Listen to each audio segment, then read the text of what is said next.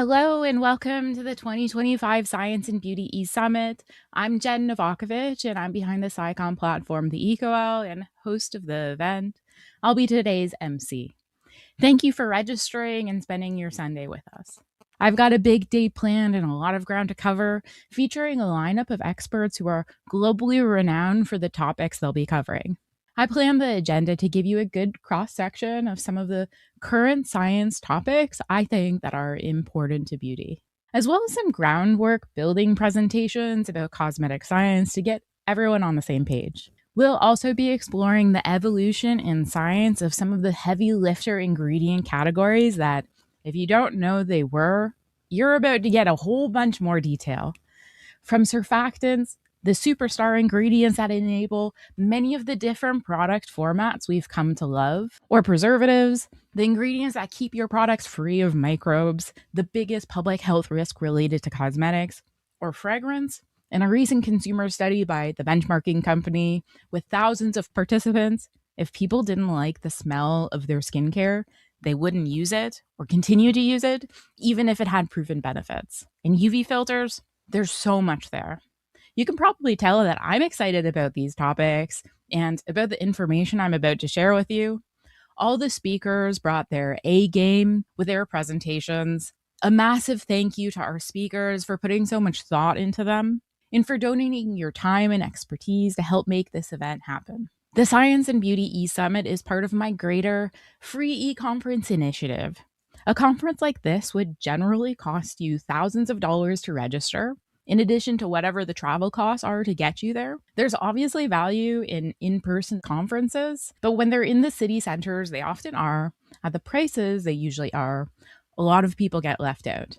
From students, many of which are currently losing funding to attend these types of events, to smaller businesses and independent professionals, to people who are located in areas where the travel just is impossible. I personally think this is a problem. Industry conferences are a very important place for knowledge sharing, but if the knowledge isn't accessible, how is it helpful to the broader community and industry?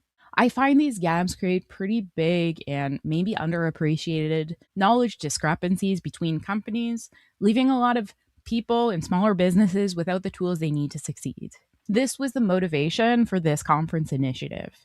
With each summit I host, I aim to compete with the highest quality, often most expensive, industry conferences. Not only in terms of accessibility, but also in curation, as it's not uncommon for misinformation to be platformed at conferences when vetting doesn't happen, especially when speakers are pay to play. So far, I've hosted 14 eSummits with topics ranging from sustainability to formulation, skincare to sunscreen, hair science to misinformation. All the replays are freely available on my blog and YouTube. This spring, I started to get your feedback to see how my eSummits compare with other conferences. In our survey, 100% of you felt that our conferences were as good or better than other industry conferences. 96.6% felt that they were better, and 69% said that they were much better. 100% felt that our eSummits were more accessible. Our respondent survey was part of our effort to make a case for the EcoL eSummit series to help us get industry buy-in and support so we can continue the project and increase our impact. If you're a company who partners with traditional industry conferences, please consider partnering with us for ours. I want to pause here to thank the companies who've helped make the Science and Beauty eSummit free and accessible. I am so grateful that we've been able to continue hosting these events.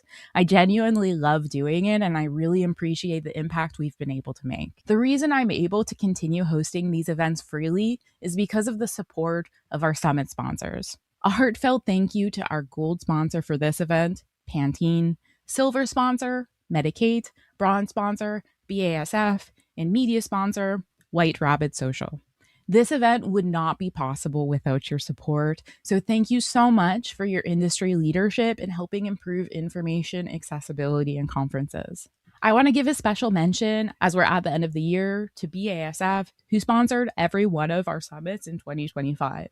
Having this long-term support was a tremendous help in us having the confidence that these e-conferences could be sustainable for us to continue hosting. If you're a company interested in sponsoring future summits, please reach out to us at info@theecowl.com. Some housekeeping before we get started. All the sessions will be recorded and shared with registrants, so don't worry if you can't catch everything live. Expect to receive the replay in your email within about 24 hours.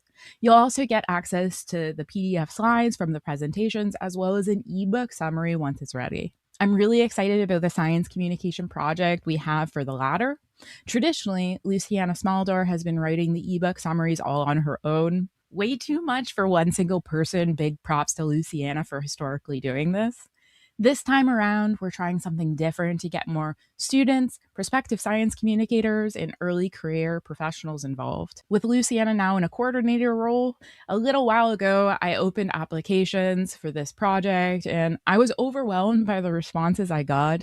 It was really hard to narrow the group down to just 12. Thank you so much to everyone who applied. Very excited to introduce the cohorts that will be working on the Science and Beauty ebook for you.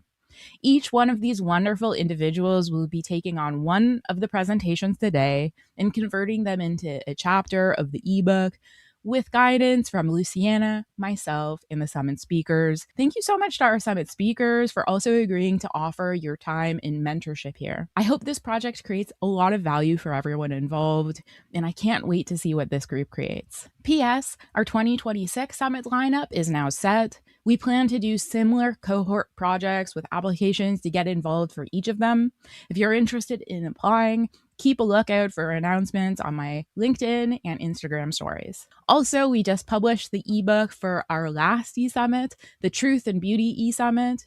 You can find that now over at theecowl.com. It's a really fantastic resource with a tremendous amount of highly useful information.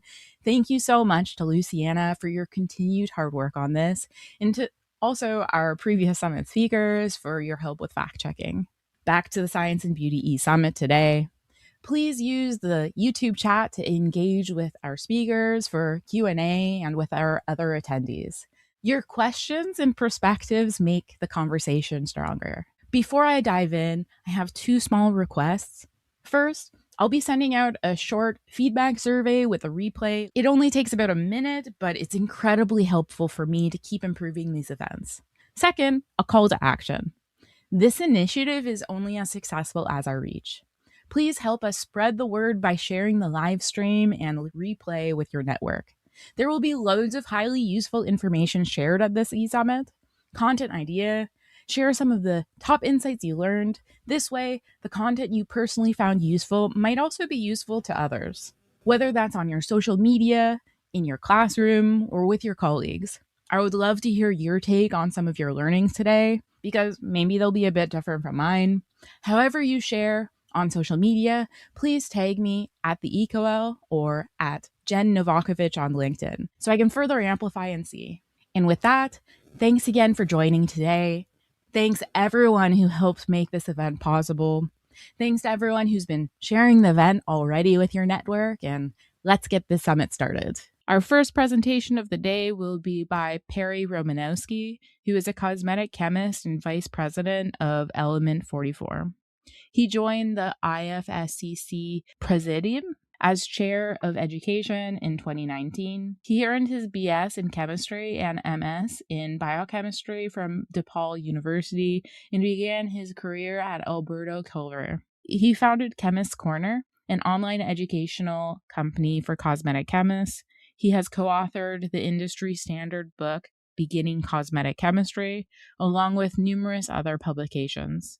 He is also co-host of the popular beauty podcast, The Beauty Brains, previously president of the Society of Cosmetic Chemists in USA and Canada. He has held numerous other offices at national and regional levels. And without further ado, here's Perry. Thanks everyone for being here, and thanks to Jen for inviting me and arranging this summit. I'm Perry Romanowski, and I'm going to talk to you about one of the greatest science jobs there is, cosmetic chemist, and the art of cosmetic formulating. Now, when I do presentations, I try to imagine who my audience is so I can cover what I believe they need to know. And for you, I figure you have a science background and an interest in formulating cosmetic products. Of course, Many of you may not be in that situation, but hopefully I've tailored this talk so it's useful to anyone interested in cosmetic chemistry. Now, although you may have a science degree, most of you probably haven't taken a class on cosmetic science. I certainly didn't when I was in college. There are a lot of more options now, but still, most people don't graduate with any exposure to cosmetic science. That's why when I entered the industry, I found a whole new world of ingredients, processes, and rules. I was amazed at how important surfactants are to cosmetics while it was barely mentioned in college. So if any part of this feels a little unfamiliar to you, that's normal. You're not behind. You're exactly where almost every formulator begins. Now, it's helpful to know that almost everything that I learned about formulating, I learned on the job and from other formulators, not in college. My goal today is to give you a clear picture of what cosmetic formulation really involves, the fundamental ideas that you'll rely on every day, and the mindset that helps you grow quickly in this industry. Think of this as the introduction that you wish your university would have offered. All right, let's get on with the learning.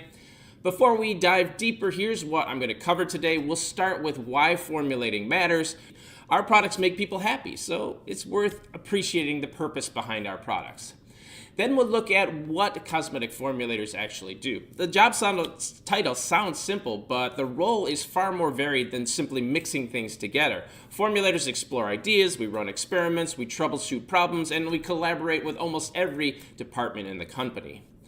Next, we'll walk through the 5 core concepts that I think every formulator needs to understand. And then after that, we'll talk about the formulation philosophy, the mindset that separates somebody who simply follows a formula from somebody who truly understands how to build one. We'll also dig into some of the common challenges and practical tips from formulation fails, batches separate, ingredients misbehave, and timelines are very tight.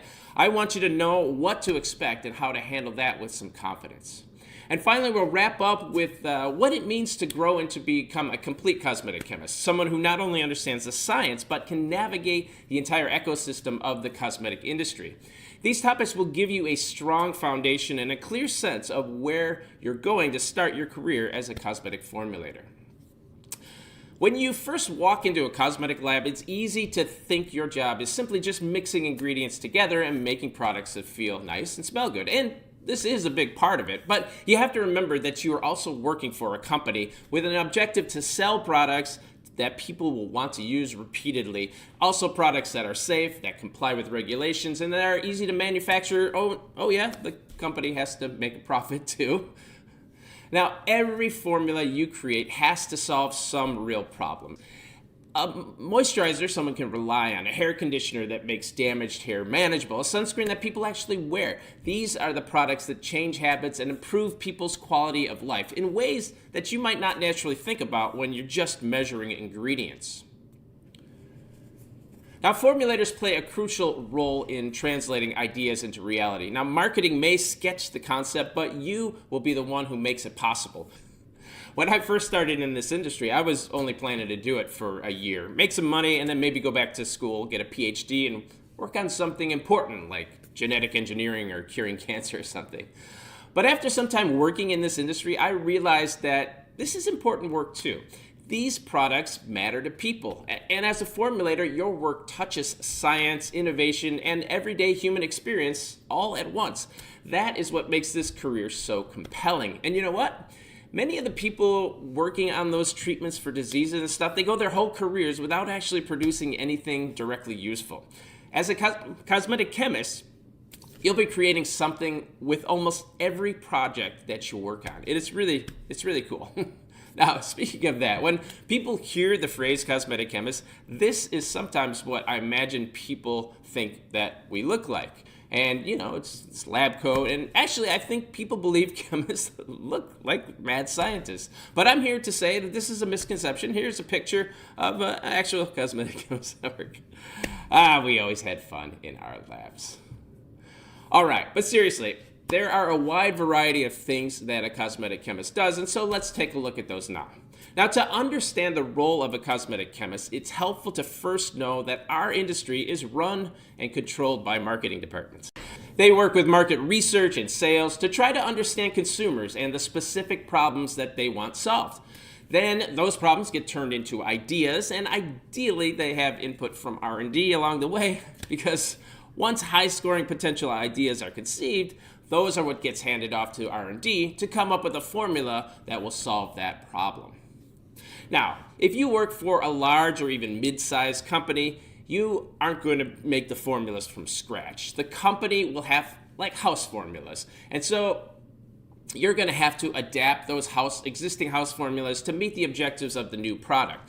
Using a house formula is efficient because it helps reduce development time, it keeps costs low, and it ensures that the manufacturing people can make the product.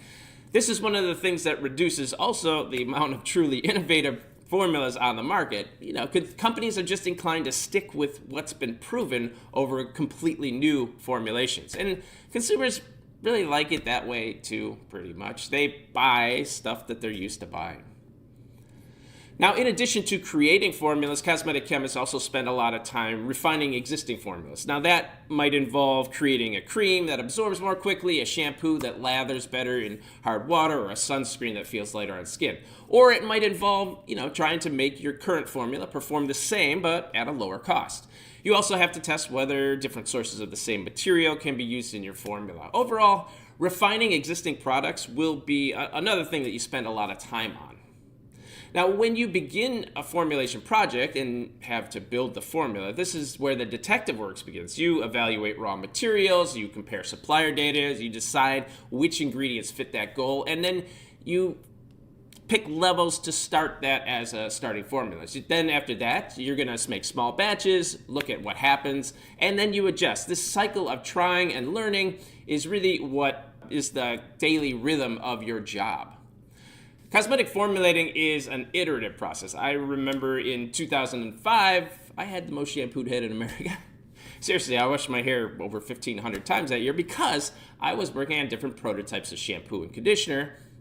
But I am proof positive. You can't really wash your hair too much. Another big part of the job is troubleshooting. Batches separate, systems thicken unexpectedly, things destabilize. You have to go figure out what causes that and then try to adjust the formulas to beat that. Production wants to save batches. They don't want to throw things away, and often they'll reach out to R&D folks to fix those. Now, you also handle testing, which is not necessarily glamorous, but it is essential. So what does a cosmetic chemist do? You turn real ideas into real products, you solve problems that arise in production, and you figure out how to make formulas less expensive. It is hands-on, intellectually engaging, it's surprisingly artistic, all at the same time. It's also nice when you get to take home products that you work on. When I was at Alberto Culver, I didn't buy shampoo or conditioner for like 20 years. All right, let's look at the 5 key concepts that you have to understand to become a complete cosmetic chemist. These include product types, raw materials, formulation structure, testing, and scale up. Now let's start with product types. When you first enter the cosmetic industry, it's easy to think the field is mostly about makeup or just a handful of familiar products. But in reality, nearly everything that people use in their daily routines is part of the cosmetic world. Most formulators specialize in one area, like hair care or skin care, especially at larger companies. Consultants and contract manufacturers may get exposed to more categories, but even then, work tends to follow whatever project is demanded. Now, if you want to develop versatility and a long-term career, it helps to understand the full landscape of formulations. Let's start with skincare products. These products focus on improving the look and feel of skin. They include leave-on items like moisturizers, serums, anti-aging products. There's also cleansers and body washes. Many everyday skincare items are simply cosmetics. Hair products make up the second largest category of product types. They include shampoos, conditioners, treatments, leave-in, stylers, and reactive products like dyes and perms and relaxers. Each group has its own structure and performance goals, and from cleansing and conditioning to changing the shape and color of hair. Color cosmetics are the class of makeup items such as foundations, lipsticks, powders, eye products, and nail polishes. They change the appearance of skin and nails through pigments, and they are more tightly regulated because colorants are the most tightly regulated ingredients in the world. Perfumes and colognes and body washes and sprays, they fall all into this category. Their primary purpose is to provide a scent, and although simple in appearance, they involve a complex blend of aromas, solvents, and fixatives. And then this final group includes everyday items like toothpaste, mouthwash, deodorants, antiperspirants. Some could fit into other categories, but together they represent a significant portion of the market and a wide range of formulation types. So, understanding these 5 groups helps you navigate the industry, recognize the differences in formulation strategy, and see where your skills can grow. It also highlights just how broad the cosmetic world really is. Some people become experts at color cosmetics, some people become expert at hair care, and you don't necessarily get exposed to everything. And I think as a formulator, you should try to make every different type of product that there is. It's just better for your career. All right, concept 2, when you look at cosmetic ingredient lists, it can feel like an overwhelming mix of chemical names, plant extracts, and a lot of marketing language. And in fact, when I was in college chemistry courses, I remember looking at the ingredients of a shampoo, and I was surprised that I didn't really know what most of the ingredients were. Sure, I recognized salt and water and like citric acid, but things like sodium lauryl sulfate or hydroxypropylmethylcellulose, I'd never encountered them before. Well, it turns out that the ingredients on the list follow a different naming convention than what you learn in college.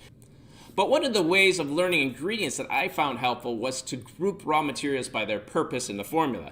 Using that lens, every cosmetic ingredient falls into one of 3 categories. There's the functional ingredients, aesthetic modifier, and the claims ingredients. So even though there are 35,000 raw materials available, this 3-part framework really covers almost everything you'll encounter. It's kind of an efficient way to understand and look at ingredients. So let's look at each of these types. The functional ingredients are the materials that actually do the work. They create the core effect that the consumer notices, whether that's cleansing or conditioning or coloring or fragrancing. Functional ingredients are the foundation of performance, and every meaningful formula must contain at least one functional ingredient.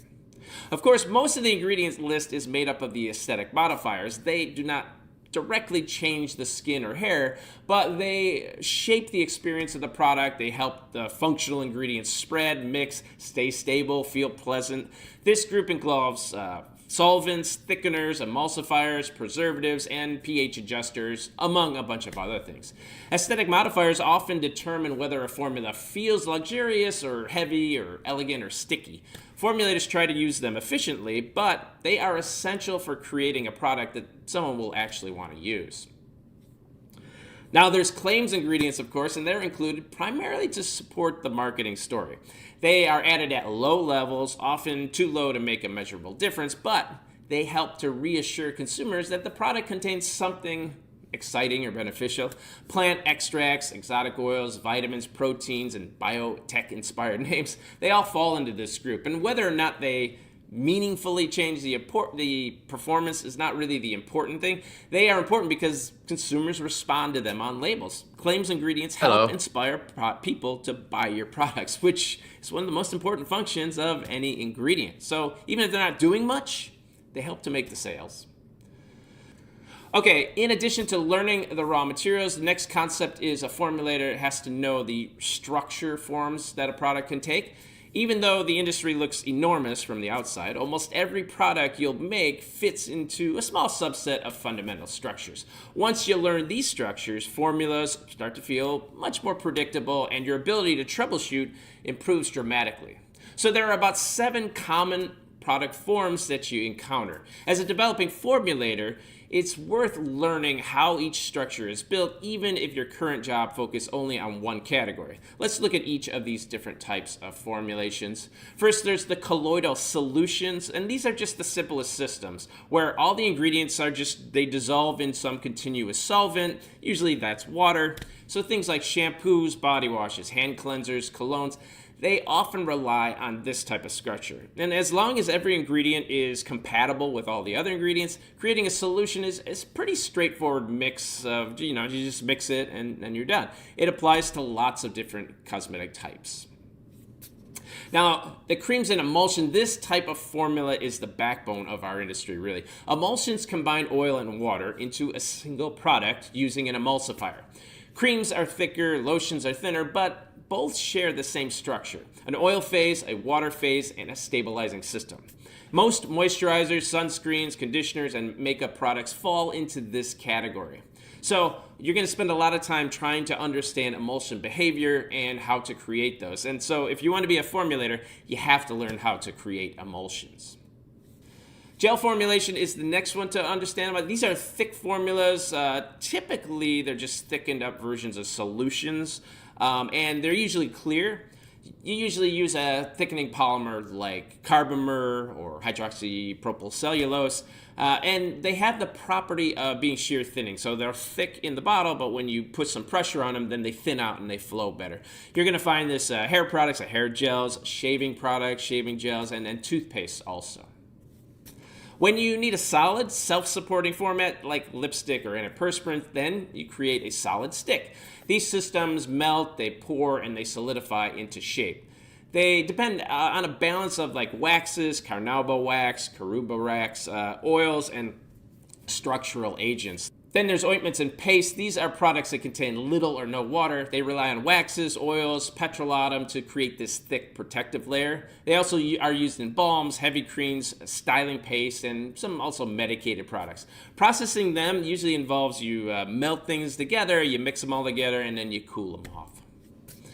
There are powdered cosmetics. These are blends of solid raw materials that have no water phase. Powders can be free-flowing or pressed into compacts. These structures dominate color cosmetics, but you also find them in baby powders and foot powders. The challenge here is to create this uniform blending and also not breathing in the powders, which can be an unsafe work environment. Finally, there are the aerosol products. These products are defined by their packaging. Almost any formula can be put into an aerosol if it has a concentrate, a propellant, and a valve system are compatible with that formula. So you'll find hairsprays, deodorant, foams that commonly use the spray structure. Sunscreens are very popular now too. Aerosols are also subject to a lot of environmental regulations, so that's why they aren't used more. All right, in addition to creating formulas, a cosmetic chemist also is responsible for conducting all of the needed testing related to that formula. So a formula is only successful if it remains stable, safe, and pleasant to use over time. Stability is more than whether an emulsion separates. It's actually, you look at viscosity, you look at color changes, fragrance loss, pH changes. So doing stability testing is something that cosmetic chemists do a lot. This matters because it needs to survive shipping, it survives storage on the store shelves, and also everyday consumer use. And for this reason, every formula you develop has to be run through a good stability testing protocol. There's also a safety testing. This is equally important. Ingredient restrictions vary across the globe, but you have to understand that products have to be safe. Now, performance testing is another key part of your role as a product tester because it shows whether a formula actually delivers on the intended benefit. So depending on the product, this could involve evaluating cleansing efficiency, conditioning performance, moisturizing, etc., all kinds of things. You'll also participate in claims substantiation testing, and that ensures that what the marketing people are saying about your products is true. And that might involve some instrumental measurements, some consumer panels, controlled comparisons against benchmarks. All of that is involved in determining whether the performance and the claims confirm what you're saying about the products. And it's up to the cosmetic chemist to help make sure that happens.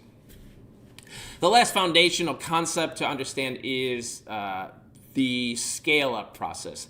Now, you have this great 300-gram lab batch, but that's not the final product. Manufacturing, everything you make has to be manufactured. So larger equipments creates different shear, different heat distribution, different mixing patterns. And so just because you can make something in the lab doesn't mean you can make it in this big tank. And ultimately, you're going to have to make things in big tests. So that's why processing matters so much. order of addition, heating times, cooling rate, mixing speed. You have to keep track of all of these things. And so when you scale up, you're not just transferring a recipe from the lab, you have to actually adapt it completely to a new environment, and that can be a challenge. Keeping manufacturing in mind from the beginning really helps you avoid surprises. It also makes you a better partner to the production team, who are going to rely on you to explain how that formula is going to behave and what kind of adjustments they make when they're making these huge batches. One of the most important transitions that you'll make as you enter this field is learning to think like a formulator rather than a student in a chemistry lab. In school, you're trained to be precise. You have to control every variable and you aim for every single correct outcome. Cosmetic formulation doesn't really work that way. It's kind of a blend of science and experimentation and human behavior. So you have to think that way. Don't worry about getting your measurements exactly right down to 2 decimal points. You just got to get close and you get a feel for how these products work. You also have to develop a healthy skepticism. Suppliers are going to send you glowing data sheets. Marketing is going to ask for miracles, and trends will come with big promises like the microbiome or something like that.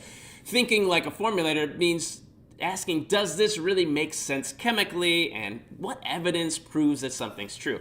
You becomes kind of a scientific filter for your company that keeps products grounded in reality. It's just part of your job. All right, now every new formulator runs into some early challenges, and the good news is they're all relatively easy to address. One of the first challenges will be learning what raw materials do, and later on I'll show you, I have put together a book you can download for free. I'll give you that info at the end about raw materials. Now, supplier information can be helpful, but the fastest way to understand ingredients is just through hands-on experiments.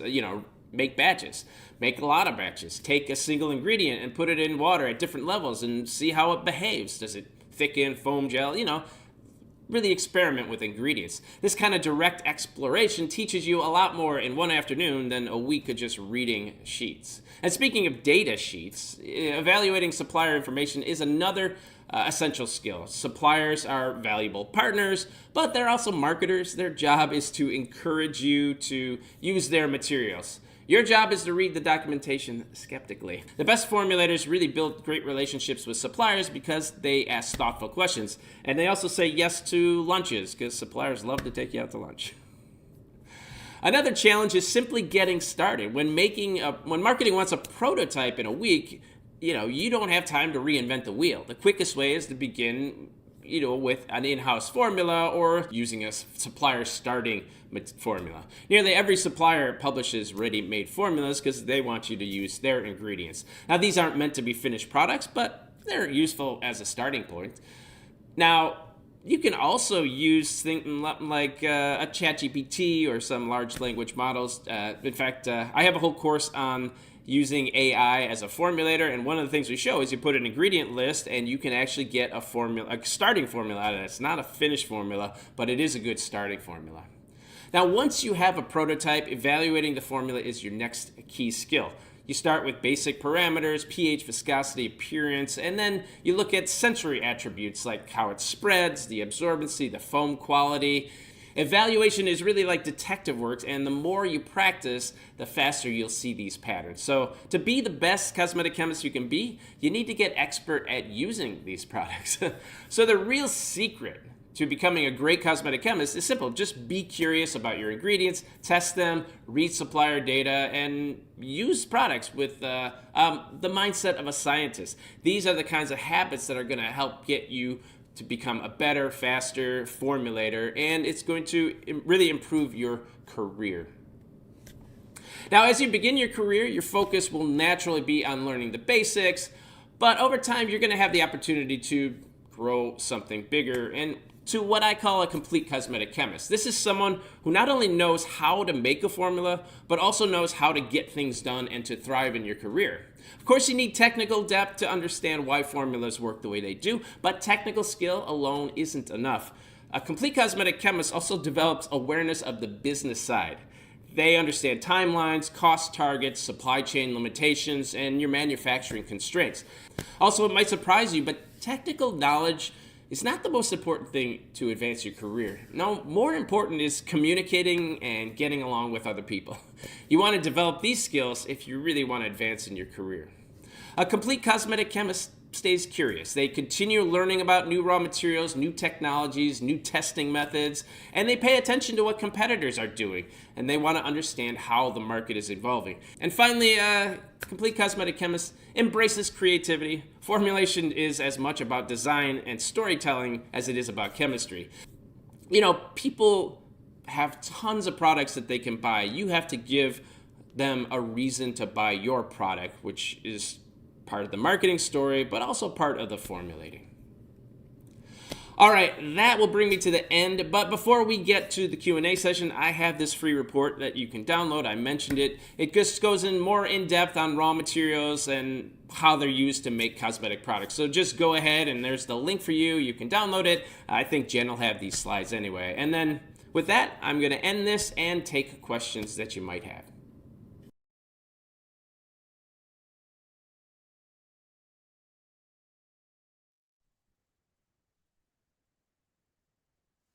Bear with me as I bring Perry over to the big screen. Thank you so much to Perry for that presentation. Hello, everyone, again. And here we are. That was a great presentation. Exactly what I was hoping for a groundwork building presentation to start the day.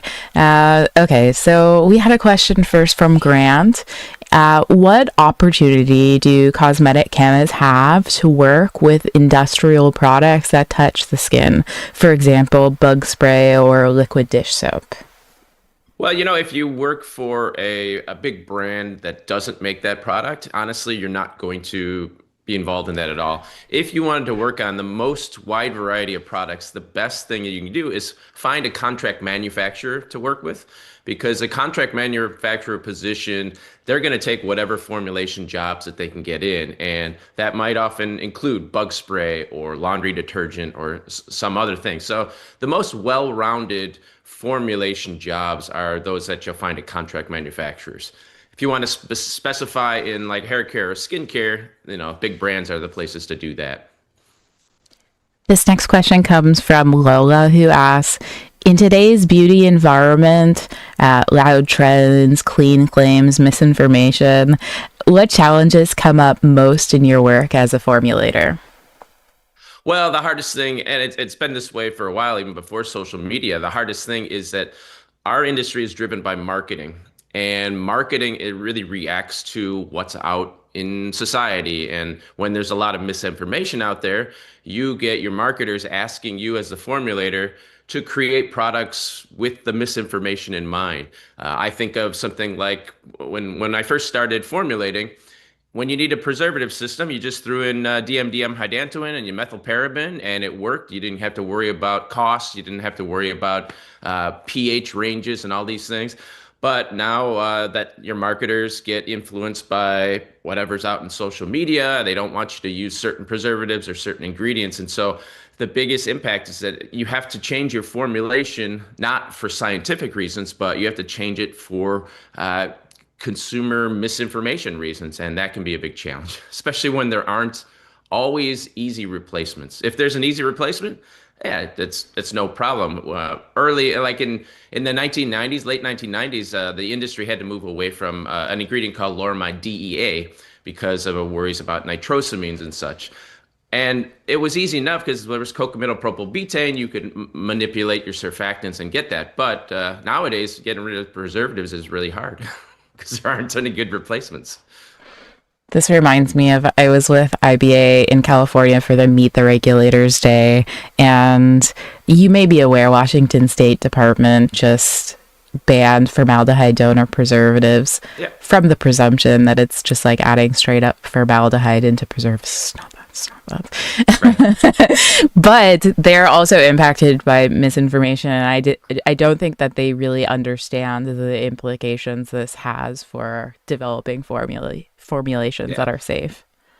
I think that's the thing. Like to them, there's like, oh, formaldehyde, just get rid of it. They assume that there's some easy thing to replace it with. I mean, you kind of get into the same issue with animal testing. People are like, oh, we can't do an animal testing, but there aren't good replacements for some types of testing. So it's a big challenge, and I think it'll continue to be.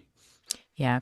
People want more studies on, for example, endocrine disruption. How do we get those studies?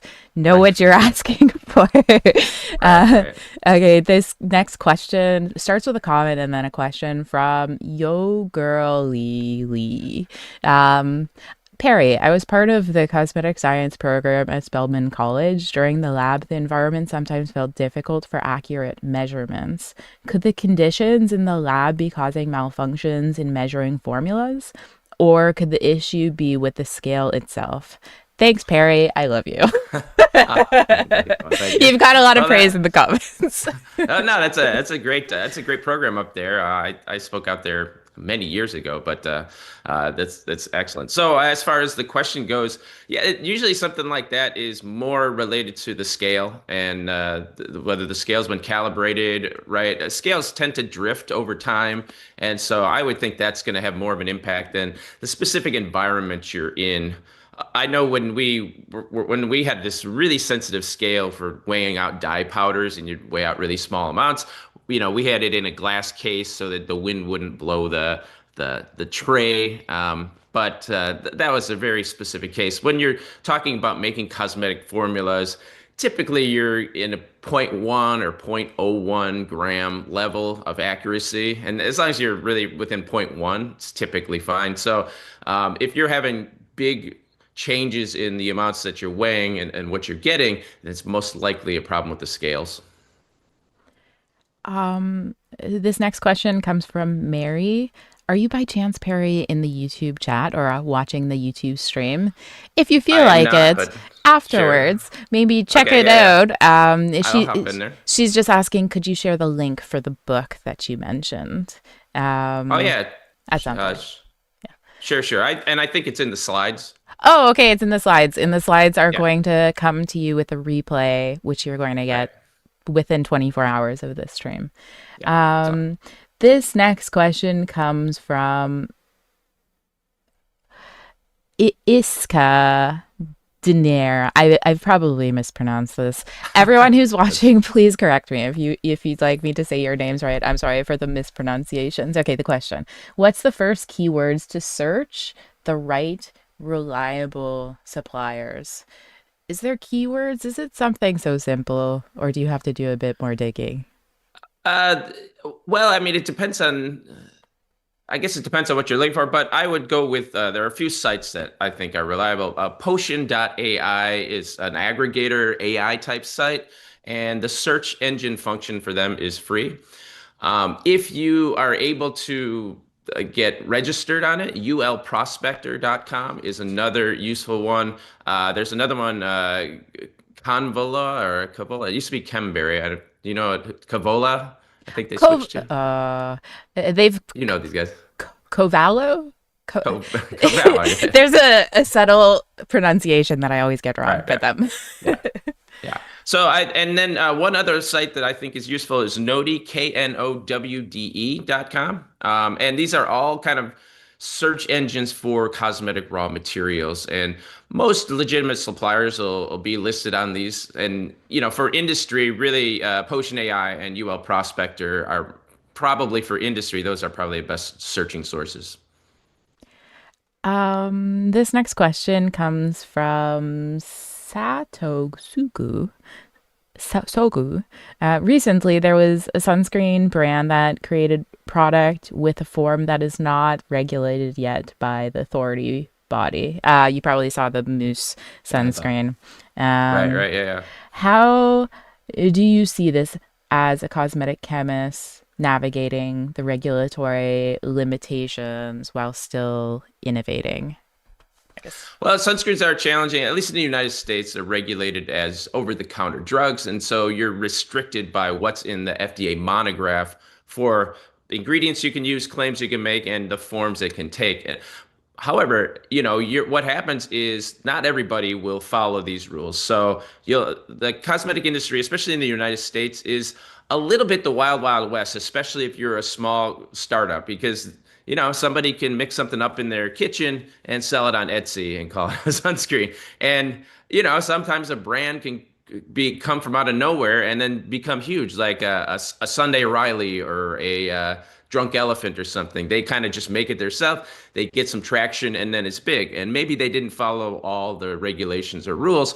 But what happens is when a marketer from a big company sees the success that somebody else is doing, whether they're following the rules or not, the marketing people don't think about that. They'll just say, oh, this one is successful on the market. We need to make that. So they'll come to the chemist and say, hey, we want to make this. And it'll be sometimes the chemist's role to say, hey, I can do that, but that's illegal. But I mean, ultimately, it's not the chemist's decision usually to say we can launch this or not. It's going to be go through the regulatory people. And sometimes lawyers will say, well, it's not really legal, but maybe they won't come after you. So do it and see, and ask for forgiveness rather than permission. So some companies have that attitude. As a cosmetic formulator, especially if you're running your own business or something, you got to follow the rules and you make the final decision. But if you're at a company that's not making the final decision, ultimately you're at the service of your marketers, and that's just a reality of the job in science. Because we're not a technically driven industry. We're a marketing driven industry. Sad reality. Uh, So that's sometimes. Okay, this next question is from Nastenatirm. How do you choose the raw materials you use? Say you need to make a hyaluronic acid serum. There's a ton of differences in molecular sizes, mixes, etc. What makes you choose the right one for your needs? When you're working for a company, the thing that's going to usually make that is who you have relationships, what suppliers you have relationships with. Your company, for example, will work with something like a Stepan or a BASF or somebody, and you'll have contracts signed where you get certain price breaks on things if you buy enough volume. And so if you're working for a company and you want a hyaluronic acid, they're going to steer you towards a specific supplier of that. And then you'll have to get to choose from that because for the business, it makes economical sense. Now, if you're an independent consultant and you can have any choice you want, the reality is you're going to make relationships with salespeople in the industry, and they're going to help steer you towards supplies of them. Because it's not just about the ingredient that you're using. It's also about the reliability of the price that you're getting, the reliability of how frequently you're going to be able to get that ingredient, like your priority. A lot of times the supplier, if they get an order from a big company, and they'll sort of ignore their smaller customers to fill those big company orders because there's just a lot more money for them in it. But if you have a relationship with your supplier, then you can have more confidence that they're going to still prioritize your orders, even if they're small. So it's not just the performance of the ingredient that is in there, but honestly, when you're talking about something like hyaluronic acid and chain lengths and the physical characteristics of the ingredient, it's really hard for even a trained chemist to notice differences. I think this is probably the last question we have time for. This is from Trinjay. I'm currently working in water chemistry, but want to move to cosmetic chemistry in the future. Is there anything you recommend to those who want to improve their resume towards cosmetics if they have no experience? Yeah, I mean, there are a variety. There are a variety of like online courses you can take, or even taking courses through the Society of Cosmetic Chemists. And honestly, if you want to break into the industry, joining up with an organization like the Society of Cosmetic Chemists, going to suppliers' days or some of the industry events, and meeting people, that's probably the best way. It's probably even better than packing your resume with lots of new things that you learn, which is very helpful. But nothing is more helpful than going and meeting somebody who's in the industry already and they know a job and they say, oh, you're my friend. I'll recommend you for this job. Most jobs that people get in the cosmetic industry are gotten because they knew somebody. So the way you know people is you go to join an organization like the SCC and go to meetings and meet people and hobnob a bit. And, that's the reality of a corporate job. You get jobs not based on your merit. It's based on really who you know. That's all the time we have for this Q&A. Thank you so much, Perry, for Yep. joining us today. I hope you have a great Okay. rest of your Sunday. There's loads more comments in the chat if you feel like I'll talking go. to I'll go check people. it out, and Lots of I'll comment compliments to your below. work. Sure. Thank you. Thank you. All Have a right, good rest of everyone. your Sunday. Thanks, everyone. Bye.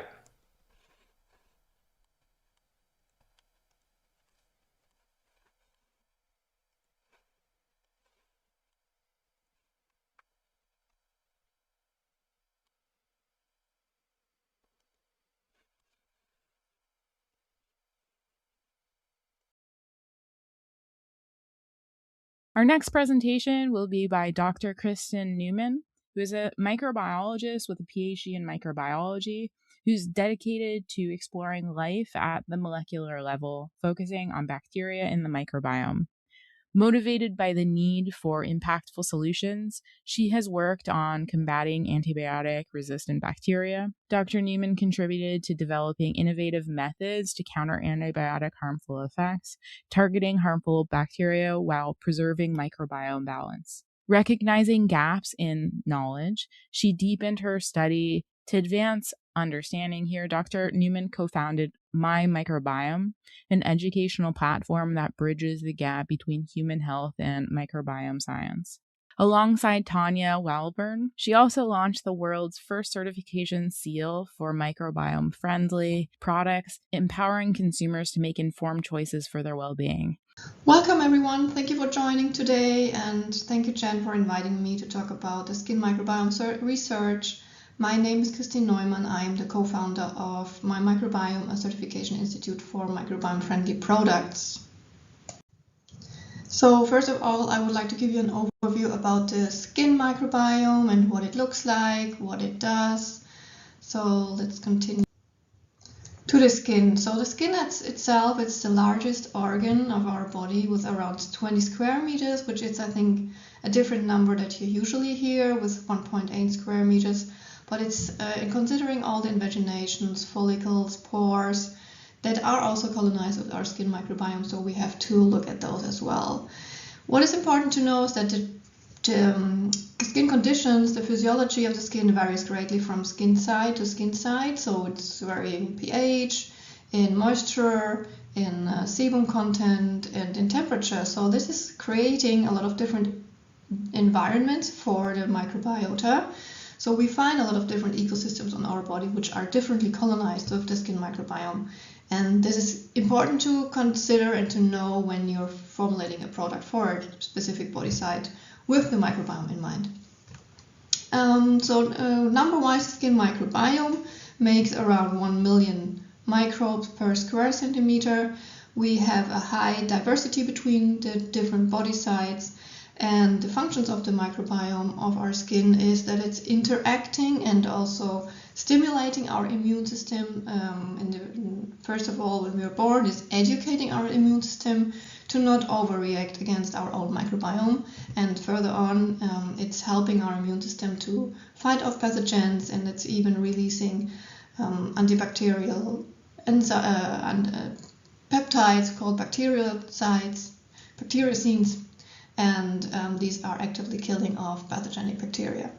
It is occupying our body space, so you can imagine we are kind of covered in with those microbes, and they are not giving any space to pathogenic invaders.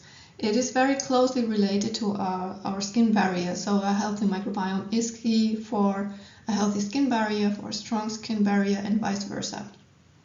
It's helping us, like you have probably heard, in the gut, synthesizing nutrients and vitamins.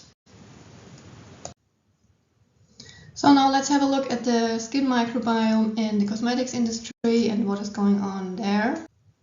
First of all, we have to question what are cosmetics actually doing to our skin and to our skin microbiome, and research showed and proved that cosmetics are potent modulators of the skin microbiome. Since we are using several products a day and hundreds of ingredients a day, they are adding up to each other.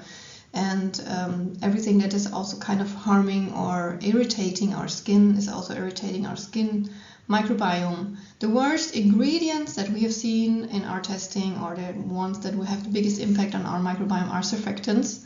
So we must be careful when washing ourselves, not to wash with too harsh surfactants or washes, and to not wash too often if possible.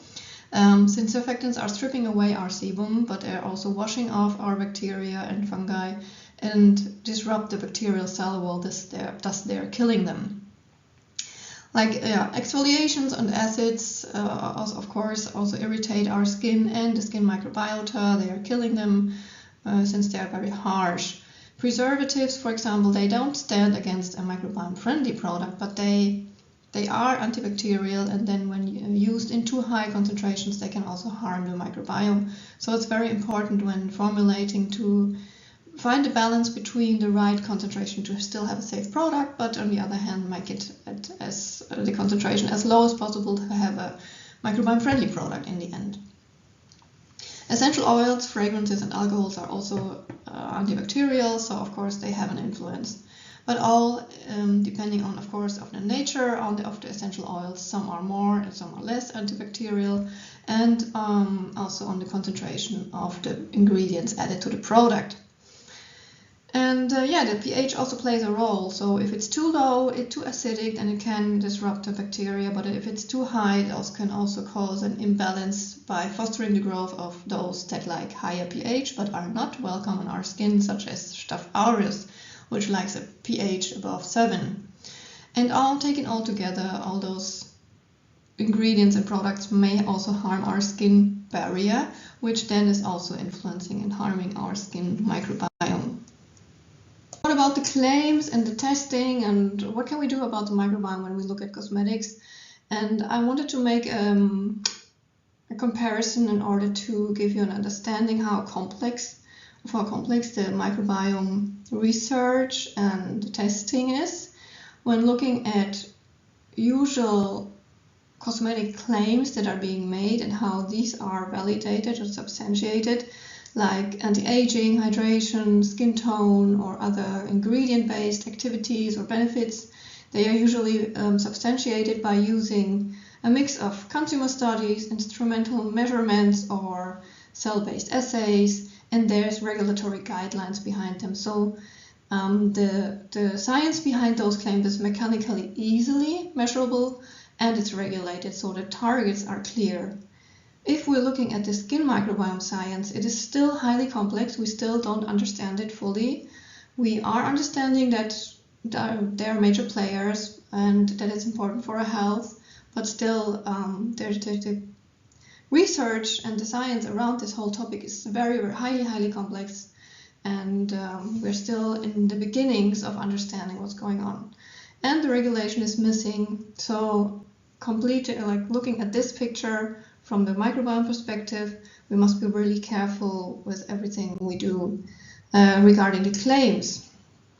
And for this, I would also like to cite this publication, which is published by Pueblo, Barragán and Reed in 2021.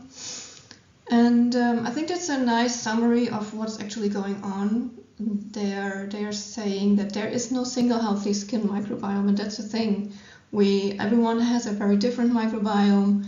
We will never have a gold standard microbiome, which is a goal that a cosmetic should reach by applying it on someone's skin, which is only one part of the story, because then if we look at not only individuals compared to each other, but also on our own body, we have a lot of different skin layers, pores, the dermis, the epidermis, the follicles, adipose, and so on, where we have different microbiota sitting.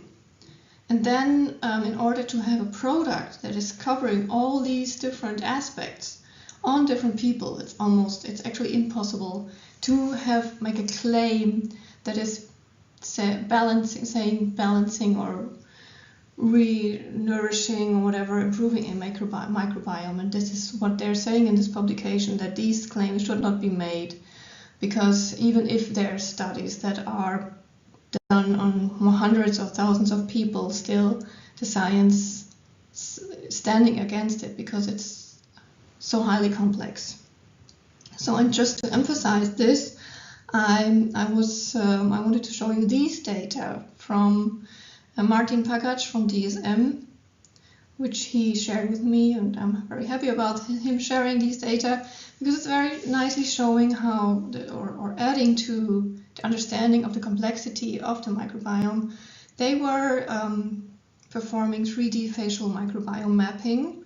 They were using these round squam tapes and having this different sites on the skin, looking at the skin microbiome of these different areas on the skin, where you can see, which you could see in the circles, and then they were performing qPCR analysis.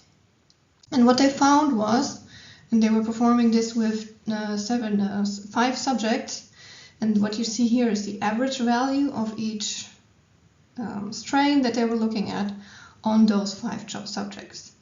And what you can see is already that the distribution of those microbes on the skin is very different for every microbe. So it's highly depending on where a sample is taken, and you will get a different result.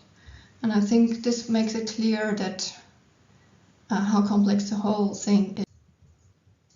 So on top of that, we have a lack of regulation. So numbers called microbiome-friendly products are already flooding the market, and this is why WHSN in 2021 already stated that investment in certification is imperative, and the lack of regulation is of course due to the high complexity of the topic, because regulators are not sure how to handle this topic. The claims that are being found on the market are very often based on the addition of certain ingredients such as probiotics, prebiotics, postbiotics, and here we already face an issue with the definition of probiotics, which are per definition live microorganisms such as bacteria or yeast that are added to a product and then will confer a health benefit or a cosmetic benefit to the host. And the FDA found in a study that 90% of so-called probiotics are not live bacteria or fungi, and thus they are postbiotics. So it's a challenge actually to formulate a product with live microbes, because they are usually not surviving a normal usual formula. There's only a handful of cosmetic companies in the world that are managing to formulate with specific technologies. Then there's the skipping or reduction of certain ingredients that potentially are harmful for the microbiome, such as SLS or certain preservatives, which is actually a good start to generate or to formulate a microbiome-friendly product. But in the end, it must be tested and cannot be assumed by just adding or skipping certain ingredients that a product is really microbiome-friendly. And yeah, another point is pH adjustment, which is also being used frequently to make a microbiome-friendly claim. So which claims can be made regarding the microbiome in the cosmetics field? There's 2 categories what we can talk about. There's the claims on general healthy skin, which is rather a passive claim, such as microbiome-friendly, respect, does no harm to a healthy microbiome.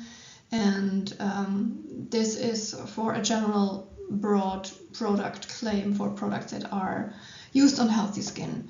If we want to make an active claim, such as balancing or restoring, this is actually only possible in relation to skin conditions where we have a very specific target, like with acne or eczema, where we have some specific strains that are overabundant and we want to reduce those specific strains. And this is something that we can measure, because there is a clear overabundance. We can measure before and then use the product and then find that the product is reducing this specific strain. We can do this in vitro, which is a narrower claim than in vivo, like in a clinical, where you can also see how the skin reacts and how it improves actually the symptoms. But here we have to be very careful as well, that of course with therapeutic claims.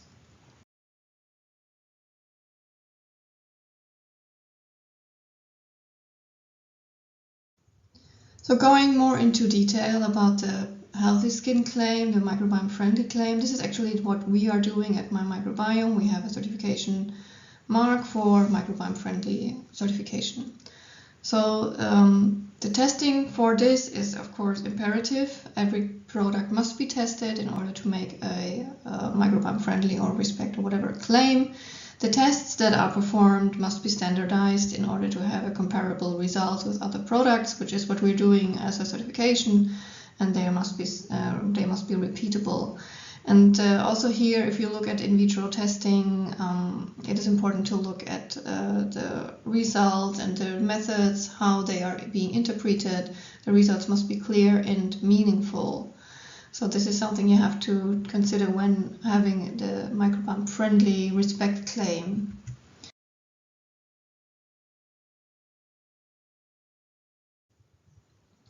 When diving deeper into the active claims like balancing or restoring, as I said, we are looking rather at skin conditions like acne, eczema, dandruff, or sensitive skin, and have a clear target that we can address and measure before, after. And if we go for a clinical trial, I would highly recommend to work with a service provider that is rooted in the microbiome science, because there are a lot of testing institutes that are testing the regular cosmetic claims, and they adapted the microbiome because it's a topic that is now also present in the industry, but the science is not as rigorous as with testing institutes that are really rooted in the science and they're just doing this. Which is why I wanted to dive deeper also into the methodologies for in vivo and analysis of the skin microbiome. And here's just an example of a very heavily used method, the 16S rRNA sequencing. And you've probably heard about sequencing. You've probably heard about next generation sequencing, which sounds very fancy. I'm also being very often asked if we're using this technique. And I think it's very important to understand what exactly you can get out of this method and which methods are the right ones for your claims that you want to make. So the sequencing in general, there's different ways of sequencing. You can have either like the whole genome sequence, so you get the whole like bacterium, you get all the information you can get. Or there's smaller parts only being sequenced. There's targeted sequencing where you look at a very specific area that you're interested in. If we look at 16S rRNA sequencing, that's sequencing a part of the ribosomal DNA or RNA of bacteria. So you're only looking at bacteria. And then the problem of this methodology, although it's very broadly accessible because it's not expensive, is that we are looking, or the resolution is very low. So we're not going down to the strain level, and something that is we need actually to understand how the product impacts the microbiome is to understand which strain exactly is being up or down regulated or fosters the growth of those microbes.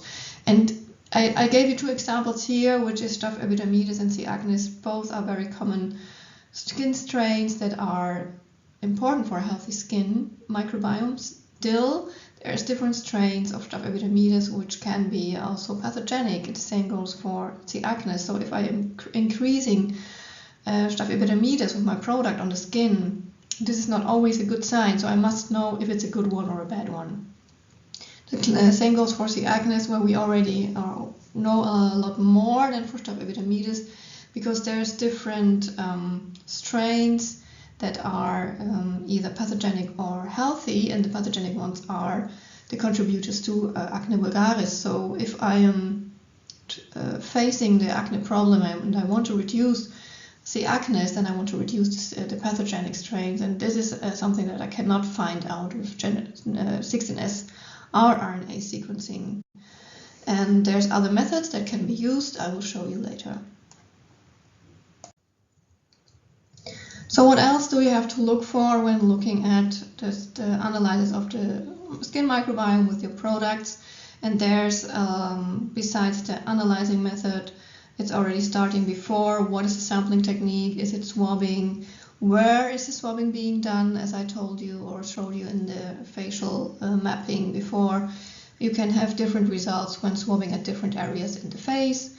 There's tape stripping, there's swabbing, then there's even small biopsies. So the more invasive you are, the more you get out of it. Then we have the sequencing versus PCR, and here we must be aware, what do I get out of which method. I will show you more in detail on the next slide.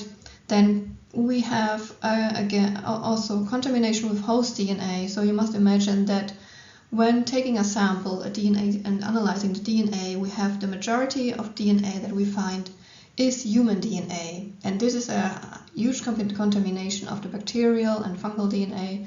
So the laboratory must be feasible of reducing this background noise significantly. And so I would ask for that as well. How do they reduce the contamination with host DNA? And something that's also not discussed or nobody talks about is that there's no distinction between living and dead cells when doing the sequencing.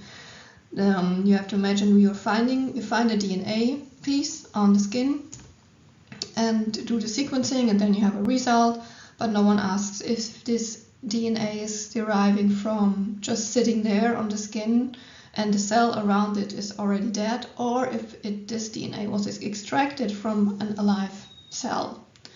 So this is very important because Acosta found in 2023 that 90% of all sequences identified are actually deriving from non-viable cells. So this actually makes a huge difference if you want to see which impact your product has on the microbiome.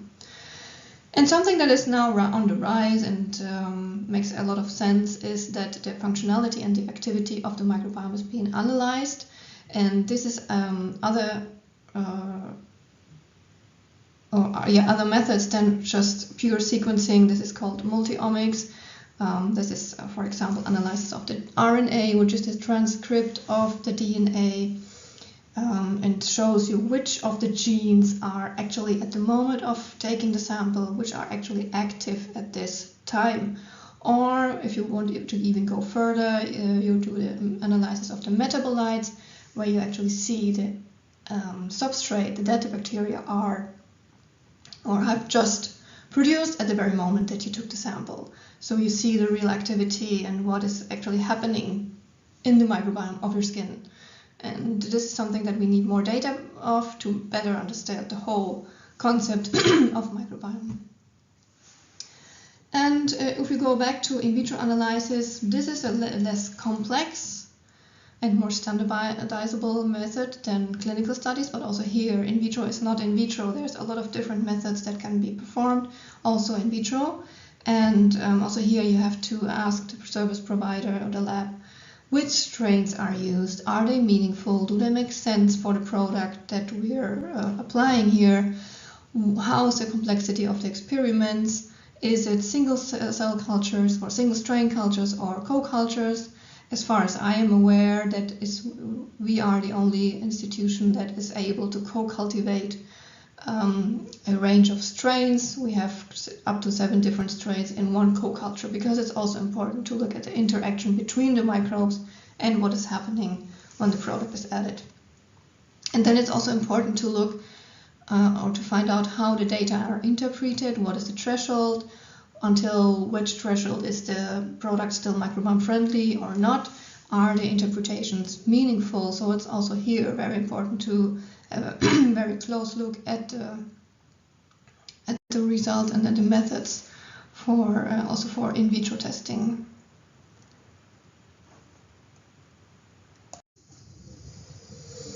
So, and here I wanted to show you again the difference between the sequencing of 16S rRNA versus another method that is now arising, and it is very the price have gone down, so it's very accessible as well. Just to show you what you get out of which method. So first, as I said, the 16S RNA sequencing is looking at the ribosomal DNA of RNA of bacteria only. You don't get down to the strain level, you have a very low resolution, but it's a good tool to explore an unknown microbiome. So that's rather research area of a microbiome that is not yet been explored, and to get a picture of kind of what's there, and to get an idea where to start from. So that's a rather broad approach. And if you have these data, then you can dive deeper into the details to really get more details about the functionality and things like this. So this is actually something that we already have for the skin. So if we want to see what is going on when adding a product to the skin, I would rather go for another method that goes deeper into detail. If I do whole genome sequencing, for example, I get a very high resolution, but the costs are still very high. So qPCR, it's abbreviation for quantitative polymerase chain reaction, so quantitative PCR, which is a targeted analysis of a known microbiome. So here you have the limit that you're not getting all the microbes that are there, but you have to know what you're looking for, but you're getting absolute numbers, and it's very sensitive to measure like this. So this is the ideal method currently to be used when looking at influences of the product on the microbiome, and you're looking for a specific target. For example, you want to see if the pathogenic C. acnes go down or Staph aureus is being reduced, and so this would be the method of my choice if I would do these testing. So that's from my perspective what I think is very important to look at. So in the end, I want to summarize what are the possible claims that we can make, which claims are meaningful. As I said, the microbiome-friendly safety claim is a baseline for all products that are applied on the skin. The products that we are using on a daily basis should not harm our skin microbiome and be safe for our skin. But also here we need standardized high-quality in vitro testing, and a nice side effect of this is also that you're working sustainably in a sustainability concept for healthy skin. So it's from the skin's perspective, you are working sustainably with the skin health, but on the other hand, the usage of products becomes less. So we are using less products of less ingredients in order to have a healthier microbiome. So this is also more sustainable for the customer. When we're talking about microbiome balancing claims, we must have a clear target. We cannot have an overall microbiome improvement of a healthy microbiome. But we must focus on function, we must have a quantitative result, high resolution data with qPCR, and ideally added by multi-omics analysis. And something that is also being broadly discussed in the microbiome cosmetic space is personalization. There are some areas where it makes sense, but if we're looking at, for example, quick point-of-sale tests for the microbiome and then recommending a certain product, this is still not scientifically valid. Individual personalization is, from what I told you today, I think you all agree that it's unrealistic because we have so many different, even on our own face, so many different microbiomes on different areas that there's probably not one product that would improve that one or these many different microbiomes. But what makes sense is that we would have a group personalization that are based on certain microbiome patterns, such as acne, eczema, sensitive skin, where we know there's a specific target that we can address with a specifically formulated product that is addressing this target. So this is something that I think is meaningful and makes a lot of sense and would help a lot of people. And in the end, I would like to give you an overview of what we are doing, just if you're interested in our certification. We have developed over 20 different standards for cosmetics and for textiles. Just recently released and have developed two derm standards for acne and eczema, which are specifically looking at the reduction of C. acnes and Staph aureus. We have also developed 2 standards for pets, for dogs and horses. And something that we're also doing is different consulting aspects, such as an INCI check with AI, which we are calling Minky because it's microbiome friendly INCI, and consulting, but also education. We're giving seminars to your sales staff and do pre-screening of your product. So we're giving you the whole package from starting the formulation until selling it. And so far, we are the only registered certification mark with registered certification marks in over 40 countries. This is how it looks like. And this can be applied on the product, on the website, wherever appropriate. And these are our clients. We're working with ingredient suppliers, but also brands. So in the end, we're starting with microbiome-friendly ingredients, which are being demanded by the brands from the ingredient suppliers. And then in the end, the possibility that the product is microbiome-friendly is higher when using microbiome-friendly preservatives or surfactants, things like this. So it is making sense to have those ingredients tested and to already be on the right track when developing new products. And with this, I would like to thank you for your attention and happy to discuss your questions right now. Thank you. Bear with me as I bring Kristin over to the big screen. And here we are. I'm going to be selfish here and ask a question of mine that I was thinking especially as you were talking towards the end about microbiome friendly ingredients in the Minky tool that you have for looking at inky ingredients that might be compatible with microbiome friendly claims, especially in the context of preservatives. And I haven't been keeping up to the research on this topic in the last couple of years, but like prior I was a little bit, not obviously not as much as you. I came across a study that showed that preservatives in the context of the finished formulations didn't actually do that much change for the skin microbiome. Like, it's not the same as adding undiluted or highly concentrated preservatives in a formula, and there's going to be a lot of nuance depending on the specific context of the formulation. So just because an ingredient isn't necessarily on its own, especially at high concentration, not good for.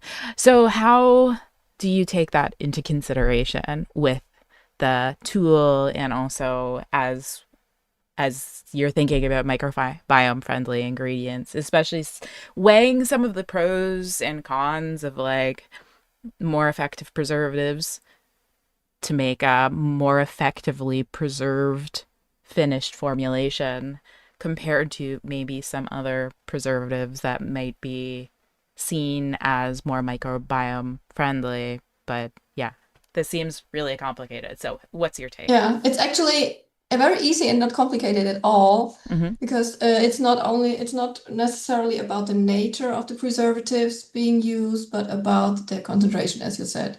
So we have tested a lot of products of different concentrations of preservatives, and with the classic preservatives, but also the new also natural preservatives, and it depends on. So we learned together with our customers to balance actually the preservative concentration versus microbiome friendliness. So it was possible, and that was what I was learning as well, that usually the preservative concentration is more on the safe side to have the product more conserved than it has to be. So there is some room for reduction of the concentration, which then makes the product more microbiome friendly. And so we could directly see that this shift is happening. But the customer, of course, did his safety studies and found that it's still safe and it's not being contaminated. So it's passing a challenge test, still fine, but it's becoming more microbiome friendly. And I think, the study that you were talking about is an in vivo study. And that is what I was saying. In the in vivo setting, it's really hard to see the differences, because it's a very fine a fine effect that you don't really see in vivo. Because of course, and this is good that it is happening, because once you're applying a product which is maybe not microbiome friendly, and it reduces your microbiota on the skin, but they're coming back. So they're mostly sitting on our follicles and in our pores. So when you're measuring something before and after, you will again have the effect that it's not being, you don't see a direct effect that something has been killed. And as I said, the downsides of all the different testing analyses, they don't even look at if those microbes were alive or not when they were taking the sample. And so I would be sure to look at in vitro data and see what is happening in vitro. But also here, it makes a difference if I'm looking at the ingredient alone or in a formula, because I see it more pronounced with surfactants actually. They are becoming less aggressive when they're in the formula than tested alone. Yeah. This next question comes from Caroline, who asks, what is the major difference between microbiome in facial skin and scalp skin? And what's the difference between microbiome and skin barrier? So yeah, there's different color, like there you have a different environment on the scalp and on the skin and the face. You have the hair and all those, a lot of follicles on the scalp, so it's more sebaceous, and we have a higher diversity in Malassezia species, which is a fungus. We also have Malassezia on the skin, on the face, but less diverse and less pronounced. We have a lot more C. acnes on the scalp as well, and it's more oily. So it's a different environment, so you find different species feeling happy there. And when we talk about, sorry. Oh no, I was just going to go to another question, but please continue. Yeah, the skin barrier and the microbiome is like the skin barrier is coming from the skin, from the host, and the microbiome is what is sitting in and on there, but they are very strongly connected. So if the skin barrier is out of whack, then that's influencing the microbiomes, leading to dysbiosis and vice versa. So if you're stressing the microbiome with external factors too much, this can influence the skin barrier and also make it less strong. Yeah. Oh, we might not have time for everyone's questions, but I'll go on to the next one from Presley. She had too long of a question to submit in the chat, so she sent it to me via, I'm sorry, Presley, I see your second question. I think I can only ask this first one. So the question is, well, there's a popular brand right now that formulates with lactobacillus strain that they claim to be from fungi, and they claim it's be all end all to all conditions, one condition being eczema. But the formula is 4 ingredients, a probiotic, and 3 lipids. So I wonder at which point are we sure that the probiotic is the working ingredient and not the lipid formula, especially knowing that a lot of skin conditions do particularly well with lipids. And wow, formula for all skin conditions, like, did they substantiate that claim? Is that something that they're saying? But also, the specific benefits of lactobacillus live for all skin conditions, do we have that much research on that right now? And then also, like, teasing apart I guess, how could you possibly do that? But do you have an answer? Yeah. So I know there's some lactobacilli, and it's really important to have the right strain. As I said, it's very strain specific. So the company, if they're showing the specific strain, so it should be lactobacillus, I don't know, rhamnosus, and then a number. So that's, if they don't show that at least, then I wouldn't go further and investigate. So that's the baseline. And then there have been data that live and also the inactivated lactobacilli can have a positive influence on the skin barrier, on and inflammation. Yeah, but it's really important to have the right strength for this and to show the data that it's really shown that it's supporting the skin barrier. And if it's supporting the skin barrier, of course, it can also have a positive effect on eczema lesions.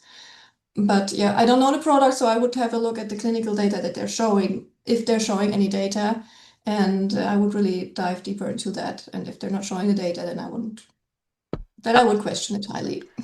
Also, if it's a cosmetic regulated product and they're claiming a drug claim, eczema, to treat eczema, a medical condition, is a drug claim, I mean, I would probably just stop.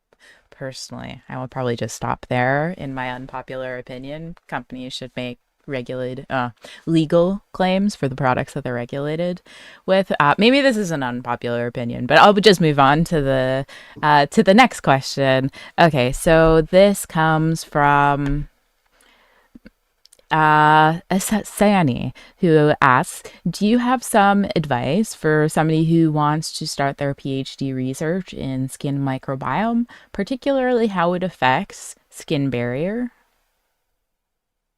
Yeah, I would go and look at the university that is doing exact this research for skin microbiome. Not sure where you're located, but yeah, I think there's a lot of laboratories out there that do the skin microbiome research, also with 3D skin models, for example, and you can apply there for a PhD. Yeah, so I don't have a lab. We don't have PhD students, so our labs might work with you. Like, you can write me an email afterwards. And unfortunately, this is all the time we have for the live part of the Q&A. Kristin, if you feel like going over to the YouTube chat, there was loads more questions for you and comments. So by all means, that'd be greatly appreciated. Stay tuned for Kristin's slides too. And I'm really excited about the write-up that the cohort member for our SciComm project will be writing for your section. There's so much really useful information in your presentation. So thank you so much for that. Thank you. Thank you for being a part of this event. Thank you. It was lovely to be here. Bye-bye.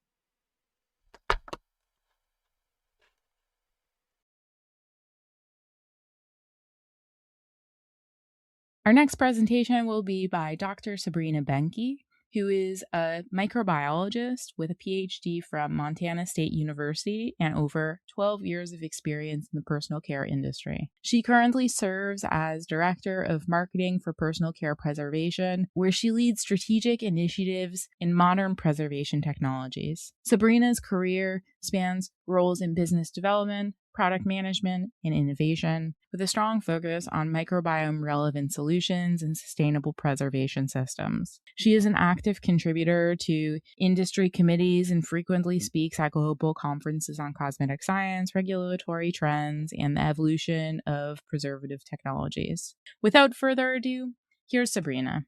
Hey everyone, excited to be here today. Thank you, Jen, for the wonderful introduction. I'm really excited to talk about the evolution and science of personal care preservatives today, and especially to contribute to your wonderful e-summit. You're doing really great work for the industry, and I'm excited to be part of it today. My name is Sabrina Benke. I'm the Director of Marketing and Growth at Arxada for personal care preservatives. I've worked with a couple different supplier companies in the past, always primarily worked on personal care preservatives. This is really my passion. I'm also passionate about the microbiome and microbes in general. So thank you so much for having me today, and I hope you guys find this presentation insightful. A quick note about the agenda. First, I will give you a quick introduction into cosmetic preservation. Then we'll talk about the evolution of cosmetic preservation, and then the science, obviously. And then I want to touch on what's next in cosmetic preservation. What are the new trends that we're seeing? Preservatives and multifunctionals. Why do we even need them? Well, they're definitely one of the most controversial ingredients group, but also the unseen hero of almost every formulation, unless you're talking about anhydrous formulations, for example. So why are they important? The obvious, really, health consequences, right? Your face lotion, I have a little AI image here. When it spoils, meaning organisms growing it could potentially be harmful for your skin. If you're somebody with sensitive skin, allergies, and so forth, or you might have eczema already, not a great idea to put a high concentration of microorganisms on your face that are normally not on your skin. And then as a manufacturer of these products, you have to deal with recalls, and that can lead to damaged reputation. So not a great scenario. And then on the other side, we also have sustainability. If I were to discard my face lotion every 2 weeks of use, the landfills would fill up much quicker. So great idea to have a product that lasts a bit longer. You can use it until you're finished with it, and it lasts throughout the shelf life. And it's especially pleasant to use, and stays in great shape. Now to the evolution of cosmetic preservation. This was really a fun topic to do a little bit more research on, and I actually learned a lot researching this topic. So now let's take a little history lesson here. Even the ancient civilization have already used types of cosmetics, if you want. They were often made from fats, oils, clays, and pigments. But also back then, spoilage was common, so people tried to figure out how to make their products last longer. And they used some natural stabilizers and antimicrobials. In Egypt, for example, the preservatives that were used, most likely beeswax, honey, types of resins like myrrh, frankincense, and essential oils, thyme, cinnamon, for example. All of these had mild antimicrobial properties and prevented the rancidity in the oils used for kohl, that's a type of eyeliner, or other ointments. Example here is Cleopatra's bombs contained myrrh and frankincense, apparently to prolong shelf life. Then in Greece and Rome, we went to more salt, vinegar, types of alcohols like wine, plant extracts like rosemary and sage. And then with that, the alcohol and the acidic environment reduced the antimicrobial activity in ointments and perfumes. So everything was very rudimentary, but there was a first idea of prolonging the shelf life of specific products that you were using. Now we're getting into the Middle Ages to the Renaissance period, and herbalism dominated. Preservation relied on natural ingredients, and distillation became more common. That means that specific plants, extracts were distilled, like alcohol distillates of rose water, different spirits, vinegar, other additional strong essential oils like clove and camphor. And there were stores that sold creams and perfumes already with ethanol and camphor, both antimicrobial and aromatic. So it was kind of like a 2-in-1. It would make your product last longer, it would smell better. But the downside here is back in the day that you also used lead, arsenic, mercury. There were great antimicrobials, but nobody knew that there was long-term side effects to those kinds of heavy metals, for example. In the early modern period, from 1600 to about 1850, early chemistry came, so the rise of alchemy, and cosmetics became more refined, especially among the European elites. Distillation and extraction methods were further developed. Common preservatives were alcohol, vinegar, mercury salts again, and lead compounds. Again, not a great idea to put mercury and lead on your skin, but back then nobody knew any better. And these products worked. They prevented microbial growth and helped people alter their appearance. So yeah, we learned our lessons. Then came the Industrial Revolution from about 1850 to 1940. And there we really saw the mass production of cosmetic beginning. Shelf life became a major issue, so we started selling things in stores. And you noticed if something wouldn't last for very long, and the seller was then responsible for that.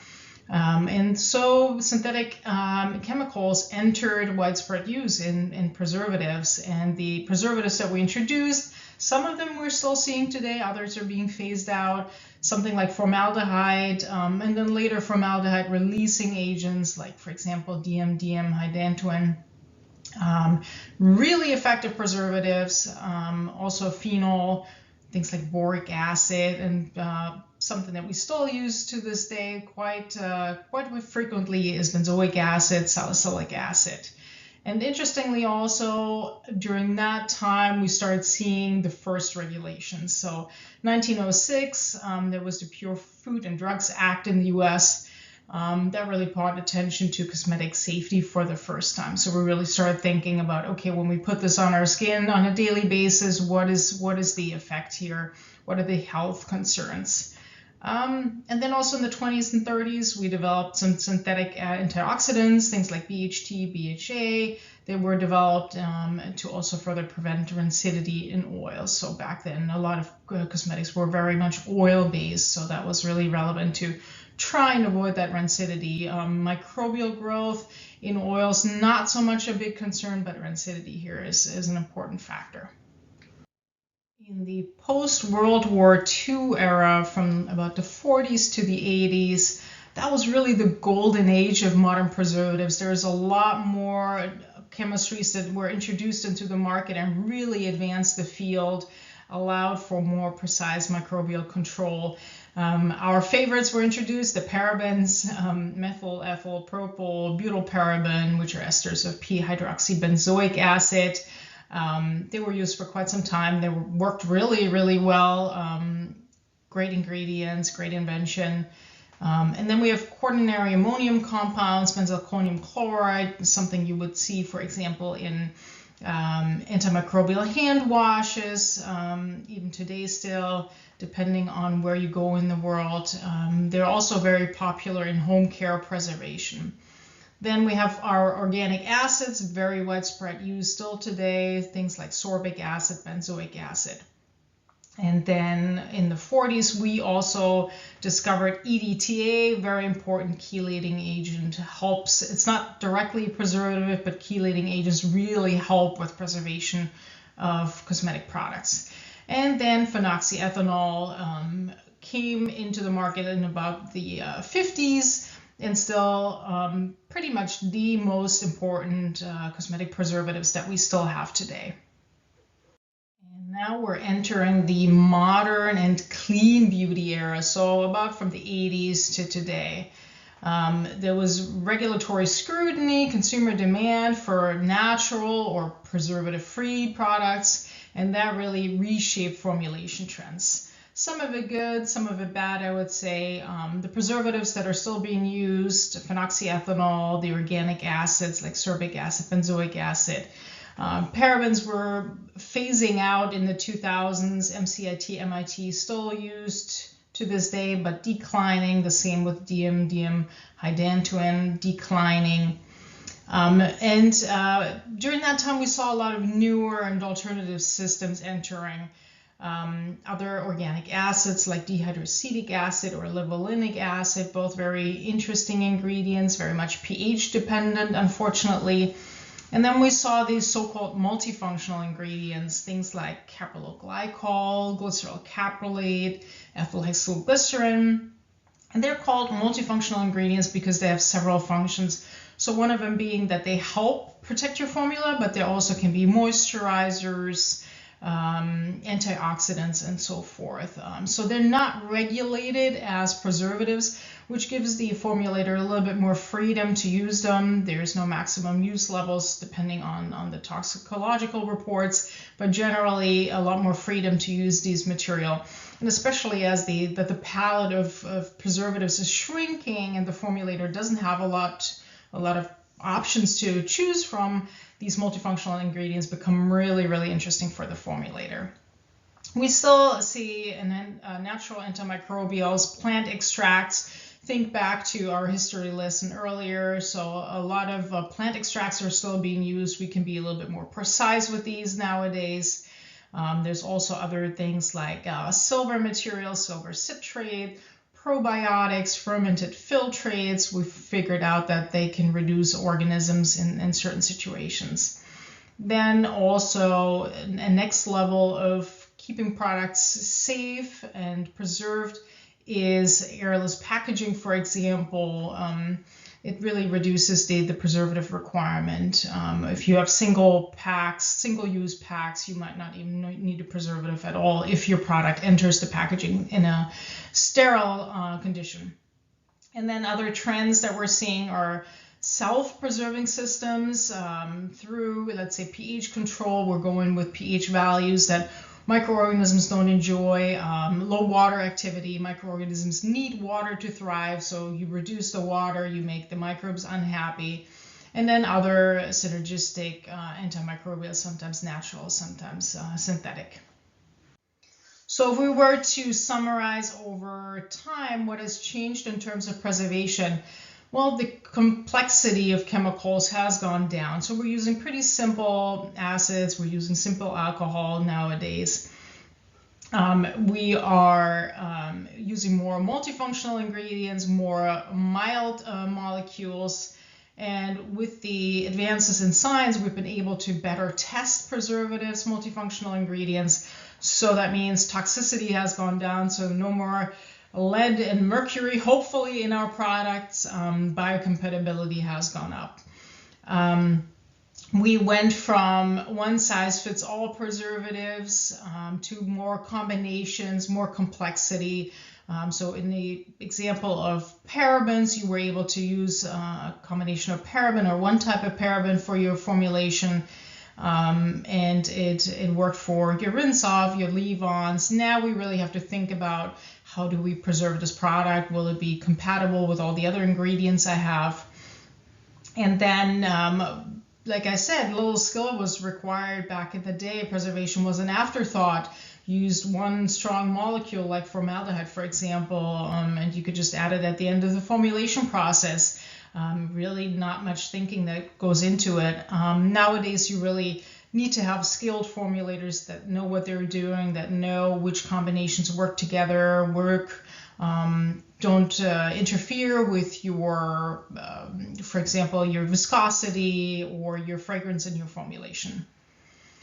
Back then, there was heavy reliance on parabens and formaldehydes. Now, through the regulatory scrutiny, the consumer knowledge, we have a more diversified portfolio of ingredients that we're using, and also skin friendliness is a big topic, so we're using low irritation blends more and more. And then another factor is packaging technology advancements. So like I mentioned, airless single-use really helps reduce the preservative requirement, but maybe not always the most sustainable option. And then we saw regulations increasing. So the first regulation in 1906, as I mentioned, and then paved the way for the 1936 U.S. Federal Food, Drug, and Cosmetics Act. Let's stay on the topic of key regulations for a little bit that really shaped the industry as we know it today. And I wanted to show you what are kind of the key milestones that led to the landscape that we're seeing today. The first one being in the U.S. in 1906, the U.S. Pure Food and Drugs Act was really laying the groundwork for cosmetic regulation in the U.S. It was then updated in 1938 as the U.S. Federal Food, Drug, and Cosmetics Act, and that really became a measure of safety for cosmetics. Preservatives became regulated indirectly. Meanwhile, in Europe, we saw the EU Cosmetics Directive in 1976. It was the first European harmonized framework, and it introduced some ingredient restrictions already. This was updated in 2009 with the European Cosmetics Regulation as we know it today. Annex 5 is part of the regulation, which then lists the approved preservatives. I believe it's a list of 53, 54 ingredients. And there's very specific limits as to how much of a specific preservative you can use or what kind of applications you can use in. There are some regulations on if something can be used in an aerosol, if it can be used in a leave-on and a rinse-off. So that really gives good guidance there. Then we have good manufacturing practices entering in 2007 for cosmetics globally. So a very important milestone, clean production processes, specific rules that go into producing cosmetic ingredients and cosmetic products. Now, more recently, in 2022, we all have heard of MOCRA by now, and that was really the first major update in about 80 plus years. Mandates product listing, safety substantiation, so there will be a lot more scrutiny on cosmetic products. We're always saying in the US everything is unregulated. It's not quite true, but now it's becoming a lot stricter. China at the same time in 2021 introduced CSAR, the Cosmetic Supervision and Administration Regulation, and also has very strict pre-market requirements. And then we have the UK adopted their post-Brexit adaptation of European rules after the Brexit. There are other harmonization efforts. For example, the ICCR, the International Corporation on Cosmetics Regulation, is really trying to align the safety principles among different key countries in the cosmetic space. And then more recently, also in 2016, we saw ISO 16128, very important if you're making products that have naturality content and you want to be able to claim that naturality content. So that offers a calculation that you can use to figure out what your natural content in a formula is. Okay, now we're switching gears to the science of cosmetic preservation. So you just got the history lesson, why are we where we are today? I hope that was insightful for you. And now we're going over to the science of cosmetic preservation. So why do microorganisms grow in cosmetic products? Cosmetic products contain a lot of things that are excellent food sources for microorganisms. So if they're not properly preserved, most likely you will find microorganisms that are going to be growing in your cosmetic formulation. And factors I've mentioned already, the water activity, the lower the water activity, the less likely a formulation is to grow organisms, microorganisms like water to grow in. And then nutrients, think about oils, proteins, sugars, herbal extracts that you're adding to the formula, fantastic food sources for organisms. And then pH value, for our skin, we like pH values that are somewhere from 4.5 to 7, very skin friendly, but also very friendly for the organisms. And then temperature. Our bathrooms tend to be a little bit warmer, have a lot of humidity. Degrees, 20 to 35 degrees Celsius are excellent for microbial growth. They're good for us. They're good for microorganisms. And then oxygen availability. Many common spoilage bacteria are aerobic. There are anaerobic ones as well, but the aerobic ones are the ones that we're dealing with mostly in cosmetic formulations.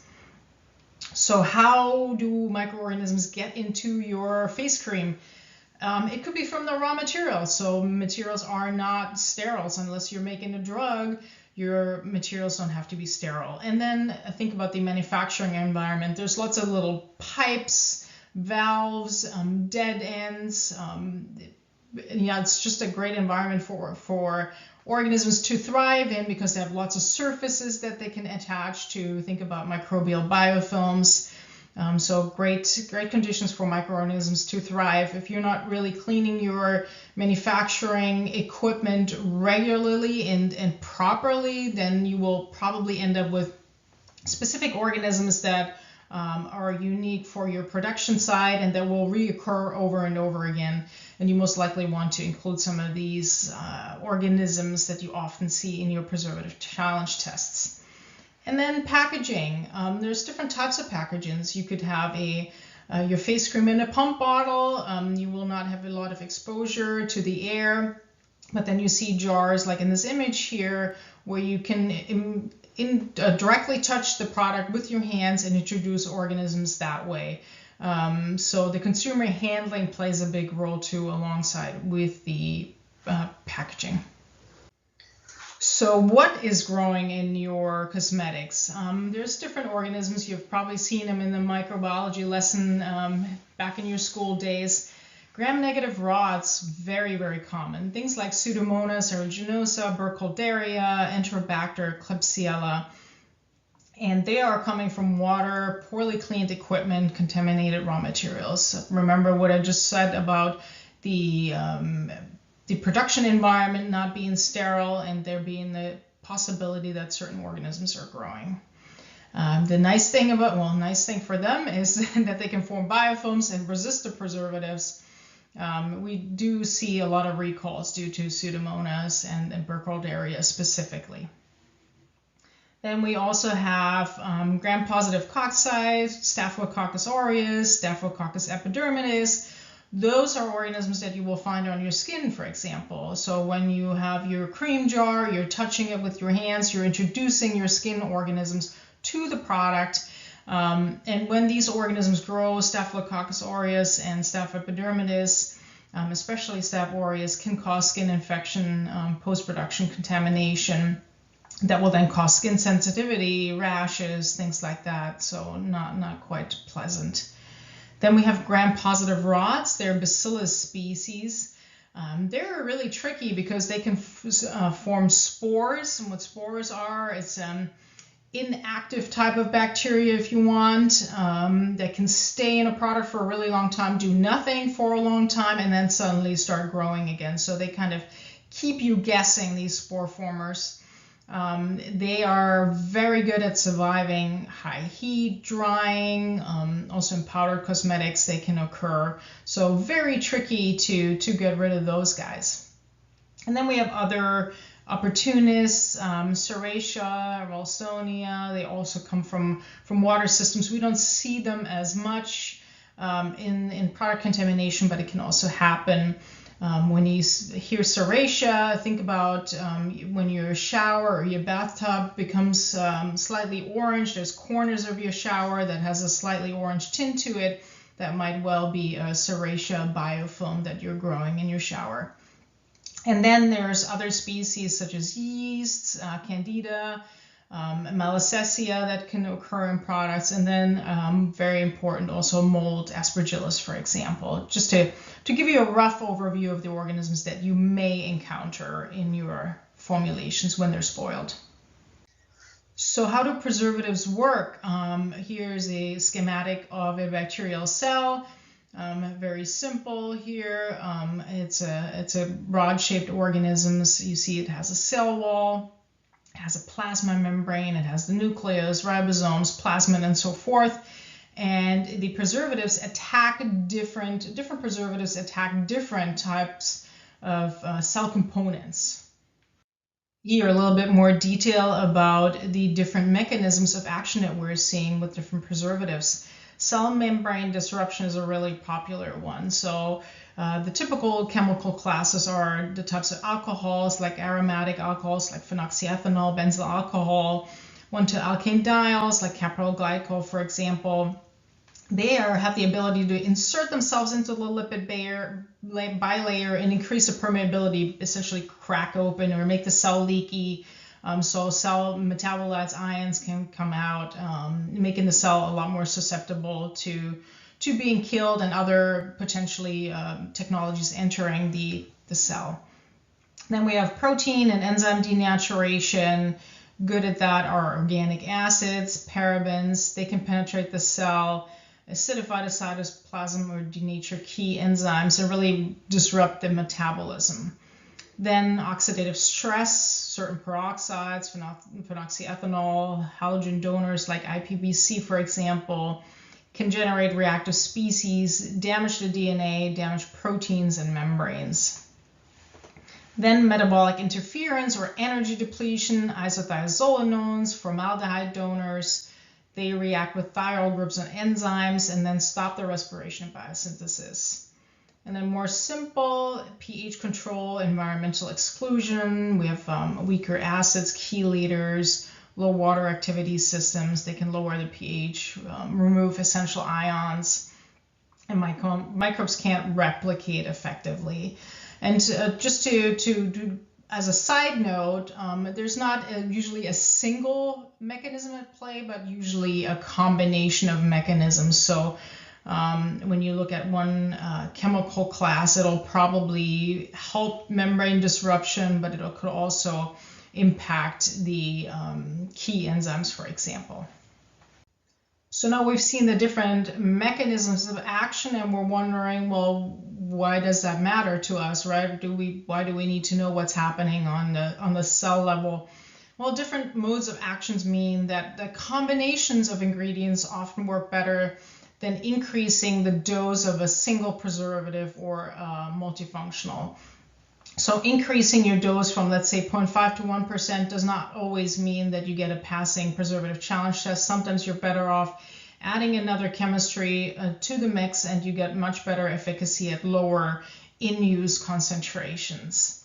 Also, some materials, some technologies are better against fungi, such as organic acids or parabens. So combinations also make sense in this case.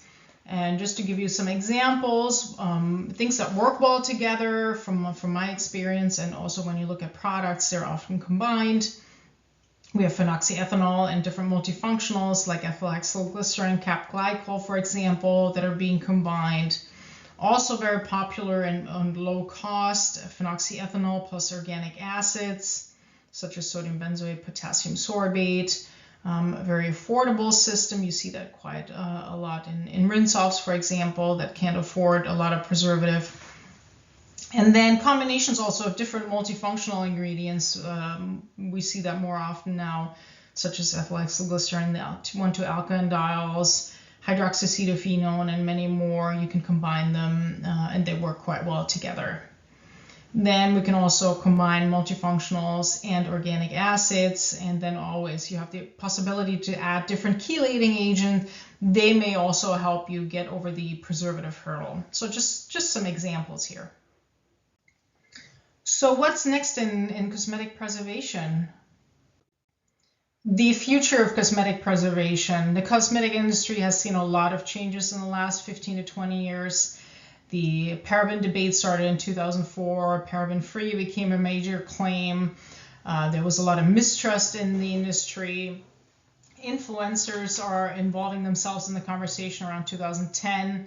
And then that's also starting the clean beauty trend that was really confusing to the consumer. They're believing that they're buying something that is somehow better, but they don't know how it really is better.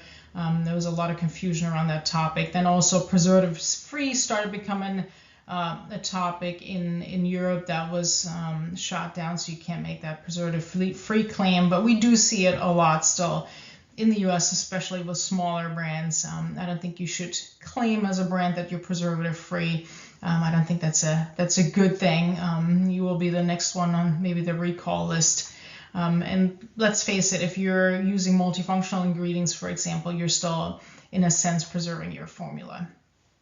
And then science-based educators are entering and fighting misinformation, thanks to Jen, for example, for making that possible. So we really have to start using our brains again and use science to make good judgment. Sustainability and cosmetic preservation.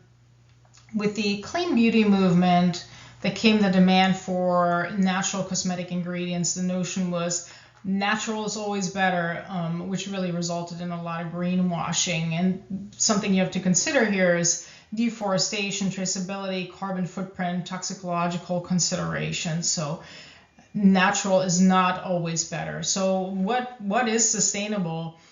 Using only naturally derived ingredients, think back to ISO 16128, only using biodegradable ingredients, using green chemistry manufacturing methods, using materials with a low product carbon footprint. So there's a lot of different ways to look at sustainability, and what I'd like to say here is, make your goals science-based, really think about what you want to demonstrate and what you want to claim. Another interesting topic around preservation is microbiome friendliness that we've seen more and more. Why should we care? Should we care? Increasing interest in the skin microbiome and microbiome relevant products resulted in the question, are preservatives generally microbiome unfriendly, since it's their purpose to kill microorganisms. A variety of suppliers are now performing microbiome friendliness data for their preservatives and multifunctionals. Either they're testing in-house or they're testing with a third party. But take note, there are currently no regulations around this microbiome testing, and the methods are not standardized. It is a very nice marketing claim. There are very nice tests out there, but generally my consensus is that preservatives do not have to be microbiome unfriendly in general. All right, a lot of interesting information. I hope it was useful to you. I wanted to just briefly summarize before we end the presentation. Cosmetic preservation is essential to make safe and long-lasting products. Advancements in science have allowed us to find new technology and test the safety of preservatives. Think back to lead and mercury and arsenic in personal care products. We've come a long way. And then social media influencers started dominating the conversation in most recent years. Really got a lot of consumer attention, but unfortunately the science-based peer review information that we saw on social media really decreased. And the difficult thing about formulating and finding a preservative is it can be a challenge when you have to navigate the changing regulations and also the consumer scrutiny nowadays. Sometimes consumers are misinformed, so that makes it very difficult to find the right preservation system that is also consumer accepted. My advice would here to work with experts in the field and work with people that know preservation and can help you manage to navigate this environment. Thank you so much. I really enjoyed giving this talk. I hope you enjoyed seeing it. Please reach out to me if you have any questions, and enjoy the rest of the eSummit. Thank you.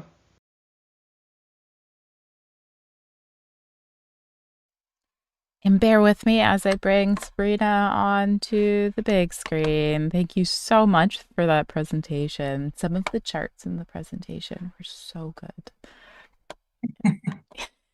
I, as the presentation was going on, sent a message to the cohort that's going to be making a book. Like, if somebody put together such a perfect chart, please put the chart in the book. That was really good. I wanted to ask one question. I don't know if you talked about the issues with manufacturing environments a bit, but I don't know if you really touched on the issue of evolving bacteria to manufacturing environments and resistance. That is a challenge that I think a lot of people don't recognize, and especially in light of the ever limiting palette of preservatives that are available to formulators. So can you tell us a little bit more about this issue and what people need to know? Yeah, and my company's working with a lot of manufacturers out in the space, big manufacturers too. I'm not going to name any names, but pretty much everybody has their house bug in their manufacturing environment that they're also aware of, that is in the manufacturing facility. Usually nothing harmful, but they're aware that there are bugs, and what they do and generally also ask us to do is take that isolate of that bug and include it in their preservative challenge test, so they know, does my lotion's preservative actually work against this bug that tends to float around in my manufacturing environment. So yeah, they are quite good at adapting to these environments, right? You have a cleaning routine, but they will find a little corner in a dead end somewhere, in a valve somewhere, where they attach and form biofilms, and then keep giving you headaches. So it doesn't matter how much you clean sometimes. So you need to check if your preservative system can handle that bug, and keep it at bay, right? Don't let it overtake your manufacturing environment. I think that's the take-home message too. This next question comes from Presley, who asks, can we assume dropper bottle products are given the same type of preservatives as open jar products because of the increase in droppers being used by touching the face and then back into the bottle? Perhaps it's more a conversation about concentrations for different formats, or I don't know. Can you answer this question? What's all going Yeah, on there? Yeah, I think the packaging type is super relevant, and that's something that should go into the formulator's mind when they're working on their product. Yeah, right. What is my packaging type? Is it going to be a dispenser where I pump something onto my finger? Probably not have too much interaction with the product itself, or do I have an open jar, or like you said, a dropper bottle, right? I put my serum on this morning, and I definitely touched my face with it. So yeah, that definitely plays a role. So the more airtight and separate from the skin you can keep the packaging, the lower your preservative hurdle is going to be, the more interaction you have with the product, your hands, your skin, bathroom surfaces, moisture in the bathroom. You have to really consider that as well. So it really depends on the individual situation. Earlier in the summit, Perry brought up the challenges of letting go of animal testing. And obviously, this is important, but for ingredient categories like preservatives, and specifically getting new preservatives approved in different markets, what are some of the challenges with moving away from animal testing that people maybe aren't aware of and should know? Mhm. Um, so there are a lot of great methods out there. We don't have to perform animal testing to bring a new molecule, preservative, or multifunctional to the market. So there are a lot of options that are great studies that give you great, confidence that your material is safer for human use. But there are still some countries, and I'm going to just name China, and I'm hoping nobody's going to be mad at me for saying this. If there's any Chinese people here, but China has given us a big headache because they're still asking for animal testing. If you want to bring a new molecule into their market specifically, they demand animal testing, which then would immediately kill the new technology for the rest of the world that is, cruelty free, PETA compliant, things like that. So China is really interesting market, but I know they're working on improving that. I think they're seeing that they're being a difficult market. So animal testing no longer necessary in my view at all. So you can get around it if the country regulatory bodies are okay with that. This next question comes from Sani. It might be the last question that we have time for. The Q&A portions are just too short. This question is, how can small cosmetic business owners minimize bacterial contamination as much as possible while working in a small lab? Um, well, obviously inform yourself on, what is good manufacturing technique, right? How should you clean your system? Where should you buy your raw materials? Work with people that can help you properly preserve your product.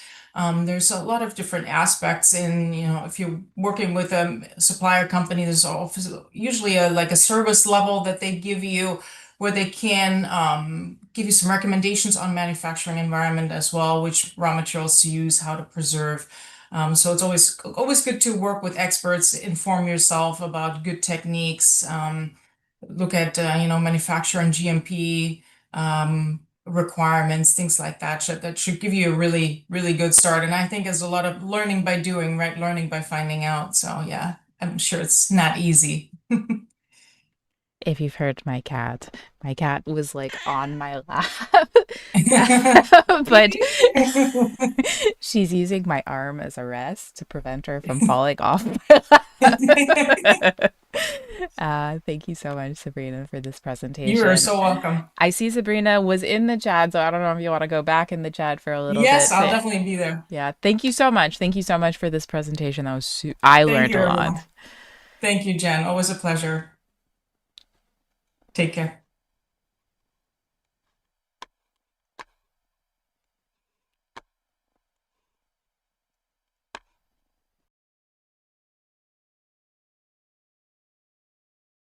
Our next presentation will be by Dennis Abbeduto, who has over 25 years surfactant and formulation chemistry experience and currently works for Colonial Chemical as personal care business manager. He has also served as product applications manager at Colonial. Prior to his time at Colonial Chemical, he worked for Alberto Culver in Chicago, on skincare technology and as a formulation chemist for the St. Ives and Noxzema brands. Dennis also worked for McIntyre Group in University Park as an R&D synthesis applications and claims chemist. He has a BS in chemistry from Governor State University. Without further ado, here's Dennis. Hi, this is Dennis Abbeduto, Category Manager of Care Chemicals at Colonial Chemical. I'm going to be talking to you today about the evolution and science of surfactants. Rather broad topic, which led me to this quote from David Eagleman, who is a neuroscientist. I'm going to be taking only a half hour or so here today to brush over quite a few different things. And there's a lot that's embedded here. And honestly, there's a whole lot that I don't know when it comes to surfactants. But hopefully we'll get you a little bit of information on a lot of different things here. Starting out with early history of soap.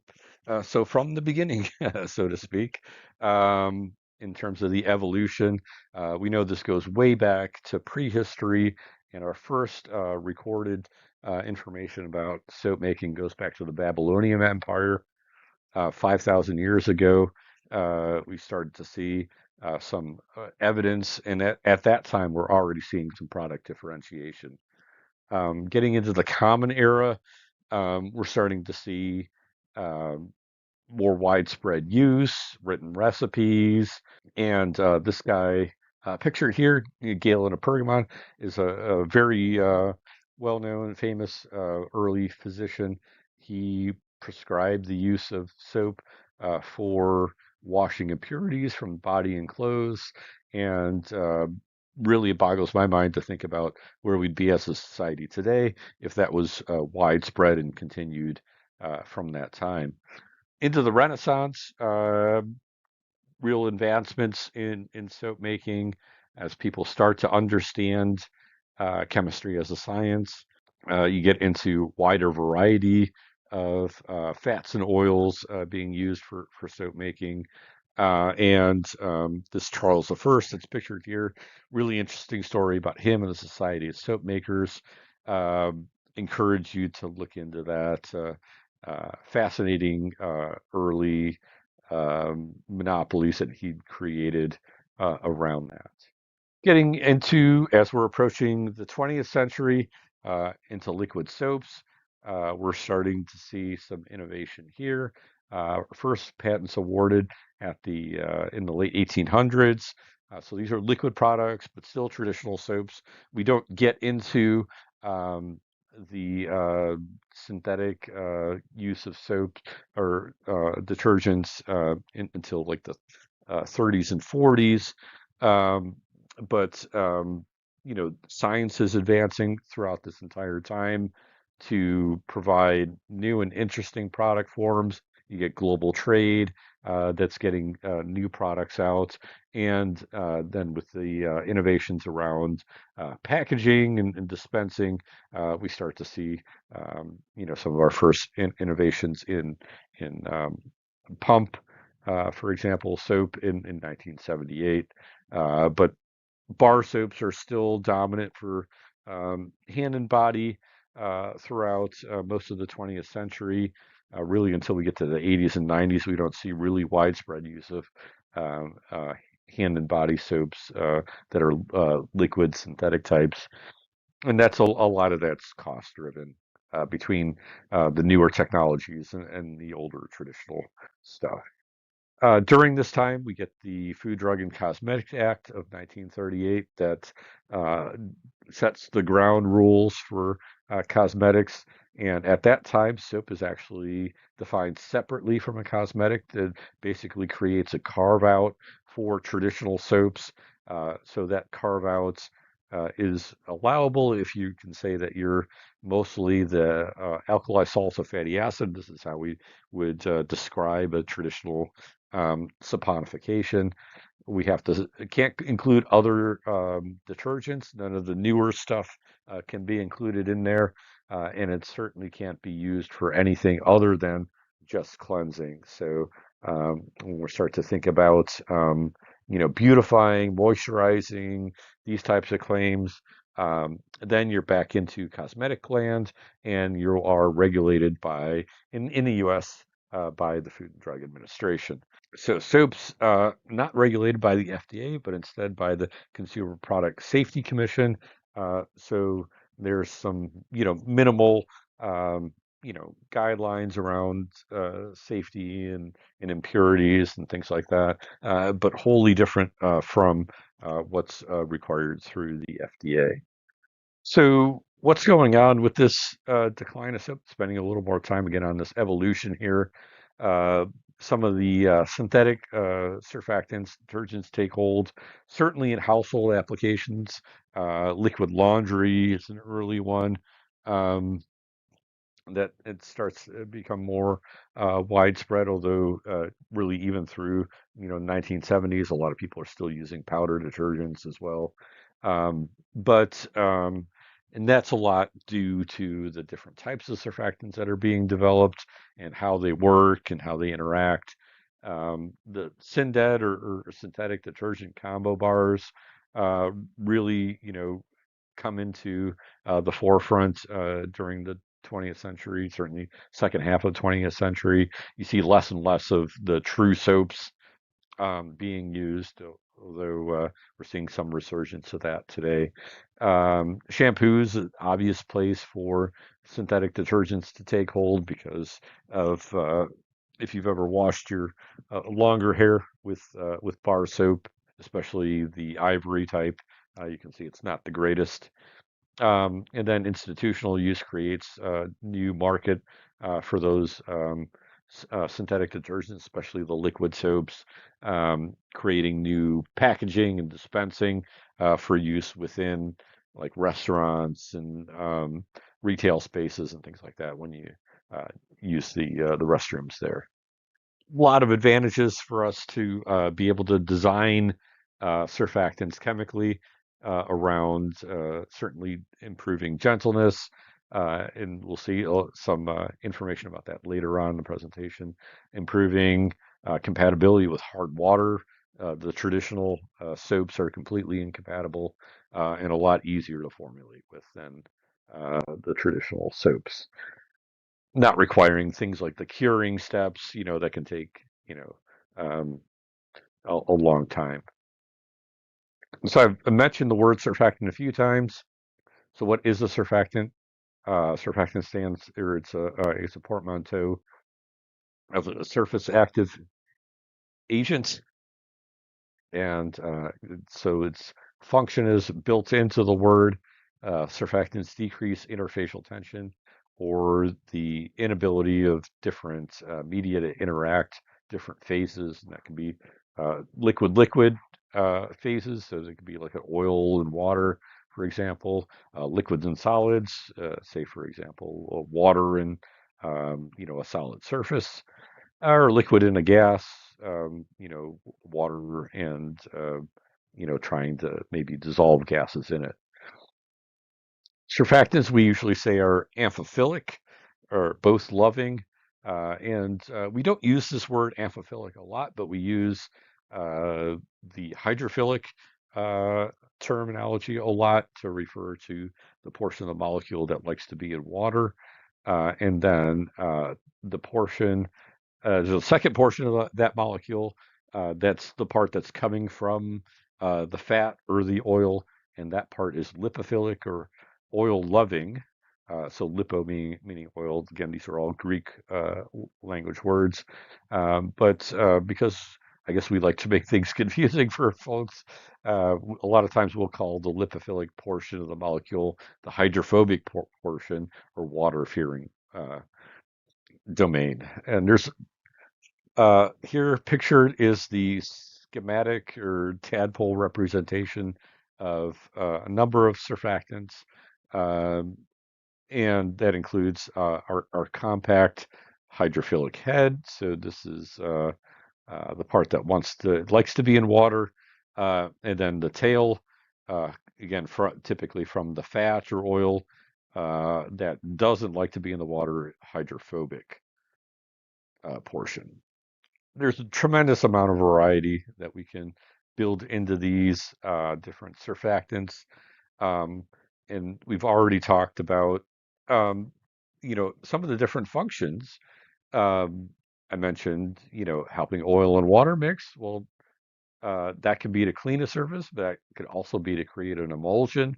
And so surfactants uh, are also can be emulsifiers. And so I created a little Venn diagram to kind of capture some of this idea, these different terminologies. So a lot of times when people think about surfactants, they're only thinking about the detergent surfactants, but also emulsifiers are a separate type of surfactant. And some emulsifiers can also be detergents. I've got some other terms in here, like the soap that we've already discussed, but then oil and water and oil. These are different types of emulsifiers, depending on what's on the inside and outside of the micelle, which we're going to learn about in just a second here. And then solubilizers are, again, subtypes of emulsifiers. So a lot of different terminology here. And again, in a half an hour, I'm not going to be able to go into a deep dive on all of this, but just understand my takeaway here is that emulsifiers are also surfactants. Micelles, probably the most important feature of the surfactant, because when surfactants form micelles, that enables a lot of the stuff that we've been talking about here. So what's going on when we form a micelle? At first, that water-fearing portion of the surfactant, that tadpole, is so water-fearing it wants to be up out of the water and into the air. But as we add more surfactant, eventually we're going to occupy all that surface of the water. There's not going to be any room anymore for those surfactant monomer or molecules to be sticking up into the air. So at some point, we get enough, a high enough concentration of surfactant, we create a new aggregate, and that's called the micelle. And that's where all the lipophilic portions of the surfactant point in towards each other and create the middle. And then at the outside, we have all the water-loving or hydrophilic portions of the surfactant. And these are spheres, so it's pictured in this one as a two-dimensional kind of cutaway, but these are spheres. And once we have these spheres, now we can put other different things into the middle of these micelles. So we can put other oils, we could put the dirt, we could put oil from your skin or hair, and we could put oil, soluble active ingredients, all the sorts of different things that people like to do with surfactants to deliver different benefits in formulation. There are four major classes of surfactants. This is based on their structures. And again, I'm going to have to go through this quite quickly. But anionic surfactants have a negative charge on the hydrophilic head of the surfactant. And that's going to be most of your detergent surfactants that we're selecting for personal care to be high foaming.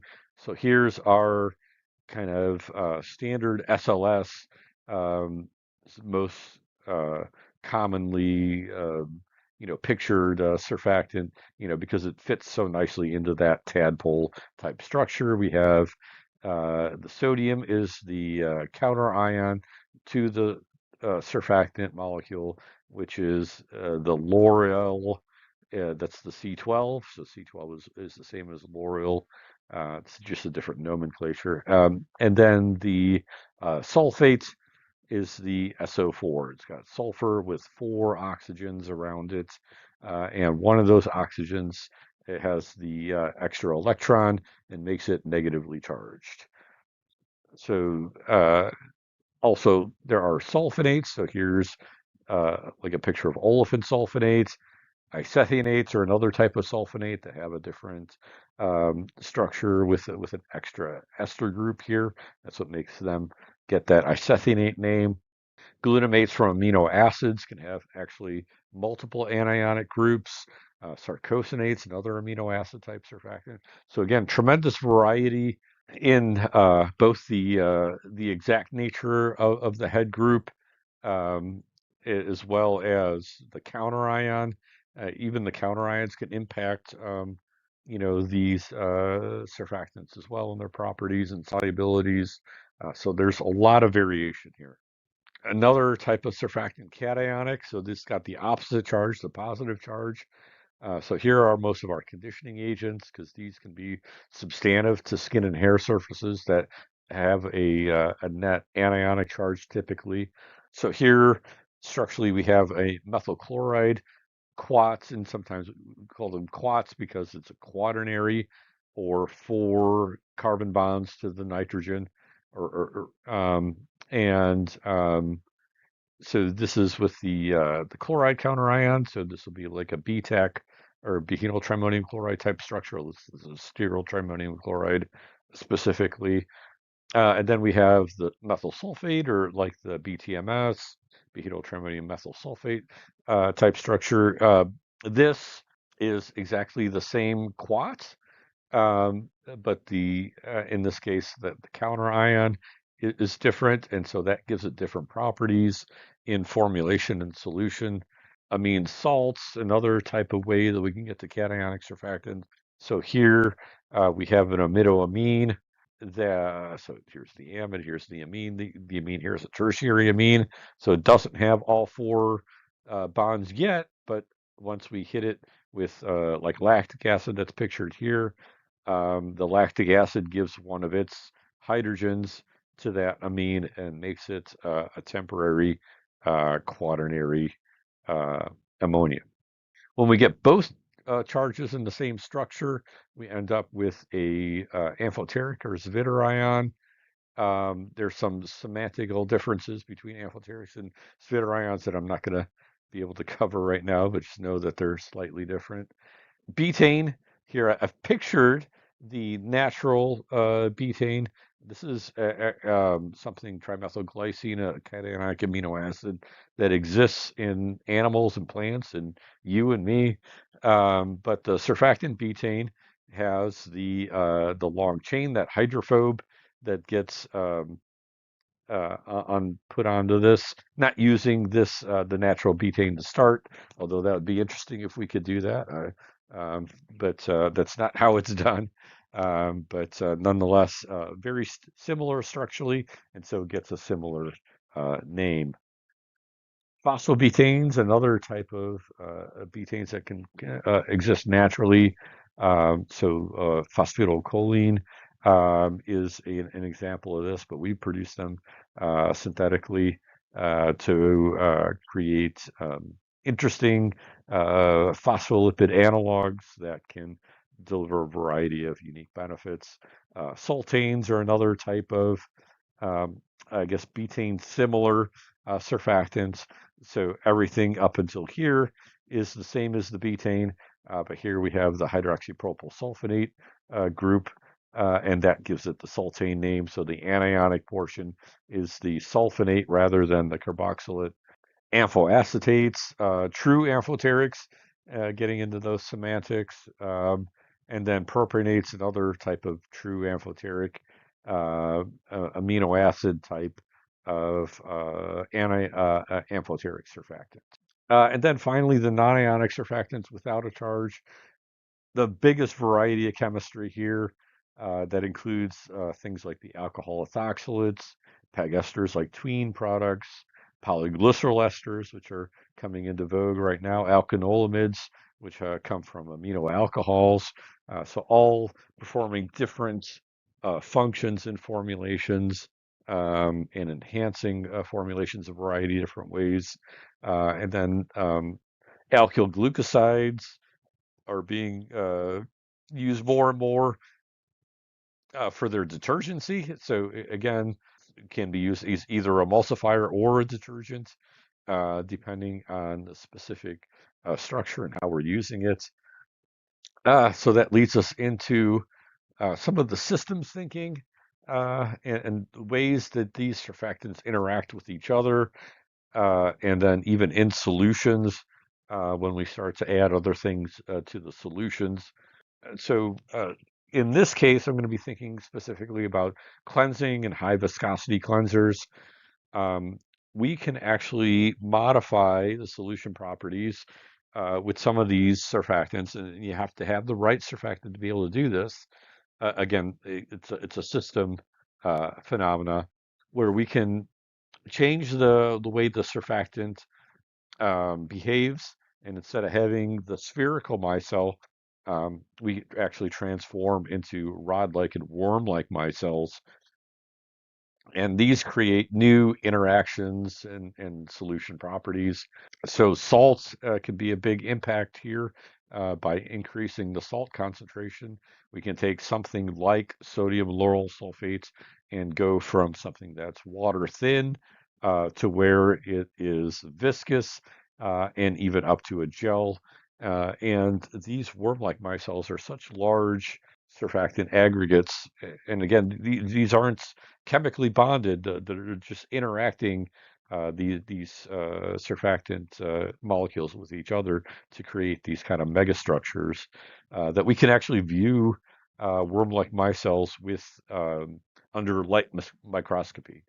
So that's the massive structures at that point relative to the surfactant monomer.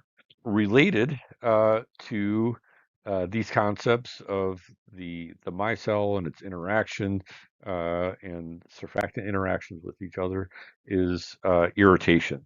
And so I know it feels like we're shifting gears quite dramatically here, but I promise you this is going to circle back in on itself. We know that a lot of people have skin issues or sensitivities that make them concerned about how cleansing products are interacting with their skin. But it's important that we're cleansing daily to get all those impurities and environmental stressors off of our skin and decrease long-term potential impacts of those. So our first nexus here of these different concepts is this trend of sulfate free, and that's people look at the SLS by itself and consider it to be a relatively higher irritation surfactant, but it's really what we got to put this into some context here, and so let's break that down for a second. Soaps have been demonstrated for many, many studies, and this goes way back to being significant skin irritants. And so that's why, we created, synthetic detergents, to, or one of the reasons, was to help improve, some of these properties. And so certainly why they got formulated into these products.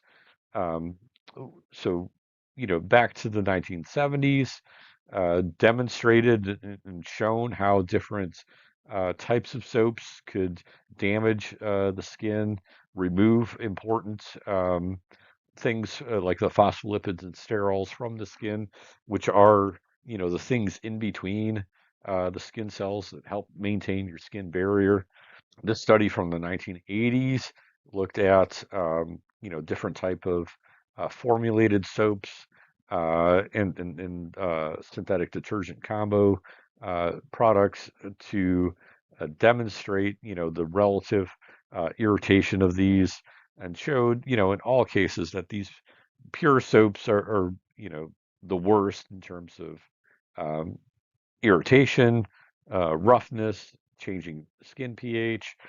What we did see, interestingly, at that time was that in terms of actual transepidermal water loss as an important measure of dryness of the skin, that the synthetic detergent seem to increase that higher than just using the traditional types of soaps. So that was proposed to be due to higher uh, penetration into the stratum corneum of the synthetic portion or the isethionate in those products. But again, these are um, products that are mainly based on, primarily just the anionic surfactants. Uh, Again, when we look at formulated products and we start to incorporate other types of surfactants along with the anionic, including amphoteric surfactants, we see tremendous shifts. So soap-based hand wash in this Zyme or in vitro irritation test, we're looking in this test at the denaturization of the corn protein. More denaturization, more irritation predicted. So the soap-based product is by far the worst. As we incorporate some synthetic anionic surfactant, we make a big leap in terms of reducing irritation. And then when we go to sulfate-based body wash, we see another significant step down by incorporating secondary surfactants into that system. The clean baby shampoo, which limits the amount of anionic surfactant, see another massive leap down, and then the advanced baby shampoo that uses ethoxylates and other advanced ingredients is another major step down. Here, looking in some formulated systems again, and again, can't stress enough how important it is that we look at these things as systems. We can see how some of these things stacked up. The sodium lauryl sulfate, when we're looking at all these synthetic detergents, yes, the sodium lauryl sulfate is the highest irritation potential in these formulated systems. But then we have the ethoxylated version of the sodium lauryl sulfate, the sodium laureth sulfate, uh, providing a huge decrease in irritation potential, gets us down below where the similar system formulated with the olefin sulfonate, and almost down to where we are with the L'Oreal methyl isethionate based system. So that gets us into our peg-free trend. And again, this is one that's been quite common, but unfortunately, is getting us away, from science and into fear. And I've talked a bit about this in the past. Um, but the main thing is that ethoxylation provided us with a huge toolkit for increasing our different types of formulations that we could do, reducing irritation in primary surfactants, being able to incorporate different ingredients easily. Um, but, and there are, you know, studies that we have, even going back again to the 1970s, where demonstrated that looking at a variety of surfactants, and this is again protein denaturization. Here, looking directly at human or animal keratin, sorry, protein, which is very similar, of course, to human keratin. Some surfactants quite bad. SLS is definitely at the top of that list in this group. But then all way at the bottom, we have our ethoxylated, innovative surfactants at the bottom end. So we know how to decrease irritation and formulation. We know that things that are highest foaming, those C12, 14 chain lengths, we love those for their foam properties, but they tend to be quite irritating. We know that we can add ethylene oxide or ethoxylation to improve those properties. And we think we even know why, with the systems thinking and look towards the critical micelle concentration. And this is a big systematic review of papers. Again, looking at a variety of different modes of irritation, what's going on with different pHs, and it all leads us to the same thing. that it's really a systems aspect that we have to consider when looking at surfactant irritation. So how are formulators and brands getting towards more gentle formulations today? Here is a CeraVe hydrating cleanser, and so you can see this one is built almost completely without the use of anionic surfactants. It isn't until we get to the sodium lauryl lactylate here that we have an anionic. Most of the surfactants are PEG 40 stearates, which is, again, most people would recognize that as quote unquote emulsifier, but it helps to lift, dirt using that dissolves like mechanism. We've got some fatty alcohols for the thickness in this formulation as well. So this is very non-traditional type cleansing, very far away from the traditional soaps. Here we have an Aveeno baby wash ingredients here. You can see our first ingredient, rather than having the anionic surfactants being number one, we've got a betaine, amphilacetates. This formulation, in fact, has no anionic surfactants. Just a mixture of zwitterionic and amphoteric non-ionic surfactants, and the glycerol oleates for refatting, and that's how we're getting to low irritation in this system. So that brings us to some industry challenges and wrap-ups here before we go into questions. Some different things that we've been seeing a lot of in the commercial space and lead us to, well, are they going to drive us to, again, that optimum tolerance, best consumer experience, but making sure that people are cleansing regularly. Anhydrous formulations is one that we have an eye on, because once we take all the water out, now we have a very concentrated formulation. And if we're using too much of that product, then we can end up with high irritation again. All natural formulations, I think, without putting too fine a point on it, certainly we've seen that the traditional soaps are significant irritants, and we need to be able to consider other additives to help us get down off of that. As I mentioned, getting away from the ethoxylation, removed a really important toolkit for lowering irritation potential and improving the feel and stability of lotions, for example. We're adapting to these changes. We're providing new ingredients to get past this, but definitely still things we're thinking about. Active washes, high amounts of HA and BHA, so those low pHs, especially in the presence of certain types of surfactants, will potentiate higher skin irritation potential. And so again, we need to be making sure that we're looking at these systems and what's in them, and making sure that we're formulating as effectively as possible. So, and I know there's a lot of need for new in the industry. Everybody's looking for new products, new surfactants, new emulsifiers, and although an emulsifier is a surfactant, just again, not to put too fine a point out in the wrap up here. There's a lot of stuff that's behind us in terms of chemistry and science and history. We've got new technologies that we're developing all the time.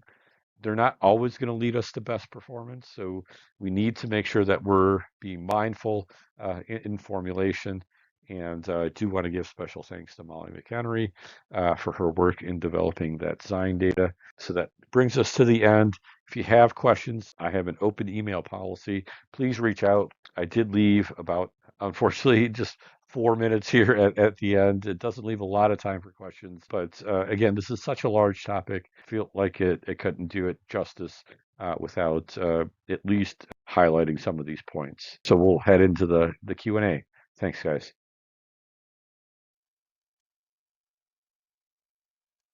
And bear with me as I bring Dennis onto the main screen. There's not that much time for Q&A live here, but I do see that you were answering most. I think you only missed one question, as what I've observed in the chat. So answers to most of your questions were in the chat. And for the people who are watching the replay, look to the chat and you'll see lots of answers in addition to what you're seeing here. The question I see you didn't answer is from Nina. What mandatory tests are required to qualify surfactants for the oral care category? Yeah, so I can only speak to the US because that's where I reside, my experiences. So in the USA, oral care products are regulated as cosmetics, or in the case, if you're making specific claims around cavities, then they're under the FDA OTC as cosmetic drug products.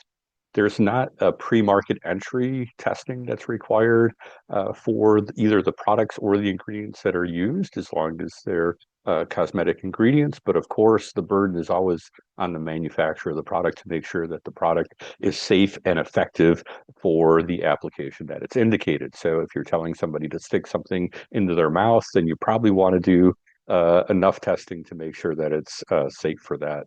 There are oral mucosa irritation tests that are available. Ideally, you would have some kind of idea of what the oral toxicity of the product is, so that you can be fairly confident going into market that your product is safe. This is such a massive topic. You did really well for covering It's as its much own as thing. you did. There's just like so many different angles. One angle I didn't see covered too much in your presentation, which was super, super thorough. Thank you for doing that. Was around like what are the common feedstocks that create the common fatty acid components of the surfactants or the lipid components, whatever. And then what Sure. about the salt parts? And then also, what are Mhm. some of the challenges right now that are impacting the supply chains for both portions that maybe people should know about? Yeah, I guess that's a pretty hefty question too. So, but yeah, again, the longer chain, or the part of the molecule that likes to be in the oil, that can come from a lot of different sources. For the high foaming detergent surfactants, usually we're working with coconut or palm kernel oil because those are very, very unique oils that have a lot of lauric acid. That's the C12 fatty acid, and that is the fatty acid that's needed for the types of structures that we discussed to get a lot of foaming performance. And so, as you can guess, there's a lot of different plants out there, a lot of different oils. I've only mentioned two now. And there is a lot of the issues right now in the industry is that we're tremendously reliant on those feedstocks. You can produce some of the feedstocks synthetically. When I say synthetically, from petrochemicals, most people don't want to do that. And so less of a viable alternative as we're trying to improve, of course, carbon footprint. And then there's some new technologies that are coming into the market, future ventures and others that are producing some of these mid-chain feedstocks from microbial enzymatic type processes. So on the other side of it, the head groups and the counter ions, those are a lot of times byproducts or produced directly petrochemically. Although, again, we've been relying more and more on things like natural amino acids and citric acid and lactic acid and so on to produce those more sustainably. I'm going to ask one more question. I see you answered pretty much all the questions that are quickly, easily answered. I'm going to ask Yeah, you one I'll question pop some because more in for this. you gave a really good, brilliantly basic fact to me about surfactants before, and I would Oh, love for you to share it with yeah, your audience. So, what's a brilliantly basic yeah. fact about surfactants? Yeah, and I think I kind of alluded to again with some of the amphoteric surfactants that I mentioned that were endogenous to people. Yeah, your body produces surfactants, and including lung surfactants that helps you to breathe properly and maintain open alveoli. Those are the little air sacs. Your body produces surfactants for moisture retention and transport. It produces surfactants for signal processing in nerves. I mean, there's so many different things that your body needs surfactants for and uses surfactants. Your body produces sulfates. So if you're going to say all sulfates are bad, well, you're going to be kind of dead if you don't have sulfates. Thank you so much, Dennis. This was a super Sure. informative presentation. Look to the chat. Dennis is going to, I guess, go back. Thank you for doing that. And I hope Sure, you no have a problem. great rest of your Sunday. Thank you for spending it with me, or at least the morning. Thanks, Jen. Yeah, thanks everyone for attending.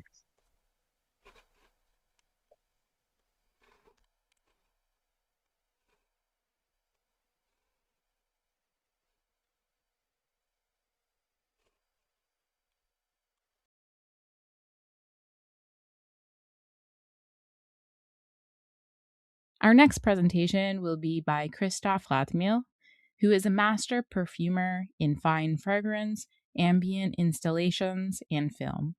He is the in-house perfumer at Osmo, New York, and Bel Air Lab, Tokyo. He created several top 10 scents for fashion and beauty houses such as Abercrombie and Fitch, Beyonce, Clinique, Tom Ford, Ralph Lauren, and for numerous niche brands. Christophe is the only perfumer whose scents have been included in collections at the International Perfumery Museum in Grasse, the Cleveland Museum of Art, the Rubin Museum, New York City, and the Harvard University Archives. In 2017, he received the first Lifetime Achievement Award ever given by the Institute of Art and Olfaction in Los Angeles for his exceptional contribution to scent culture. Without further ado, here's Christophe. Hi everyone. So I'm Christophe Laudamiel. I'm a master perfumer. By day, I work for Osmo. By night, I do a lot of volunteer work. And for instance, I'm really happy to participate in this symposium organized by Jen. It's a very heavy enterprise that she's doing every time, and it's for free. So we should put our hat to her. I am going to talk about some tribulations on ingredient and ingredient science, more to discuss and expose some facts about ingredients. We are not going into hardcore chemistry or any of that at all. It's more some considerations for you to know a little bit more about this fascinating world, and also to know how to navigate when you read an article or when you go to the store. The first thing I would like to mention is ingredients have been around for the longest time. In fact, we have the proof of that because in some of the oldest buildings on Earth, 10,000 years before our era, at the border of Turkey and Syria, of all places, and even in such buildings, they find different artifacts related to smell, perfumery, whether it's in cooking, but also some ointment style things. Natural molecules were first synthesized in the 1700s, such as ethyl acetate or amyl alcohol. You have the first synthetic molecule that was synthesized in Berlin, of all places, which is where I am right now. The first synthetic molecule was synthesized in 1834 here in Berlin. That was not for perfumery, that was by a chemist. But the perfumers jumped on the opportunity and used molecules right away. I don't know if it's 1834, but we know by 1850 they were commonly used in perfumery. And the first molecule, called nitrobenzene, had bitter almond smell, and we know that it was used in perfumery already in the 1800s. It's since then banned because it's not so safe. In fact, we have some writings from 1870, some consumers in the blogs, which is at the back of some magazines, were complaining that perfumery anyhow is going to be only about synthetics now and naturals are going down the drain. We're talking 1870s. The other thing I would like to mention is that how many ingredients do we use in perfumery? IFRA has about 3,300 ingredients referenced. In a typical fragrance catalog, you would have, let's say, up to 2,000 ingredients or 1,500. Typical meaning in a factory.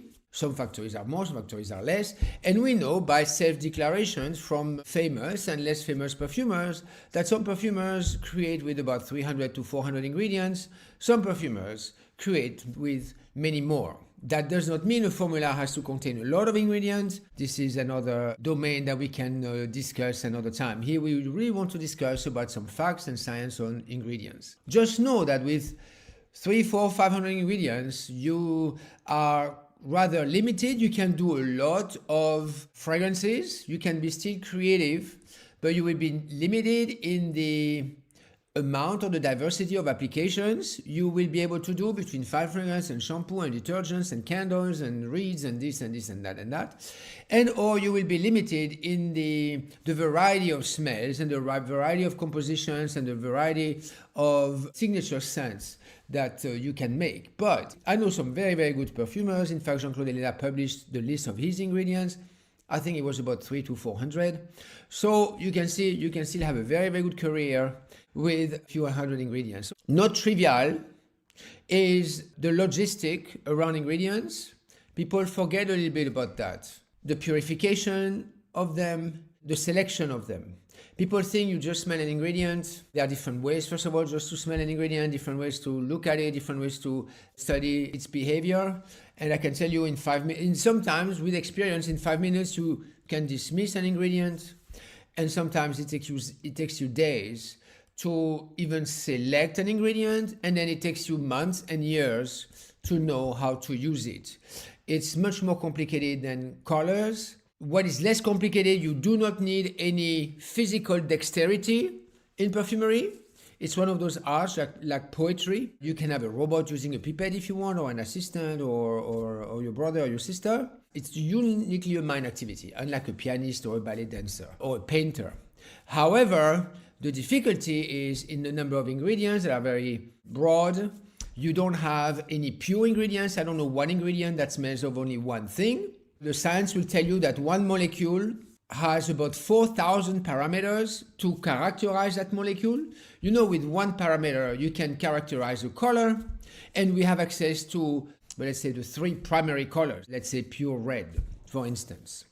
We don't have that in perfumery. So each time, imagine you only have colors that shimmers with different facets, and with that, you try to do some compositions. It's quite complicated. The other thing, Osmo published that in Science Magazine. So far, the best we can say, the olfactory space has 256 dimensions. The color space has 1 dimension, and then you see the color wheel, like in 2 dimensions, you can represent already something quite good.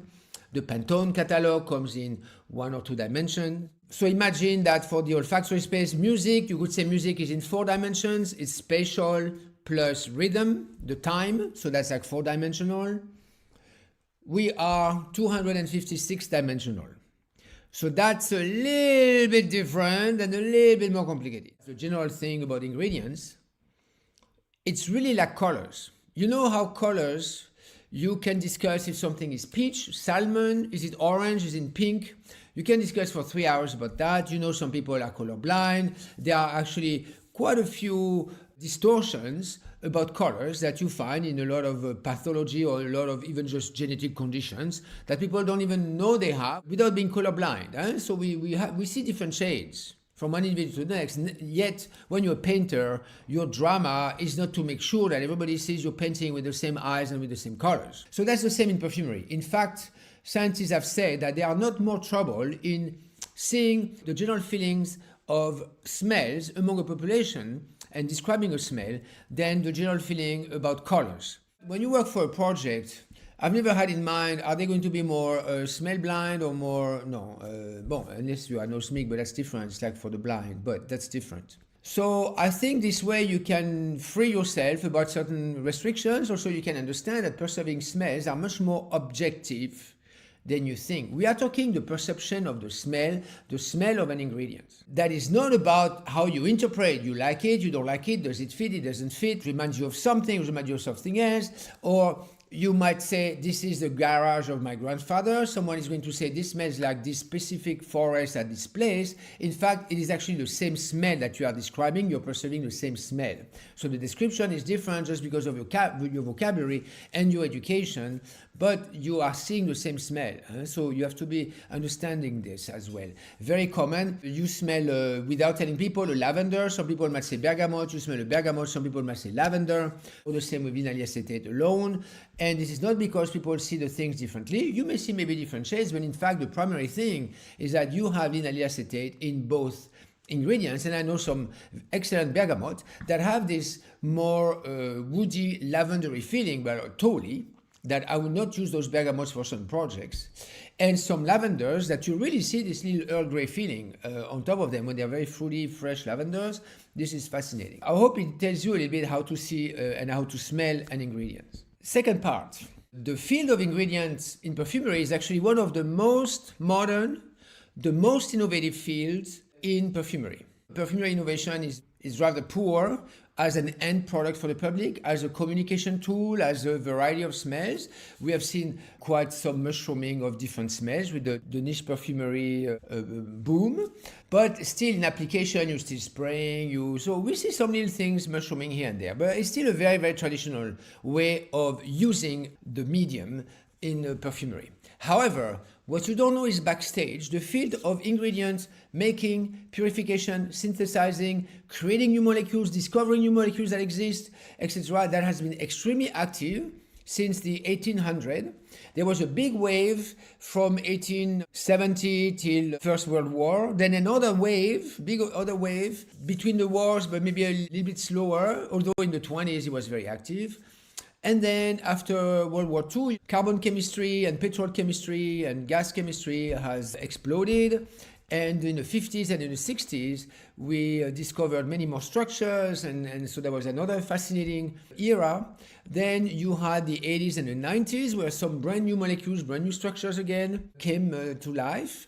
In the 2000s, also a little bit, but let's say the 2000 till 2023, we've seen a few extra molecules, but we saw a lot of repetitions. What I call repetitions is, I should be fair to the scientists, these are still ingredients that smell similar, but still different, but they were using known structures and doing some little babies, and some are important when you talk about in the dry, amber, smoldering molecules, whether it's like ambrostar, ambrosénide, amber extreme, all this kind, norlimbanol, etc. When you talk about lily of the valley notes, but you see that was not like a groundbreaking new smell, new molecules. Now I have to say it's not because I work at Osmo, but I've seen it from the very beginning, because I was already under contract with Google to help them select molecules or justify, confirm that what the software was using were brand new molecules, brand new combinations of smells or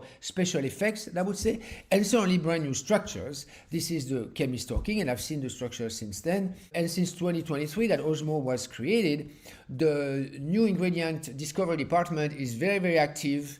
We have 10 extremely serious molecules, like 3 are in the process of being commercialized and upscaled. We have another 4 or 5 right behind that are in safety testing. Is going very well because we can modelize safety nowadays. And then we have another 20 that are in testing. We're probably going to narrow down. And we have screened only maybe not even 1 billion molecules. We can go to billions and billions and billions. This is telling you that there's going to be a big wave of new molecules coming on the market.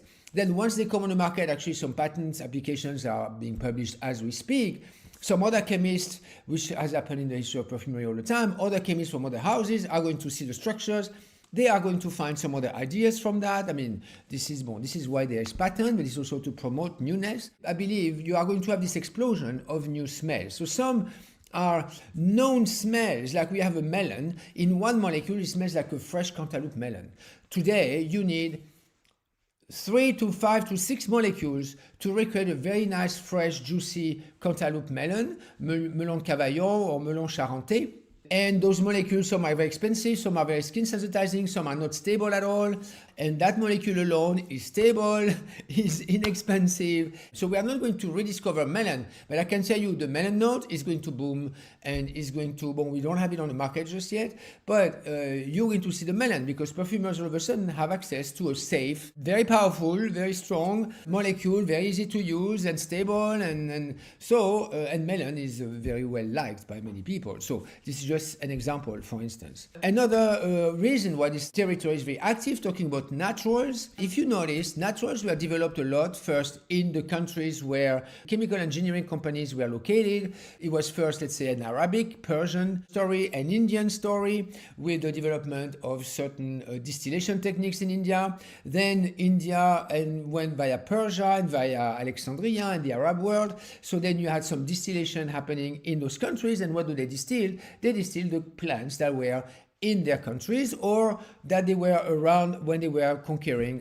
other countries. But it was still quite local, and then the Mediterranean region developed that further. At the same time as you develop spirits with the monks, you developed new plant extractions. It's a similar technique. So Europe extracted first its plants, then through colonization, I'm really sorry. Then Europe extracted some plants. So that's why do we have more plants from certain regions in the world than we have from other regions? Why has Brazil been more quiet till recently? Even certain countries in Africa, even certain countries in the oceanic world, because they were less colonized than others. And what is fascinating is that now we see really via companies that are scavenging the world even more, via local development from chemical engineers, whether they're in Tunisia, whether they're in Namibia, whether they're in Papua New Guinea. Some, they collaborate with people that know already how to extract things. Some, they develop their own know-how. We see, I wouldn't say a boom because it's very difficult to find a new plant, to just find it, develop it, register it, etc. It's a lot, so you cannot get like 10 new plants per year, but we do see regularly some new plants coming in the catalog. So this is fascinating. So this is quite new of the past 5-10 years.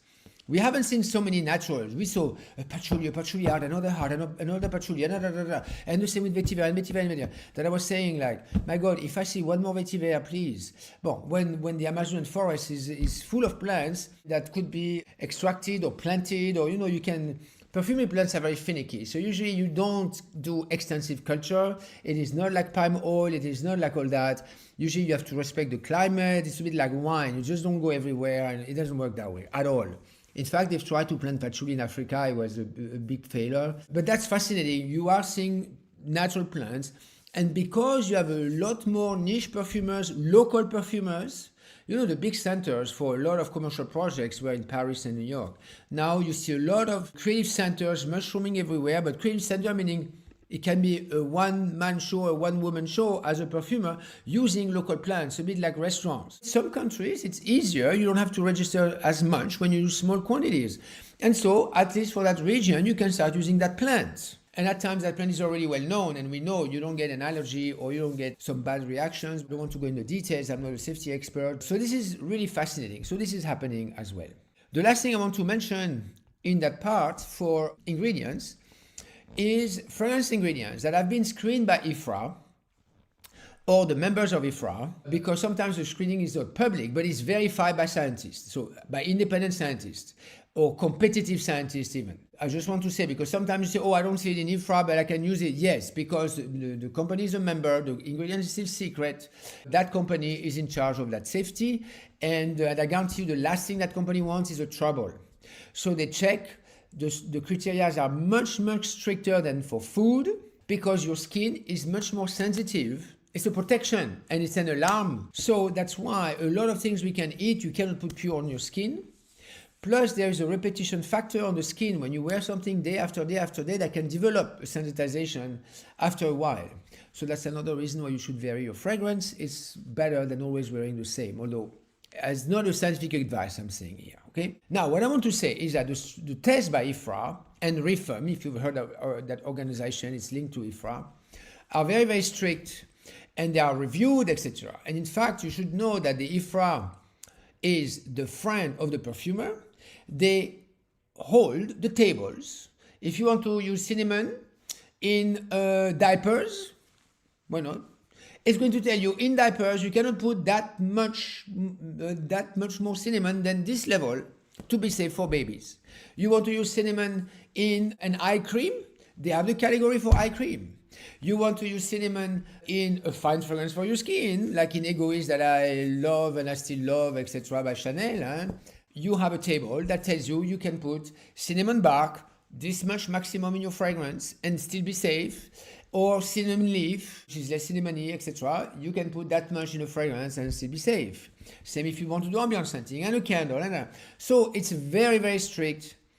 I don't know companies that don't follow IFRA. If you take any reputable company and any reputable perfumer, large in scale or small in scale, I'm not talking reputation, I'm talking people follow IFRA, and this is also a big revolution since the 70s. IFRA was born in the 70s, and we can be thankful for this. I have to tell you, the reason why perfumery is limited is not IFRA. Well, yes, it is, but a little bit. The biggest problem in perfumery is the EU. California are really having some weird political-based decisions that are not scientifically based, and they play on the ignorance of the public, and this is not okay. So I know IFRA, the SIPC are doing a lot of actions.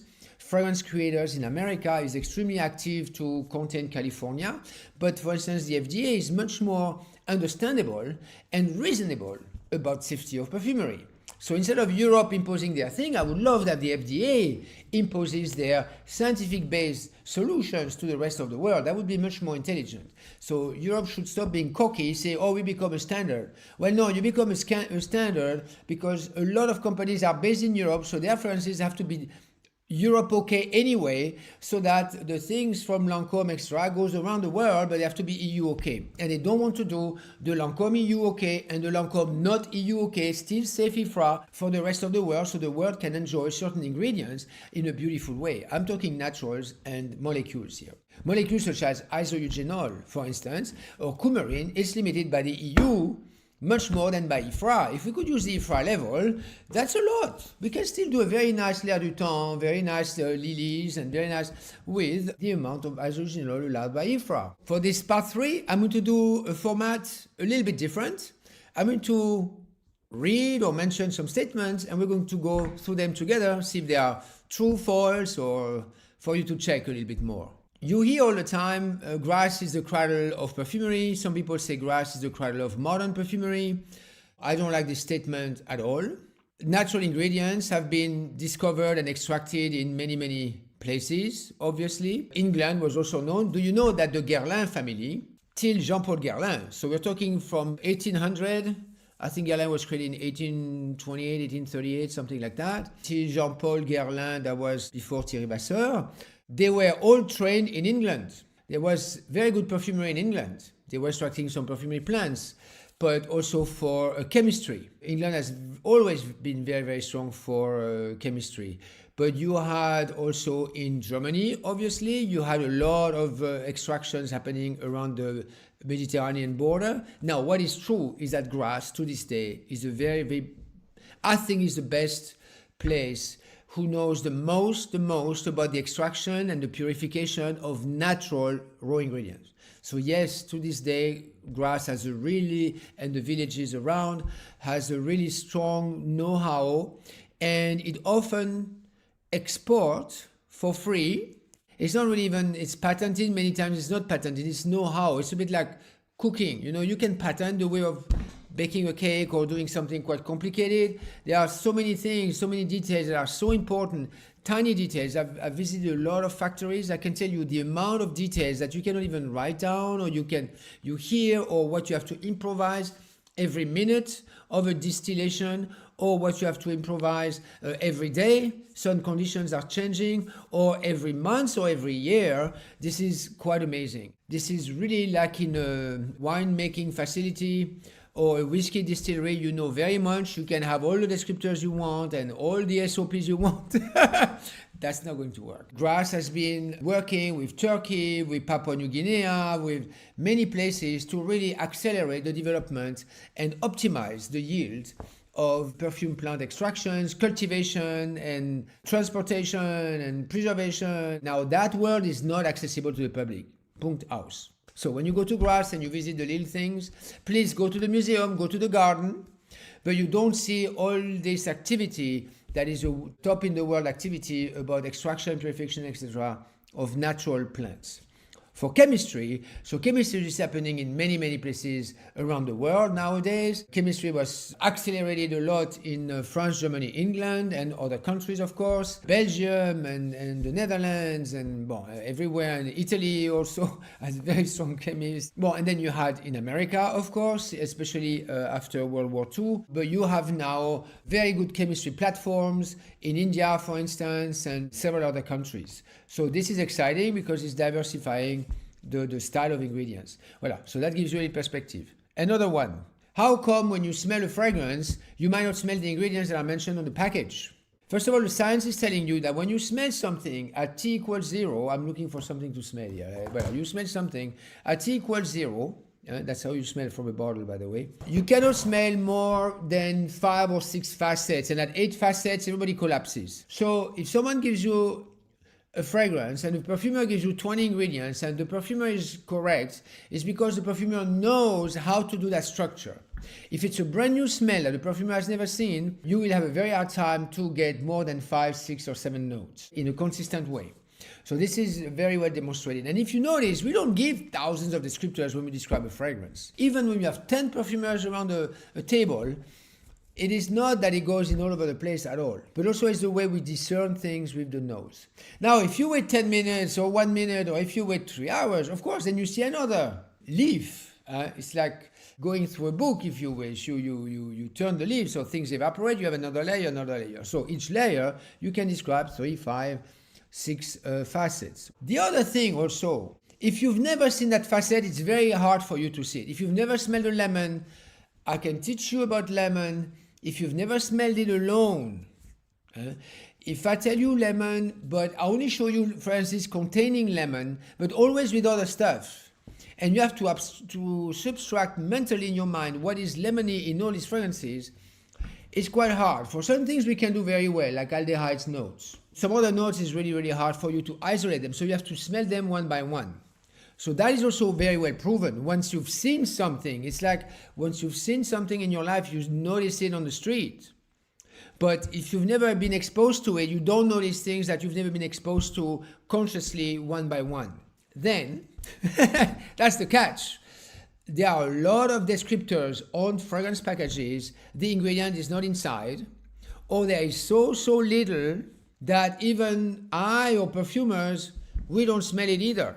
There are many reasons, and some is bluff, some is for public understanding, but some is very much bluff because you put on the package something sexy, or we didn't know what to say and we were like, oh, but people don't know linalool, we're not going to say linalool, and there's nothing to, we cannot mention linalool. Like it's a fascinating ingredient, as a simple ingredient, it's cool. But if you say linalool extracted from this wood, so someone might say geranium, and literally like that. And then you'll be like, I don't see geranium. No, there's no geranium to see. It's only linalool. You wouldn't believe the discrepancy between fragrance descriptions and what's inside the bottle and what's actually inside the bottle. Some is not made to be smelled. It's okay, except for to do an effect. And then what you can actually smell, even with an expert nose. So this is why I smile a lot when I see, I don't like the term influencers, but when I see reviewers reviewing fragrances, and they, first of all, most of them are lost. They acknowledge themselves. They are lost if they don't have the ingredients on the package. So that is kind of weird. You can't describe anything. So number one. Number two, when you see them talking, and you see it's because it's on the package, but in fact, you could put 10 perfumers in the room. Not one would say that I smell the tonka in there. Not one would say I smell the vetiver. You should know that if you don't smell something, but you know it, it's very, very little or non-existent in there. And I can tell you the brands, they use that a lot because that justifies a high price. Each time you see natural vanilla from Madagascar, orange flower, orris root, the most expensive ingredient, or it's please, you have to really dig into these things because or sandalwood, oh my God, or I can go on and on. And then so some are pricey ingredients, but also it means we are exploiting the aura and the reputation and the poetry of the farmers and of some countries without actually using their products, or very, very little. I'm going to go even further here. What happens? You develop a project for a brand, but luxury brands, very, very famous luxury brands, and they give you very little money for the ingredients to create a fragrance, but very little money. We're talking $1, $2 a bottle. This is very, very, very common. And then you buy the bottle, $70 or $200. You use synthetics or you use cheaper naturals, use synthetics. And at the end of the project, we ask the brands, what would you like to claim for this specific project, for this concept? Or can we say we have orange flower from Tunisia? Okay. So then we put 0.01% of the oil itself diluted at 20% in alcohol. Some brands accept even less than that to claim it on the packaging. Another statement I would like to mention. Do we find everything with GCs, and can we make copies with AI? I have to tell you, AI and LLMs don't work that way. They don't make, when you ask ChatGPT with a prompt to make you a picture, it doesn't make you a copy. It can give you a style, and in perfumery we're not making styles yet, but it doesn't make you a copy. It's very different. So the perfumers that are making copies should retire, because the LLM can do a fragrance in the style, or fresh or whatever, without making a copy. So that's already a different level. And then with GCs, with gas chromatography, this analytical method, we can recreate very well some very good fragrances, but you need some very good perfumers and a very good analyst. And that is a rarity. Bon, good perfumers, you have a few, but it's still rare versus musicians and versus sound engineers. So an analyst is like a sound engineer. You would need a music composer then to recreate and add the different little harmonics and everything if you don't have the same ingredients. Because the one thing is that for sure you won't use most likely the same bergamot quality, or even sometimes the same linalool quality, or the same phenylethyl alcohol quality, which are like basic stuff. Nightmare. If you don't have the same phenylethyl alcohol quality, oh my God. You have to reconstruct, and then you can make a good fragrance or even a better fragrance. I dare saying sometimes you can do a better fragrance, yes, but it's a lot of work and it's very little known on the market. The dupes don't get that usually. Our fragrance contains 80% naturals, yes, but do you know what we count as natural? Orange oil, $3 a kilo. Well, now it's expensive. It's $6 or $10 a kilo. When you hear, oh my God, the price of orange went up, give me a break. It went from 3 to 10. To be honest, it's 10,000. Orange oil, yes, maybe they have 10% orange oil in there. So it doesn't tell you that the fragrance has more value. It might be creative. Creativity is different. But when you hear all these fragrances are expensive because you have a lot of naturals, well, you have to ask which ones in what quantity. If they tell you, oh no, we can tell you, secret is a prerogative of the perfumer. No, that means it's fishy. In most cases, don't say I've said it all the time, but I guarantee you, inquire. And to respect the farmers and respect the perfumers, just don't buy. There are some natural solvents. So yes, 80% natural, 100% natural, but maybe there's 50% solvent in there. You have to ask, because you know that there is a lot of bluff out there, and you want to make sure that we take a turn in this industry and add a bit of trust and credibility and authenticity is what I heard a lot the other day in Dubai or in some congresses. Well, if you want to be authentic, you have to see. And you know the brands, they know the numbers, because I guarantee you, they know the balance sheets. I would like to mention, we're going to add at the end of Jen's summit, we're going to add some PDFs, some presentations or some élucubration that I've done in the past. But I think that it would be useful for everybody to have a look if they are interested. One is going to be about the ethical usage of natural ingredients in formulas for you to, with some calculations made for you to really understand the math, and some considerations about packaging and sustainability.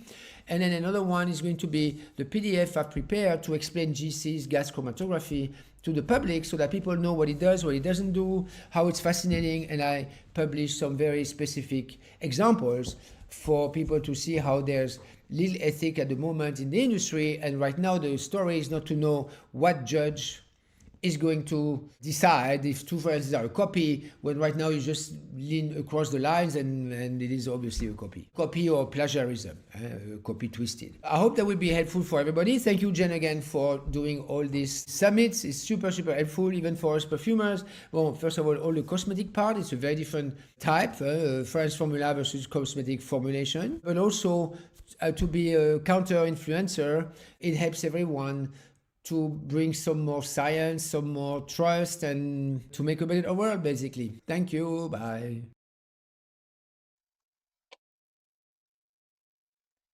Thank you so much to Christophe for that presentation. I really enjoyed it so much. I had a comment in the YouTube chat.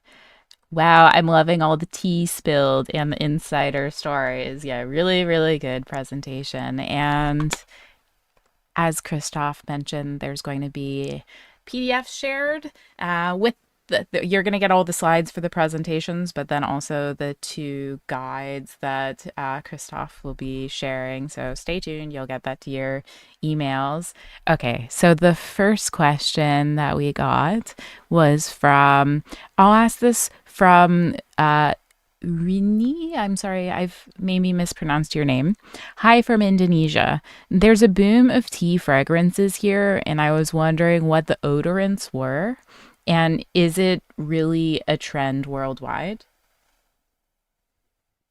Well, the tea trend has been going on for many, many years, since the green tea by Elizabeth Arden, and then the tea by Bulgari, or maybe it was vice versa, but that was even before my generation, I would say. So it's been there. Now, that green tea for me has never smelled like a true green tea. What we are seeing coming more and more are teas that are actually smell of teas. So whether they are black teas or whether they are green teas, and it's true, they are coming more from Asian and actually Far East Asian perfumers and brands than they are from Western brands. Most teas that I know from Western brands are off of that green tea or are very, very perfumey. And those ingredients are very much Aegean and Damascenone and bergamot and these kind of things. We can recreate this accord very, very well. There's probably a GC somewhere going around on Fragrance Drama or something. Now, for black tea and true green tea and true black tea, but it's up to you. There's not like a really, every perfumer has its own 1 or 2 tricks. And you have to dose very precisely a lot of notes, sometimes even some sulfidy notes, sometimes it's fruity notes, sometimes it's branchy, lavendery notes, sometimes it's complicated. That's why you don't see many of them. And then the natural extracts are very weak. So there are a few, but yeah, as I say, they're weak or they don't last long. So it is a challenge to do tea notes, but they are popular. And I think at the Art and Olfaction Awards, some have won or were certainly nominated. I remember some good ones being nominated. Yeah. This next question is from Nina, who asks, beyond scent, which key claims should be checked when assessing perfumes, especially with the rise of untested dupe fragrances? So, well, the dupes, it's 2 different questions here. Some key claims, it's about, like for instance, I went to the Lancôme store on Champs-Élysées.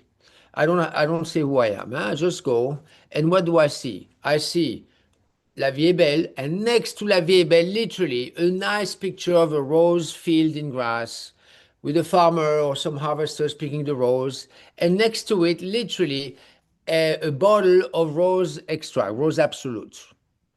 So, and of course, they're saying the La Vie est Belle contains that and da da da da. So I say, so how much of that rose absolute, how much of that is in that bottle? I would like to know, because I cannot see it. It's hard to smell, especially if you're not a connoisseur. And I'm sorry, but we cannot trust brands. We know that the industry is full of bluff. So don't trust. You have to ask. And you are not the one to feel embarrassed. The salesperson should feel embarrassed. And if they are embarrassed, it means there's an issue. And so you don't buy. Okay? So this is one big claim to do. Tuberose Absolute, vanilla from Madagascar. Ask specifically vanilla absolute, not vanilla infusion. Vanilla infusion is mostly alcohol. So it's very cheap, and it's 1 vanilla pod in gallons and gallons of alcohol. So that's cheating. You're not helping the farmers with the vanilla infusion very much, I have to tell you. Bon, tuberose, also tonka. These are all very big scandals. So this is one claim. Another claim is do a little long-lastingness test, for instance, on your skin and see. Some fragrances, they just die after 2 or 3 hours. If it's okay for you, fine, but many times it's not worth the price when certain characters disappear after 2 or 3 hours. You have the strength and then also your nose. So we just talked about the tea. So if you're buying a really nice oolong tea and that's what you want, and you smell it and you don't smell oolong tea or you don't smell a lot, almost zero, it's not because you don't know how to smell. You know how to smell oolong tea when you have a cup of tea. So you are smelling oolong. Okay, so if you don't smell in that fragrance, it means it's not there. Either the perfumer did not know how to do it, or they're fooling you, or you don't smell natural tuberose because it's expensive, and well, I can go on and on. Then don't buy. It's not because you don't smell well, just don't buy. Now, if it's an artistic oolong, you don't smell oolong. It's like modern art. You don't say it, but you imagine and it fits you, then that's fine. But you buy it conscientiously because you think that the artistic form was done is nice.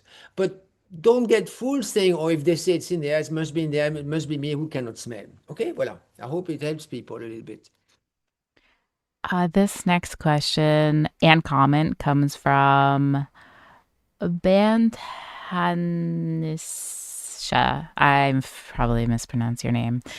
So informative. Love the discussion about ethical sourcing. The question, what is your take on ethical sourcing of oud? So my biggest issue with oud, I don't think, is the sourcing. You can go and visit the fields. Some regions are easier than others, but there are many fields you can go and visit. I don't know as the public, maybe. Bon, the fields are not surrounded by fences. There are no electrical fences, so you could go. You could even pop up at the factory. Bon, I don't know how that works, but what I'm saying is that it is not fenced like a sweatshop in Bangladesh making t-shirts, okay? This is not like that. Second, I've been to quite a few, and usually they do respect the environment. They do, otherwise it would be known, it would be photographed, it would be, and then that harvester or that producer, that cooperative would be segregated or would be isolated, saying don't use oud from that place. Bon. So there is that. I think the ethical thing with oud are twofold. One is you have a lot of intermediates. So when you buy oud for $40,000, is it $40,000 going to the producers and the farmers, the cooperative, or is it was $5,000 there? Each time you have a person, it doubles basically. So one, then it's sold to someone else in the harbor and it's 10,000. Then it's sold to someone else in India, it's 20,000. It's sold to someone else in Saudi and you're at 40,000. And then they're going to tell you, ooh la la, it's a 40,000 oud. No, that's a $5,000 oud. So you have to know that is much more difficult to find out. That is much more, but you should know there are still quite some intermediates in the oud business. So, and sometimes it's needed to have one intermediate. And so it's difficult. The other thing is to choose a quality. And then the other thing is the same. When you smell an oud fragrance, do you smell natural oud in there? If you don't care about it, that's fine, but choose knowing.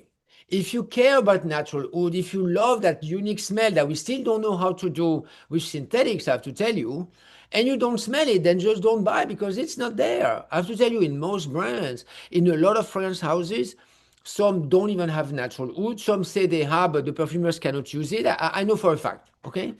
And some they say they have, but they have a 1% solution only, so they can just put a little bit to tell you it's in there. I can go on and on. Voilà. So, I hope that gives you a bit of perspective. And to me, when I go to the souk in Dubai, in Oman, I take 2 or 3 samples with me. I take a sample or two of oud, a sample or two of sandalwood. Because when you're on the spot, they make you smell something. But many times already I'm like, no, so they're like, yes, it's good. I say, no, thank you, bye-bye. Or I say, no, I'm sorry, you know very well, this is not sandalwood. Or this is not natural oud. Then they start to see that you start to know, and then they pull you certain qualities. But then also on the spot, it's hard to choose. So I bring some references that I have. It doesn't mean it's the best. It doesn't mean, but at least it's my reference so that I am not biased by because I'm on vacation or because I'm in it always smells better when you're somewhere. I've noticed that. And then you come to your lab and then you look. So I like to travel always with 1 or 2 samples, depending on the country I go to. If I go to a rose country, I can tell you I bring 2 or 3 rose samples. Voilà, so that gives you also ideas. I don't even have to show them. Oh, Christophe, show us. No, it's my thing. I'm sorry, it's my own. Voilà. And sometimes I show. It depends on many things. The That's brands are not liking what I'm telling you here. I'm telling you, but we have to stop that bluff. Huh? Voilà. No, that's all the time we have for this Q&A, but this was super informative, really interesting, and I feel like I should do a roundtable on this conversation. So maybe a podcast inspiration Totally. for next podcast season. Guys, if you have questions for that, then put them in the comments, and I'll probably open up questions when I start thinking more about this, and I'll reach back out to you to organize something like that, because obviously you have to be a part of the roundtable. But thank you so much, Christophe, for contributing. Thank to you, this Jen, summit. for organizing all this. Thank you. Thank you. Have a good rest of your Sunday. Thank you. Thank you. Bye. Bye-bye. Thank you.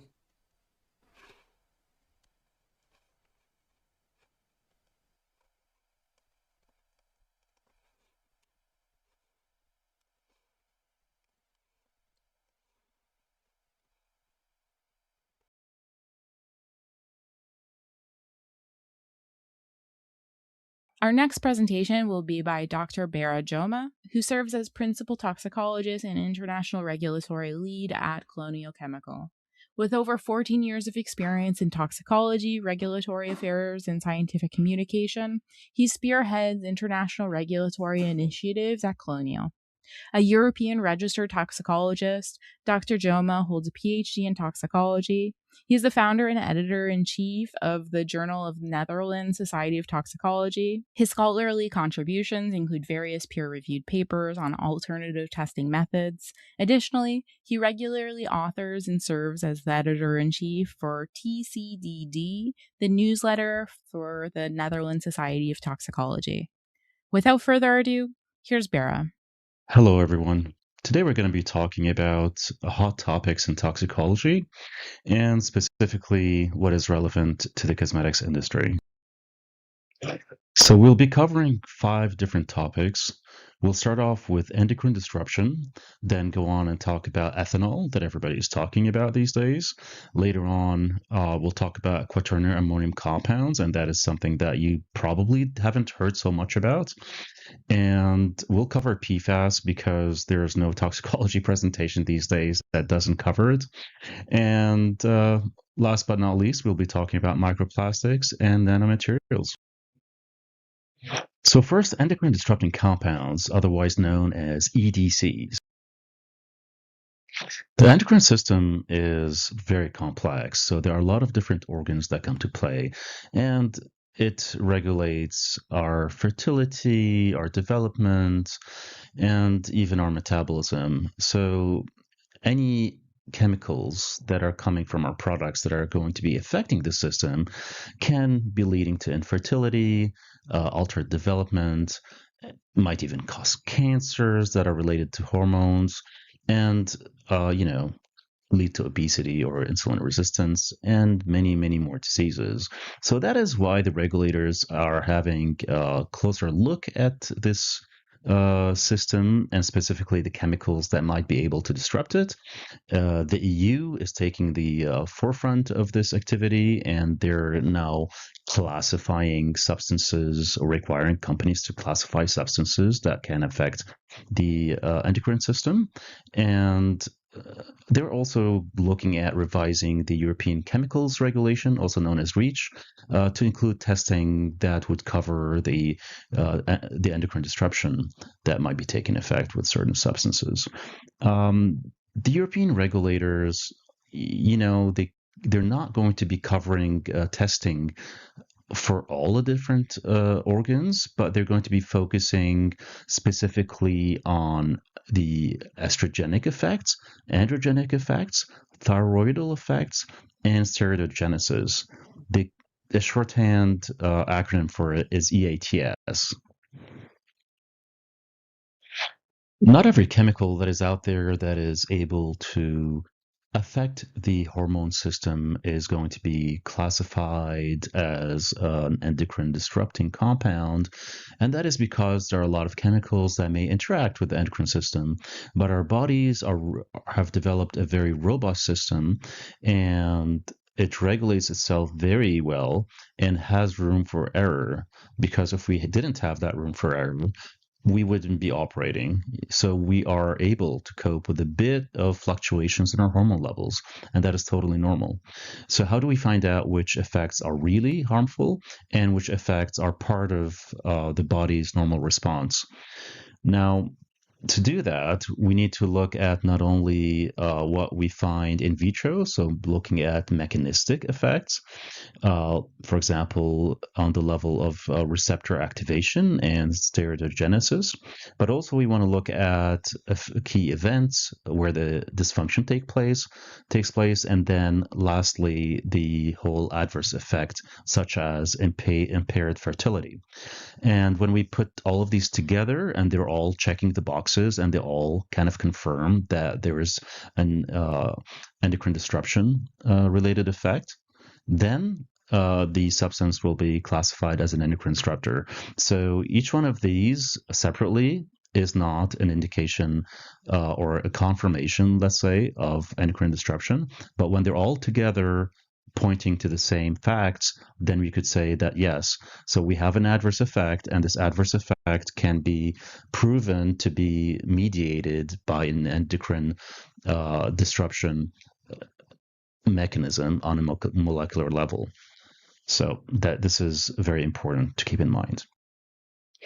Now, industry has been awaiting an expected revision to the European Chemicals Regulation, and this revision has been the subject of a lot of discussion, a lot of back and forward between the regulators, the NGOs, and industry. Of course, industry is not very happy with all the testing that will be required, especially in the cosmetics industry. This might lead to animal testing that we don't want to happen. And this is an issue across the board. It is going to be costing a lot of money. It's going to take time.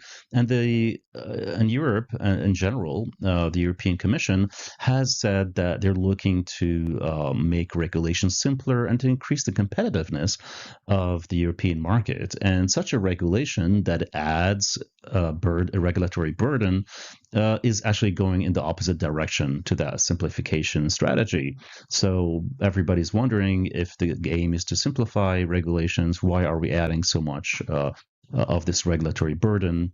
And I sort of understand this point of view, especially that some testing, such as in vitro testing for thyroid hormone disruption, has not been finalized yet. So some of this testing seems to be still not ready to see prime time. So I would rather have them really get the scientific basis for it ready and all the tests validated that are necessary, and then release the revised regulation. That would be much better than having companies come and try to figure out how to comply with the regulation. Having said that, there is already a requirement for complying with the CLP regulation, and this is a classification regulation that is similar to GHS, so it is a hazard classification regulation. And for this regulation, there is a requirement to classify endocrine disruptors if we know that substances might be endocrine disruptors. But the difference here is that with the classification regulation, CLP, there's no testing requirement. We only have to look for the information and do our best to classify appropriately. And REACH, the chemicals regulation, will be in the future, if the revision comes through, that will be required by for companies to conduct testing. Now, the revision has been delayed, and we expect something to come out perhaps in 2026. Speaking of testing, there's a lot of testing that's going to be required, both in vitro and potentially in vivo. And there's been a lot of discussion between the industry and the regulators as to which strategy is best.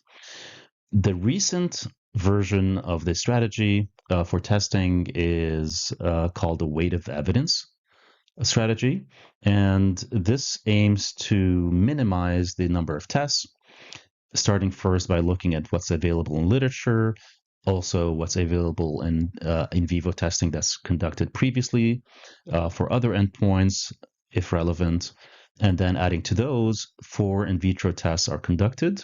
And if there is any indication of endocrine effects, then one would go to testing for higher tonnage bands, such as the eutrophic assay or the Hirschberger assay for human health, or the amphibian metamorphosis assay for the environment.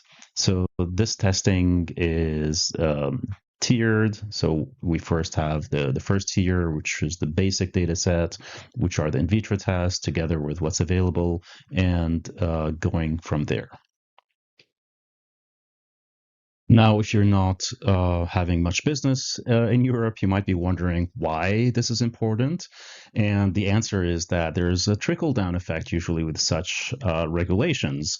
They start off sometimes in the US and they make their way to Europe. Sometimes it goes the other way around. We have regulations in Europe, and then the regulations will spread towards Canada and the US.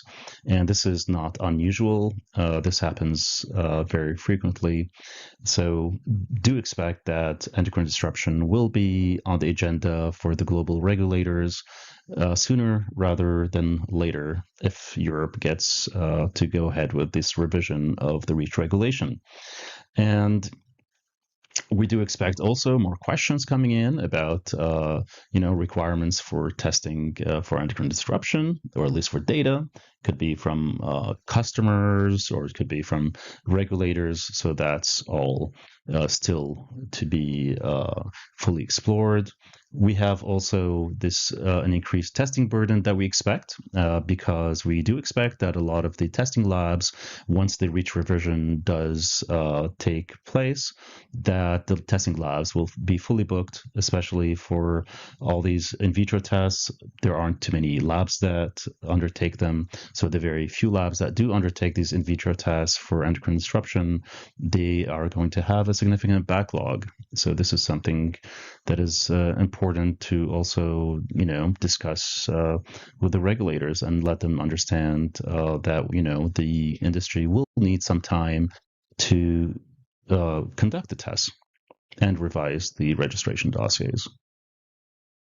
Now, moving away from the effects such as endocrine disruption, we're moving towards specific chemicals and classes of chemicals that are currently under scrutiny. And first off, we have ethanol, or also known as alcohol. And this is important because we know that alcohol increases the risk of cancer, but we have not had this classification for carcinogenicity in the chemicals regulation. So if that does occur, the repercussions are quite significant. So let's talk more about that. The classification of ethanol as a carcinogen would have significant impacts on the cosmetics industry. Now, the ECHA Biocidal Product Committee is currently reviewing ethanol in its use as a biocide in disinfectants. However, it's not going to stop there. Greece has already notified ECHA of its intention to review the harmonized classification of ethanol, and the outcome of this review would definitely have huge effects on the cosmetics industry. Now, besides these activities, many are wondering why this is relevant for the cosmetics industry, especially that cosmetics are used on, generally on the skin, and the data coming from the carcinogenicity studies is related to oral consumption. So what is the difference between oral and dermal exposure to ethanol? Well, when we drink alcohol, it makes its way to our liver, where it's being converted to acetaldehyde, which is a mutagen and a carcinogen. This is different from dermal application. When we use cosmetics, we're applying them to our skin, and the ethanol is not making its way to our liver in quite the same way. The dermal absorption, or the absorption of the substance through the skin, is going to be much less than we have it with the absorption by oral route. And this means that we're going to have a lower risk of carcinogenesis. Now, let's say there is a classification for alcohol that's going to be taking place. Well, then we would have to look at perhaps derogation or an exemption saying that alcohol is an essential use substance and that there are safe margins for its use within certain industries. However, this would definitely cause a lot of uncertainty and a lot of concern to many companies.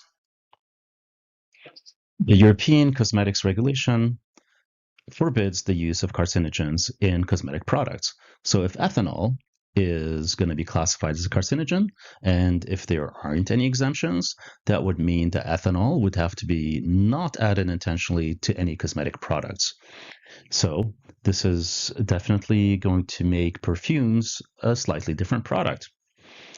What is the timeline for this? We expect the biocidal use to be reviewed and the review being released in 2026. And we expect the outcome of a revision of the harmonized classification sometime after that. So now that we know that alcohol is bad for you when you drink it, and perhaps less so when you put it on your skin by way of cosmetics, let's move on to quaternary ammonium compounds, QACs, because these have been under scrutiny lately from the regulators in California. Quaternary ammonium compounds are substances that are going to have a nitrogen cation surrounded by 4 different groups. These substances are now under scrutiny by the regulators in California, especially after COVID-19. We had an increased use of these substances in disinfectants, and this means that these substances were more likely to be found in blood and urine, and this was indeed the case. And because they were found in blood and urine, this has raised alarms about accumulation. Now, it's such a big group of chemicals, one has to wonder what is in scope. Well, pretty much everything at the current moment for the regulators. And this is definitely going to affect preservatives and surfactants. And it's going to affect substances that are hazardous, but it's also going to be affecting substances that are non-hazardous, such as the naturally occurring betaine and also its derivatives. Quaternary ammonium compounds are not readily biodegradable. At least that's the impression that the regulators have. But it's important to note that that is not true for all quaternary ammonium compounds. The cationic nature of quaternary ammonium compounds allows them to interact with biological membranes, and this makes them effective antimicrobials and potential irritants. It's good to note, though, that zwitterionic quaternary ammonium compounds, as you have here in this chemical structure, you have both a positive and a negative charge, and this means that the charge is balanced, and this leads to readily biodegradable substances that are mild to the skin, and they're used quite broadly in the personal care industry, and they're known for their safety and efficacy. So, let's look at the key health endpoints of concern to the regulators, and these relate to ADBAC, DDAC, and benzalkonium chloride. The effects are respiratory sensitization, as these substances have been linked to occupational asthma and inflammation, reproductive toxicity, as emerging data suggest that there is a potential impact on fertility, and dermal irritation. This contrasts quite significantly with zwitterionic quarks, such as betaine derivatives, ester quarks, and polymeric quarks. These are non-sensitizers, have low systemic toxicity, they're non-genotoxic, they have no significant reproductive or developmental effects, and they're also of low irritation potential when formulated to be non-irritating. California should refine its targets. A good example of why they should do so is the zwitterionic compound betaine, which is found in a lot of the foods that we eat, such as beetroot, that I have a picture of here, as well as wheat bran, wheat germ, spinach, shrimp, and wheat bread.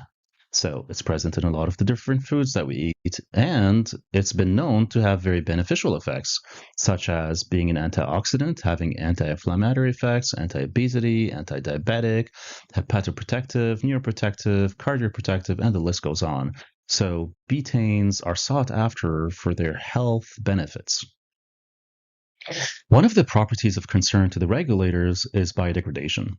Based on the substances that they looked at, they have the perception that these substances are perhaps not readily biodegradable. However, to get to the bottom of it, I have collected data from 153 different quaternary ammonium compounds, and this is based on publicly available data. I've divided these substances into different classes based on structure, and as you can see, ester quats and amphoterics, such as betaines and sultanes, are mostly, in large part, readily biodegradable, and different substances in the group of chemicals of quaternary ammonium compounds will have different rates of biodegradation.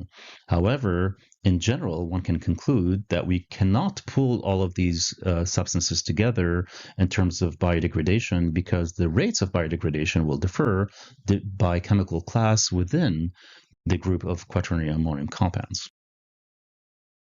No toxicology presentation these days will be complete without mentioning PFAS. So here we go. What are PFAS?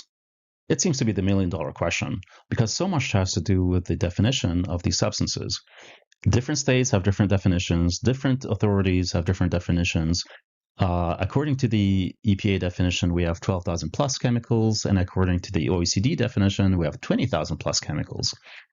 The definitions range from very broad, such as in Washington, where PFAS are defined as substances having more than one fully fluorinated carbon, to, for example, Maryland, where it's a very narrow definition and they only have 13 PFAS that are part of that group. I put together for you a map of the United States with states that have bans on PFAS in cosmetics in solid blue, and states that are still working on such bans in striped color. Now, these bans usually involve intentionally added PFAS rather than PFAS that is present as an impurity. Some states exempt currently unavoidable use. A good example is Maine, that has a clear process for requesting such a determination. On a federal level, the FDA is mandated to publish a report assessing the safety and risks of PFAS in cosmetics, and the report is due out very soon. Going to Europe, France has a ban on PFAS in cosmetics that starts in January 1, 2026. Europe as a whole and Canada may surely follow. Testing for such a broad group of compounds is a challenge.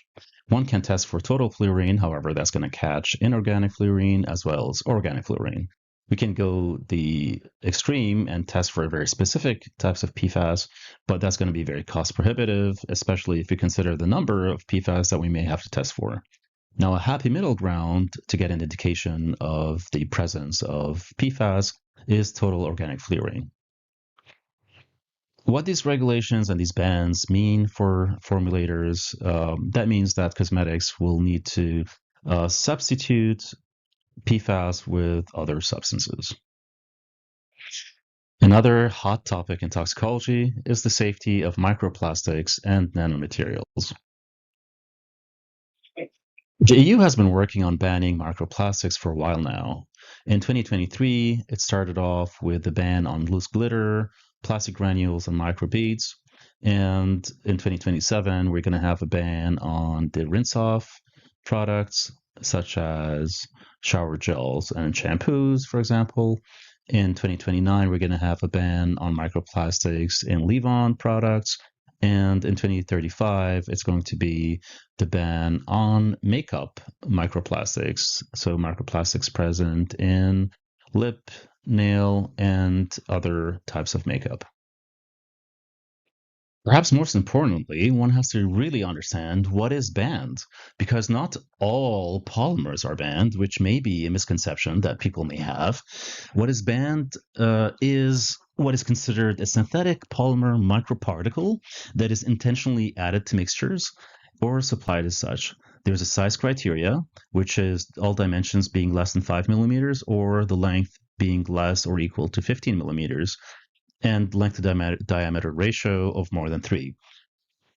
The ban applies when these synthetic polymer microparticles are present to confer a characteristic at more than 0.01%. Why are they banned? Microplastics persist in the environment and can act as carriers for other pollutants. Studies suggest microplastics exposure could be linked to cancer, heart disease, reproductive toxicity, and other health problems. Research is ongoing to better understand the effects of microplastics. As usual, there are exemptions. Exemptions include biodegradable polymers and water-soluble polymers that are excluded if the solubility is more than 2 grams per liter of water. Articles are also out of scope.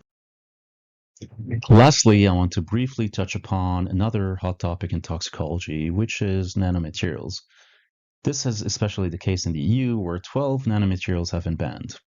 The cause for concern here is persistence in the body, and because of the large surface to volume ratio, they are also associated with increased reactivity. There's a concern for potential inflammatory reactions, which can lead to organ damage if prolonged exposure occurs. Now, the US FDA is finalizing guidance on nanomaterial safety.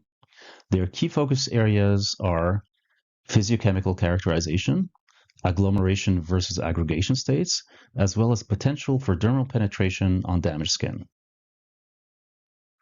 Thank you for your attention, and I'm open to questions.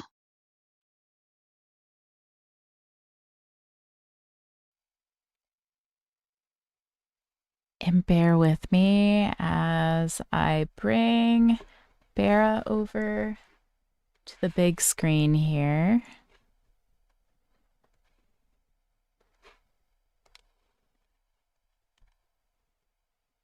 And if you have questions, ask them in the chat. Okay, and we're here. Barae, I hope you're here with me. I don't see you yet, but that's okay. I'll just ask the first. Oh, there you are. Okay, good. Hey. Thank you so much for presenting today. This first question Sure. I will ask from Coffee Rock Roasters. From a toxicology perspective, which LCMS markers should we track to prove our fermented extract is safe and free from harmful metabolites? That's a big question. I'm not an analytical chemist, so I'm possibly the wrong person to be asking that question to. Okay, another question from Coffee Rock Roasters. For a zero water fermented honey glycerin extract like ours, what specific toxicology tests are essential to prove safety in terms of EU and US approval, and which ones can we skip? Okay, that's more in my field of expertise. So yes, what's needed to prove safety here is, well, you first want to see the application, what the concentration is, and how much you're getting it into the different jurisdictions. In the EU, for example, if you're sending the substance above a metric ton per year, you're going to need to register it under the chemicals regulation, which is REACH.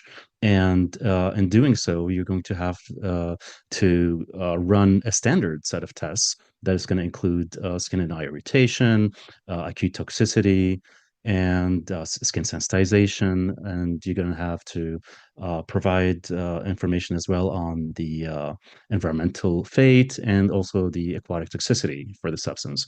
So this is all standard testing. It is a little different in the rest of the world. Let's say the US and Canada, where you really as has been mentioned by a previous speaker, that the onus of responsibility is really on then this producer, the manufacturer, to kind of prove that the safety of this substance can be upheld.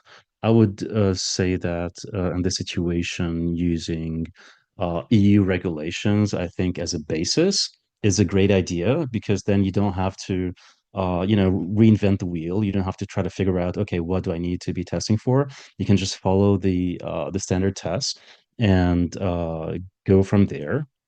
And definitely, I would say, you need to hire some expert toxicologists, because then it's, I would not see this being done without any sort of toxicology expertise, because you need to know the type of substance that you have at hand, and how to test it, what tests are suitable, because there are certain tests, for example, that, let's say, for skin sensitization, that are in vitro, of course, that we want to have them as in vitro tests for the cosmetics industry.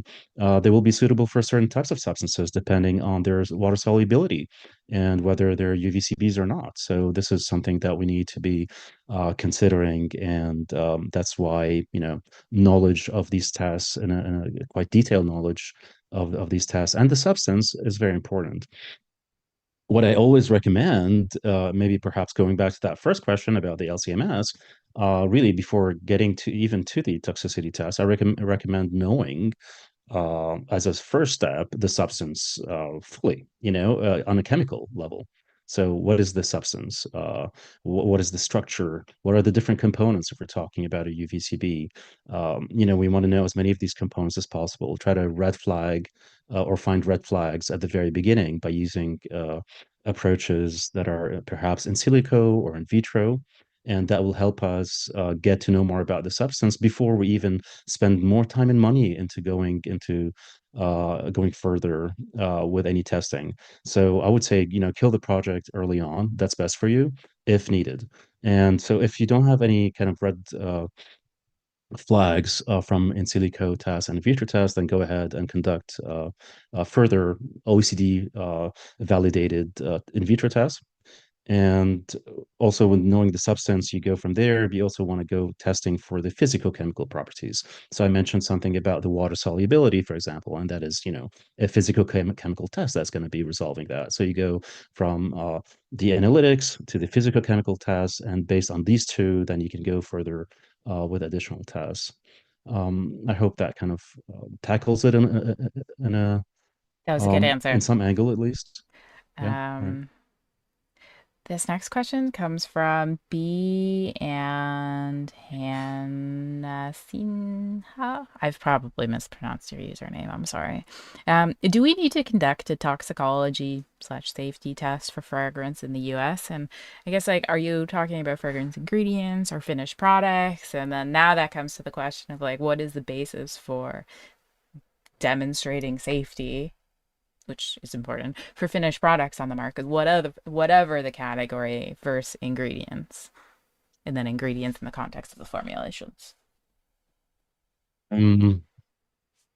Yeah, so I think with fragrances, it's a very specialized field, because fragrances have peculiar structures, and their effects are have to be taken within the understanding of their concentrations, because the concentrations they are used at in a product are quite small compared to, for example, what you would be testing perhaps on in vitro test or an in vivo test, if that is ever required by the regulators. So yeah, I mean, this is I don't think it's any different in terms of the testing. The protocols will be different because they're of the volatility of the substance, so you will have to adapt to that in the lab. But yeah, that's all I can say, I think, about this. This next question is from Rinindo. Sorry. Please correct me in the comments if you want me to pronounce your usernames right, and I'm sorry if I'm mispronouncing them. Why are the regulations of material, like, for example, color, additives, or sunscreens, different in different regions? Is it because ethnicity? And do you think it's possible to have a worldwide harmonization on certain materials? I love that question. I think it's a very important question, and that's something that I'm always wondering myself. Why are sunscreens regulated differently in the U.S. than they are in the EU under different regulatory frameworks and different understandings of whether this is a cosmetic or OTC substance that can be regulated as a drug. I think there should be definitely more harmonization, and these regulators are meeting often within the OECD. There are frameworks for their meetings and discussions, and they should definitely be, I think, treated equally. These substances are eventually the same, and for a substance, there shouldn't be, 20 different assessments and 20 different outcomes. But regrettably, often it is the case that there are different assessments and different outcomes, and it is a discussion, really between the NGOs and then the scientists and the companies and all this and the regulators, and this whole discussion goes in circles and circles and circles, and the NGOs try to push in one direction, and then the scientists try to trying to put the facts forward. But the regrettable situation is that when there is societal concern about certain substances, whether it is validated or justified by scientific bases or not, often the regulators will feel compelled to take action and do something, whether it is going to lead to an outcome that kind of limits certain substances and their use or not. It'll definitely, when there is any societal concern, you're going to find that the regulators will pick it up and try to work on it. And this is, something that I try to tackle a bit in this talk I gave also about the quaternary ammonium compounds, things like, okay, so why are the regulators concerned, and why do they take a general approach and pool all these substances together in one pool? You can see I think the perspective of the regulators, which is understandable for them. It is really about their workload. So it is easier to say, I'm going to put all PFAS together, even though they're all very different substances. There are thousands of substances that are extremely different. But they pull them together because that makes their life easier. Same with quaternary ammonium compounds. They say, hey, they must be the same substance. Well, they're not. They're quite different. There are different classes there. Here, the same thing with the colorants and these sunscreens. There will be very different substances with different properties, and they should definitely be treated, I think, on a preferably a class level where you can make if you want to pull things together, they have to be pulled because of their the effect they have, whether it is on the human body or um, or the environment, should be pulled together on that basis and not just on their structure. And so this is something to consider. And yeah, so I would agree. I would definitely agree with the question that there's no reason really to have these differences. Yeah. Yeah, and it certainly makes it really hard for beauty brands or everyone really who's trying to operate in this marketplace that has such diversity in opinions about different chemicals, and they want a product that could be sold globally. I'm thinking about the states, like the patchwork from different states.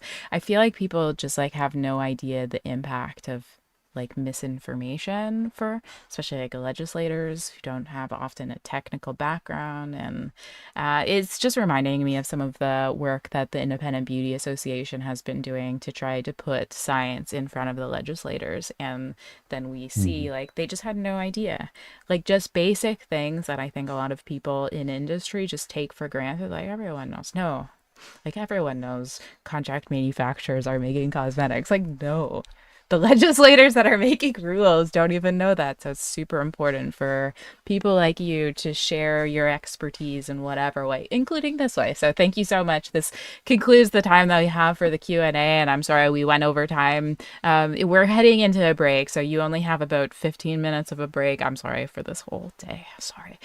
But I hope you guys appreciated that you got more information. So thank you so much, Vera, for joining. If you feel like going to the chat, by all means, there were lots of questions there. But yeah, thank you so much for sharing your expertise with us yet again for this conference.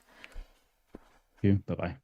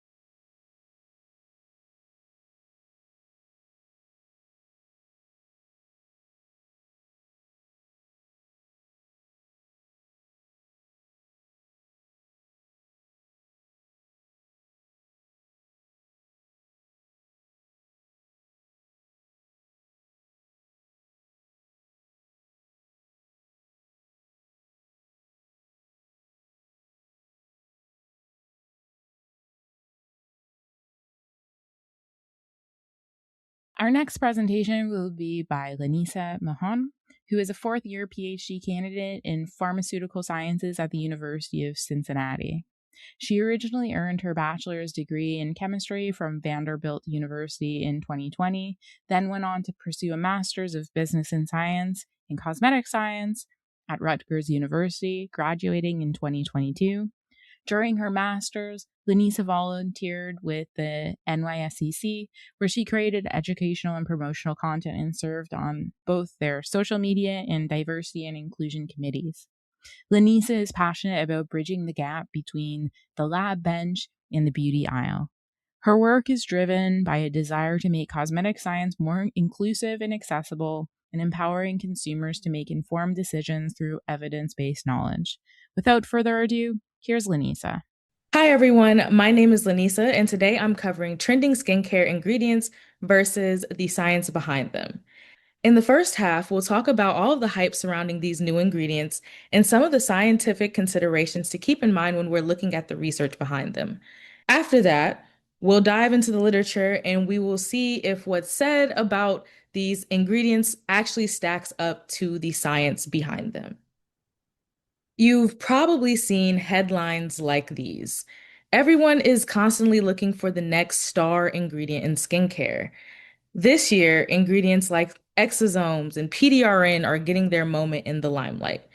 You've probably heard that these are the next miracle ingredients, or how they work deep within the skin to stimulate this or inhibit that they rival in-office treatments, or that they bring pharmaceutical or medical grade efficacy to your everyday products. While the so-called benefits of these ingredients are reiterated time and time again by a mishmash of experts and professionals who point to the science to defend their claims, the real question is, what does the science really say?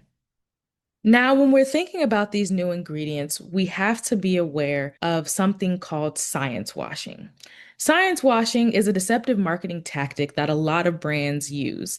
They'll throw around people with credentials, so-called professionals, they'll use technical jargon, and it'll all be to make exaggerated and sometimes illegal claims about a product or an ingredient and what it can do. You'll see this in the news, especially in non-scientific publications. And they make these claims look and sound so intriguing. They'll have the scientific fluff words. They'll even cite research studies to back them up. But the studies that they use are usually either irrelevant or inapplicable to topical use. This is a topic I always go over in these kinds of talks about actives, because it's important for us to understand the differences between a cosmetic and a drug, because drug claims are made on cosmetic products all the time, and it's so prevalent that most people don't even realize. Starting with drugs. Drugs are things that are used to diagnose, cure, treat, or prevent disease. They affect biological structure and function, and they require extensive experimentation and documentation to support their safety and efficacy before they can be sold to consumers. Drugs require a pre-market approval, which either happens through a new drug application process, or you have to follow an existing OTC monograph, which outlines various actives and their concentrations that are permitted for use against particular indications. And that's not to say that cosmetics can't contain active ingredients, but they can't make any claims to diagnose, cure, treat, or prevent disease. What they can do is cleanse, beautify, promote attractiveness, or alter appearance. Cosmetics that make drug claims are considered misbranded by the FDA. And while there is some testing that goes into cosmetic product development, there's really nowhere near as extensive as drug testing and meeting the regulatory burden for approval. Another thing about cosmetics is that the level of testing that a cosmetic product is going to undergo really depends on the claims that are being made about the product. Some final cosmetic products might not even undergo any type of finished formulation efficacy testing, depending on how the claims are made. I talk more about this topic in my e-summit on navigating ingredient claims. To really give you an idea of the differences between the two categories and what they entail, I've detailed an abbreviated overview of the drug development process here, with a special emphasis on the types of testing done in each stage. First, you're going to go through your in vitro studies, which involves using cell models and screening a particular compound for activity at a target cell. Then you're going to go do your preclinical work that's in vivo, and that involves animals to figure out bioavailability. These studies are also used to support safety data to begin clinical trials in humans. Mind you, in this whole preclinical part, there are regulations pertaining to how these studies must be conducted, and you have to follow good laboratory practices. After that, you file an IND application, which is an investigational new drug application with the FDA, and then you can move on to your clinical trials in humans. Once you finish all 3 phases, you submit your new drug application and get approval. Possibly, because 90% of drugs fail this process. If your drug gets approved, then after it's marketed and sold to the public, you have to still keep monitoring it and doing something called phase 4 trials or post-market surveillance, where you're monitoring adverse events from your drug. So there's a pretty large regulatory burden with getting a new drug approved. It's an extremely intensive and expensive process as well. And it takes years and costs millions. And I'm not even talking, I didn't even talk about the fees to the FDA or the patent fees that you have to maintain. So just know that this is an extremely expensive process, and it's not necessary to market a cosmetic product. And if you did do all this testing for a cosmetic product, it'd probably be the most expensive cosmetic on earth. But the main takeaway from all of this is that drugs undergo a lot of testing, and a finished drug product must be thoroughly tested to ensure safety and efficacy before it is sold to the public. On the other hand, cosmetic product development is a lot more lax. There are a lot more steps to this, but generally, you're going to start off with your product brief. You'll have your idea of what you want your product to be and the claims that you want to make about it. From there, you're going to select your ingredients to make those claims. For ingredients, the testing of these ingredients is typically done by suppliers.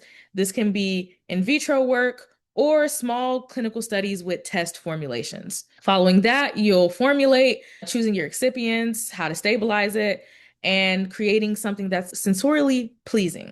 During this part, you're going to do accelerated stability testing to ensure that your product stays shelf stable through the duration of its shelf life. And then after you have your finished formulation, you may choose to do additional testing for claims validation. You do have to substantiate any claims that you are making about a product, but depending on the claim that you make, it does not always have to involve finished product testing. The thing here is that the finished formulation influences the delivery of an active. And that's why pharmaceutical products are tested on that finished formulation, because you need to make sure that it adequately and accurately delivers your drug. While finished cosmetic products containing actives should be tested to substantiate their performance, if you say something like, this contains niacinamide, which has been shown to blank through literature, you don't have to actually validate that for your finished product. Because of this, not all products undergo that performance testing to validate their performance. You have a lot more leeway with the claims that you can make on a cosmetic product. So I talk about this topic a little bit more on my last e-summit, which was Shopping Beauty Like a Good Cosmetic Chemist. The reason I believe in finished product testing is that the skin is a lot harder to deliver through than people think. The job of the skin is to be a natural barrier. It keeps what's inside in and what's outside out. And these barrier properties of the skin come mainly from the stratum corneum. That is a hydrophobic cornified cell layer in the top of the epidermis that's comprised of a brick and mortar structure, where corneocytes are the bricks and intercellular lipids are the mortar. It's pretty hydrophobic, which is in contrast to the rest of the viable epidermis, which has 3 layers: the stratum granulosum, stratum spinosum, and the stratum basale. And the viable epidermis is the site of action of most of these actives. So you have to have an active that is able to overcome the stratum corneum to make it to the viable epidermis for you to start to see any sort of activity. Underneath the viable epidermis, you have the dermis, which makes up the bulk density of the skin tissue. That's where the fibroblasts reside, and fibroblasts produce your skin's collagen, elastin, and hyaluronic acid that forms the extracellular matrix. The dermis also contains the vasculature.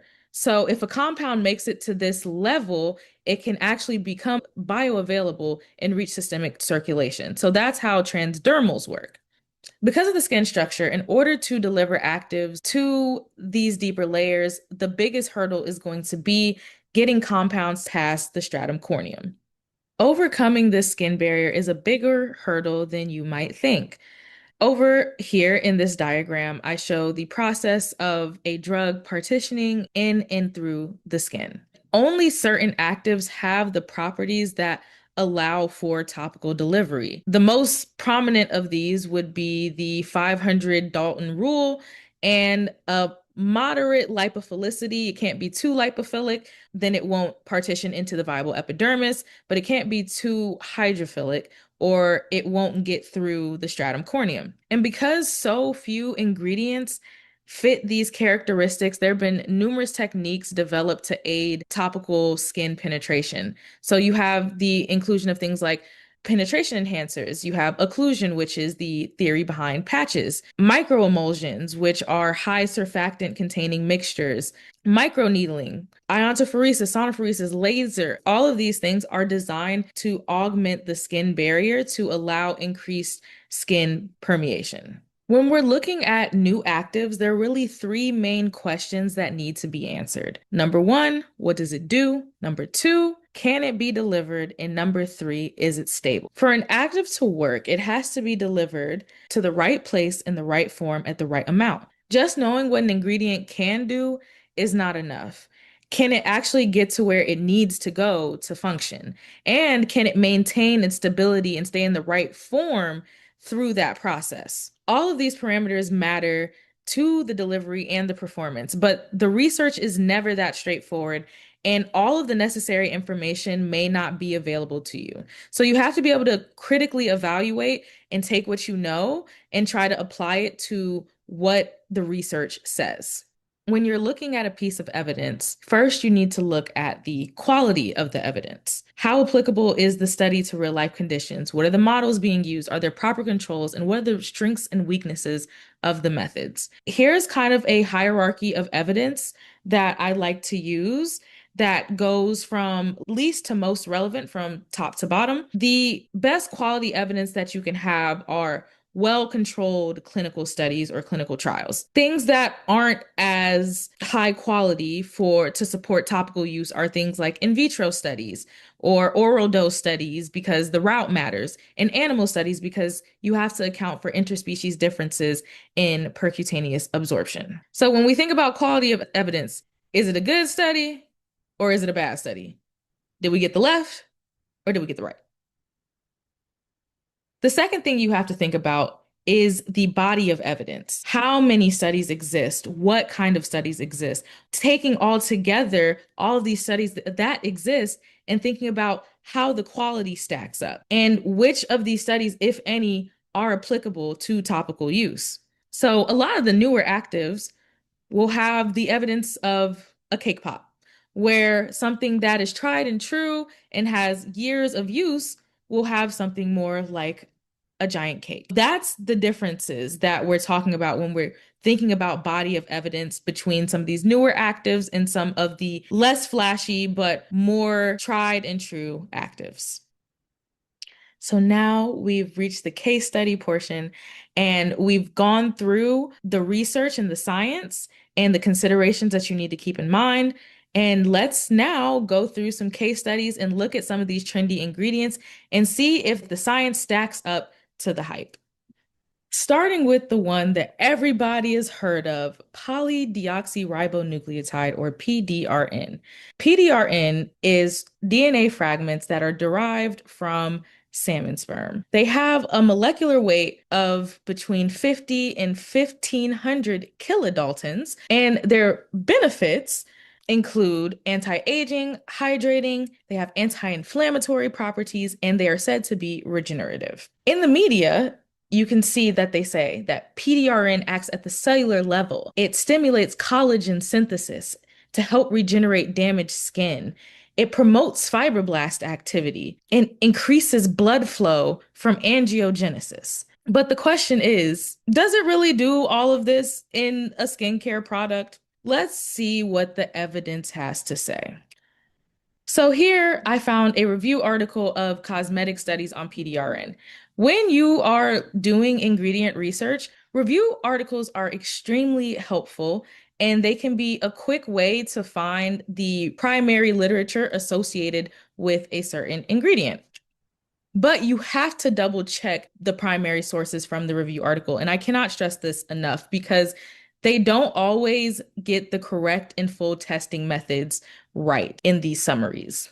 For example, in this one on PDRN, they have numerous in vitro and in vivo studies. But if you look closely, the use of in vivo in this case is misleading. And the studies that they are claiming are in vivo are really in vitro studies. When you look closely at the clinical trials that are listed here, they all involve injecting PDRN, not topical application of PDRN. This table continues, so we can look at more evidence. Even though this looks like a lot of data, what I notice is that the topical studies mainly focus on wound healing and chronic unhealing wounds such as diabetic foot ulcers. You can't apply something topically to a wound and liken it to applying a product on intact skin. Another thing that sticks out to me is that the molecular weight of the compound is way too big for skin delivery, kind of like collagen. Most of these studies are using injectable PDRN. So these are not applicable to topical use in skincare. And so based on the evidence in the studies, there's really no evidence to suggest that PDRN is capable of penetrating. If anything, I would say it's not penetrating at all unless you are doing it with some type of in-office treatment that is designed to perturb your barrier and facilitate enhanced delivery.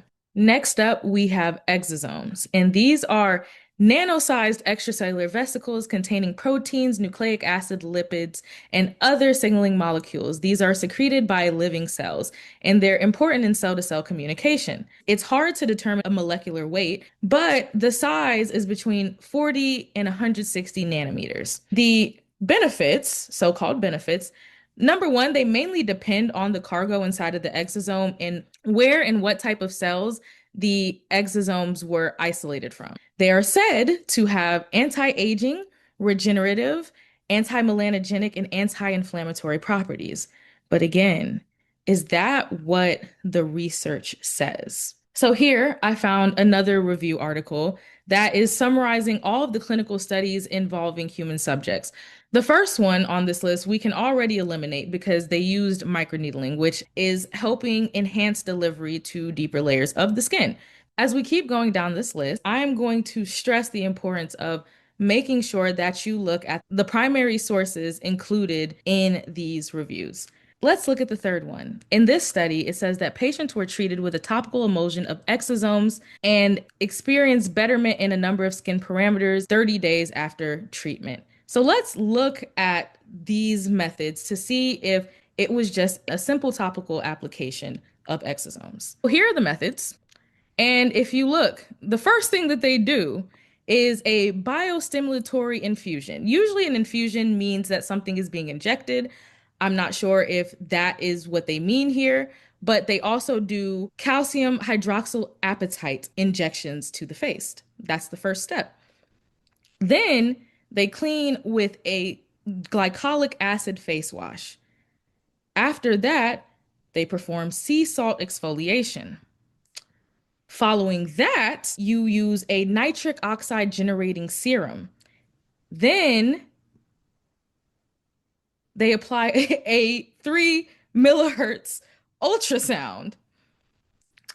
Then after that, you have finally your exosome application that, if you note here, is mixed on site. And then you have another ultrasound that is used to aid in the absorption of the emulsion. So you have multiple ways that they are enhancing skin penetration using other methods. That leaves us with 2 studies. And so out of all of the 4 to 5 clinical studies on exosomes, 2 are using methods to enhance the penetration, and that's just not a large body of evidence supporting its topical use. In all of these studies, the topical solution of the exosomes is mixed just prior to application. And that brings me to a really important concern that I have, which is exosome stability. And typically, exosomes need to be stored at probably around -80 and at least refrigerated. So I need more evidence here to say that they are stable in a shelf product and evidence that they have the ability to penetrate the skin. Because if something is containing proteins and nucleic acids and peptides, I really doubt that that is small enough to penetrate through the skin in any meaningful manner. And finally, we get to an ingredient that I have talked about several times on several different e-summits, tranexamic acid. It is a derivative of the amino acid lysine, and it was originally used to stabilize blood clots to prevent bleeding. Its properties are it has a molecular weight about 157 Daltons, and its log P is moderately hydrophilic. It is said to be a skin brightening agent. So over here, you can see some of what is said about tranexamic acid. It has lightening and brightening effects thanks to its ability to stop irregular melanin production. And it's an excellent ingredient for fading existing dark spots, acne scars, and marks, and melasma, as well as preventing new discoloration. It has anti-inflammatory benefits and can help prevent the formation of blood vessels, which can reduce redness and barrier compromise among rosacea patients. The question is, once again, does this actually hold up to the research on tranexamic acid? In all, the evidence on tranexamic acid is pretty unconvincing and scarce. Most studies do not see a significant difference between tranexamic acid and the vehicle. Other studies lack adequate controls, and typically tranexamic acid is evaluated in adjunct therapy studies where it is added with another ingredient to boost its efficacy, but the data does not support its standalone efficacy as a brightening agent. If we look over to the right, this study is a study evaluating the efficacy of topical and injected tranexamic acid in the treatment of melasma. So you have 2 groups. In the first group, they use an at-home topical application of 3% tranexamic acid 2 times a day. And in group B, they have intradermal injections of tranexamic acid weekly. They were evaluated for the melasma area and severity index, or MASI. And of the 17 people who completed the study, in group A, or the ones that did the at-home topical application, evaluation showed improvement in 12.5%, worsening in 50%, and 37.5% had no change. Whereas in group B, there was an improvement in 66.7% and 22.2% had no change. Right here, number one, there is no control group, but the proof is in the pudding. So with tranexamic acid, another thing that you have to look out for is that its lack of performance is often masked by the addition of other actives. So here's a tranexamic acid topical serum. And if you look at the ingredient list, it does have tranexamic acid, but it also has kojic acid and niacinamide. The brightening and skin lightening effects that you are seeing from something like this is most likely not due to tranexamic acid, but due to either kojic acid or the niacinamide. Before we end this off, I want to leave you guys with some key takeaways, because even though we've gone through these examples, there's always going to be a new active ingredient. And the concepts that I'm talking about here are applicable to any new ingredient that might hit the market. While new skincare ingredients are attention grabbing, the science supporting their topical use is limited and non-existent. And we saw multiple examples of that. You have to be wary of science washing.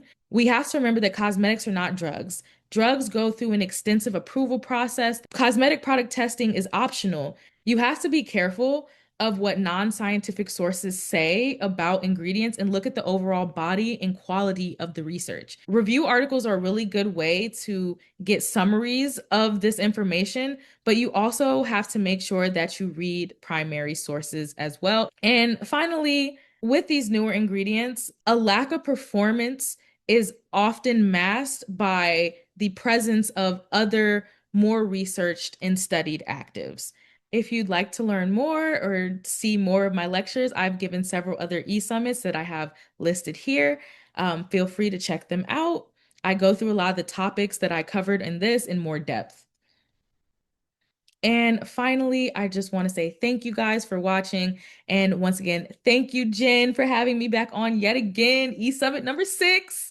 It's always a pleasure and an honor. I love doing these and getting a chance to share my knowledge and my passion with other people. So thank you so much for listening, and I will be waiting for you guys in the Q&A.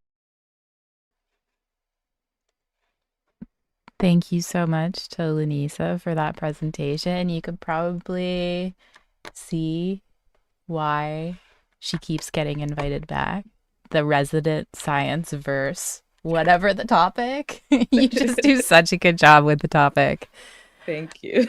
So the first question that we got, this is from Coffee Rock Roasters. It was more of a suggestion that you might have to an ingredient supplier. So how to stand out from viral ingredient noises and how to communicate. Maybe I'll just say, how would you suggest ingredient suppliers stand out, and what can they think about to effectively communicate to stand out through all the noise? In my opinion, really thinking about those 3 things that I talked about in the presentation, what does it do? Can it be delivered is really most important to me, and like, is it stable? When I look through ingredient literature, like I did for that one e-summit presentation, one thing that really stands out to me about a lot of ingredient suppliers is that they make a lot of their claims kind of based on in vitro work. And that tells you that, okay, if an ingredient does get there at that concentration, then it might be able to exert that effect. But one thing that I would love to see more that I feel like could help ingredient suppliers stand out from the viral ingredients is even showing like percutaneous absorption studies. Like, you can get cadaver skin, you can get things that you can measure the percutaneous absorption of a compound if that's what you wanted to do, if you had a new active that you were trying to say it delivered through the skin. Um, but just more transparency too in terms of methods and how things are being measured. And another thing is just keeping your scientific conclusions within the confines of what you did. You can't do an in vitro study on just cells and say, hey, look at this ingredient, it's great, it's a great anti-aging, and we don't know that because your study doesn't tell me that I can deliver that to that level. So really just thinking about the transparency and putting studies together that make a compelling case for your ingredient. Now I'm curious, as you were answering this question, I thought that this could be a helpful question for you to answer, especially for ingredient suppliers, who I know there are many ingredient suppliers in attendance here today. As you're looking for ingredients, are there any like pet peeves that you have for things that ingredient suppliers say when talking about their ingredients? I know I have a few.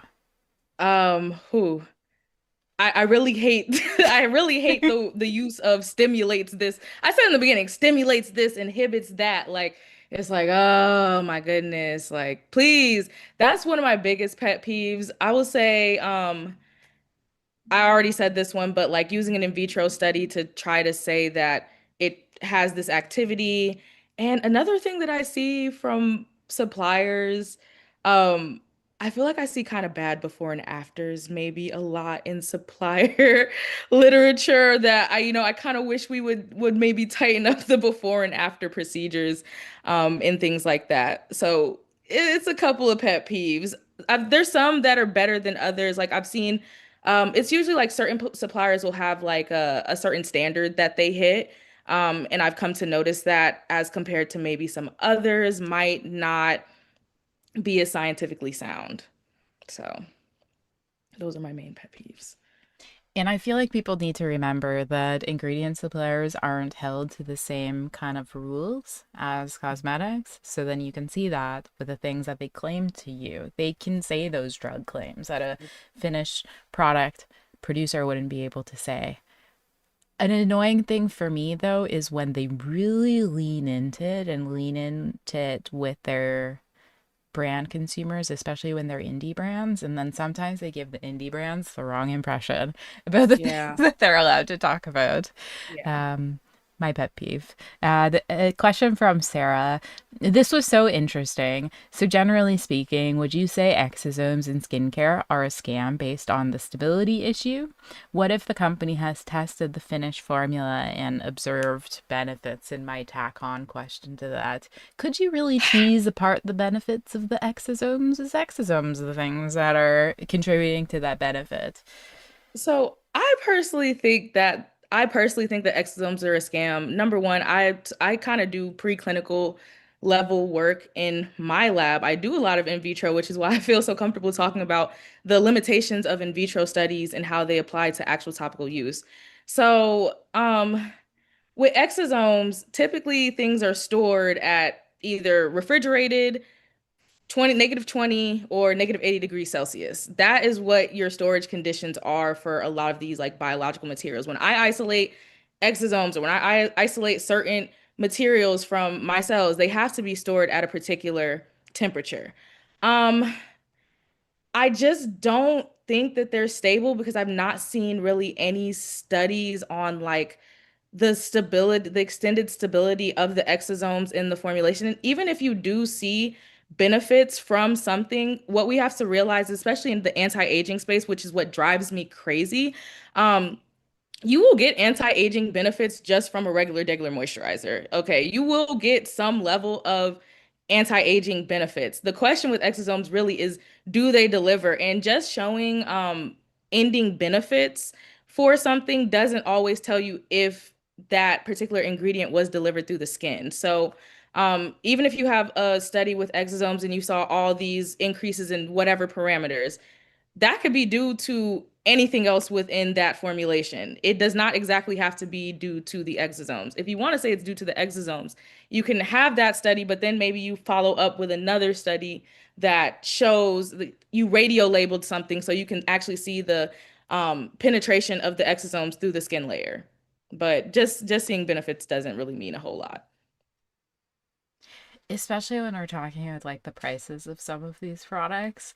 The prices of some of these products and like It's crazy. should you buy that 100, 200, whatever dollar serum and you're looking for a wrinkle reduction benefit, say, or spend the same amount of money and just go get yourself Botox or something like that. Like, I don't know. Like, I'm not like spend less money and get a product with like an ingredient that has a lot bigger of a body of evidence going to support it. Like if I'm gonna pay that much money, because I've seen some exosome serums of like $250, and I'm just like, huh, 250, and I don't even know if this is coming from the exosomes. Like I don't like to pay for fluff. If I'm going to pay my money, especially I'm a grad student, right? If I'm gonna spend money on something, I'm gonna spend money on something that has more evidence supporting it, not just a couple of, two studies that were even kind of weak in and of themselves. So I wouldn't pay for it. I would go with a tried and true ingredient that is less expensive. And like bear in mind, like there will be a limit to how much a cosmetic product would be able to do for your skin because you're putting it on topically. So, not that I'm like saying go get Botox, but like just know the difference. Okay, this next question is from Sahido. For consumers, how should we navigate trying to make the right choices for what our specific needs are without getting scammed? It can be hard, but really just doing that ingredient literature search, like if you see an active and they're saying it's like, oh my gosh, it does this and that, and it's a miracle, it's probably not going to be what you think it is. I have another e-summit where I have like a slide where I detail a bunch of different actives for various skin indications, and that can maybe be a good starting point. But just kind of looking at that body of evidence. So you see an active, maybe search it up on Google Scholar plus topical plus clinical or something. So throw it in there, topical, clinical, and see what the research has to say about it before you make any buying decisions. And also know that it is always going to be context specific for the finished formula. I don't know if you want to, you talked about this a lot in previous summits, but please explain. Yeah. So like the formula of your product is what matters to the delivery of the active. So another thing that you are kind of going to want to look for, which I don't maybe see it as much as if you're shopping in a store, but it's more online.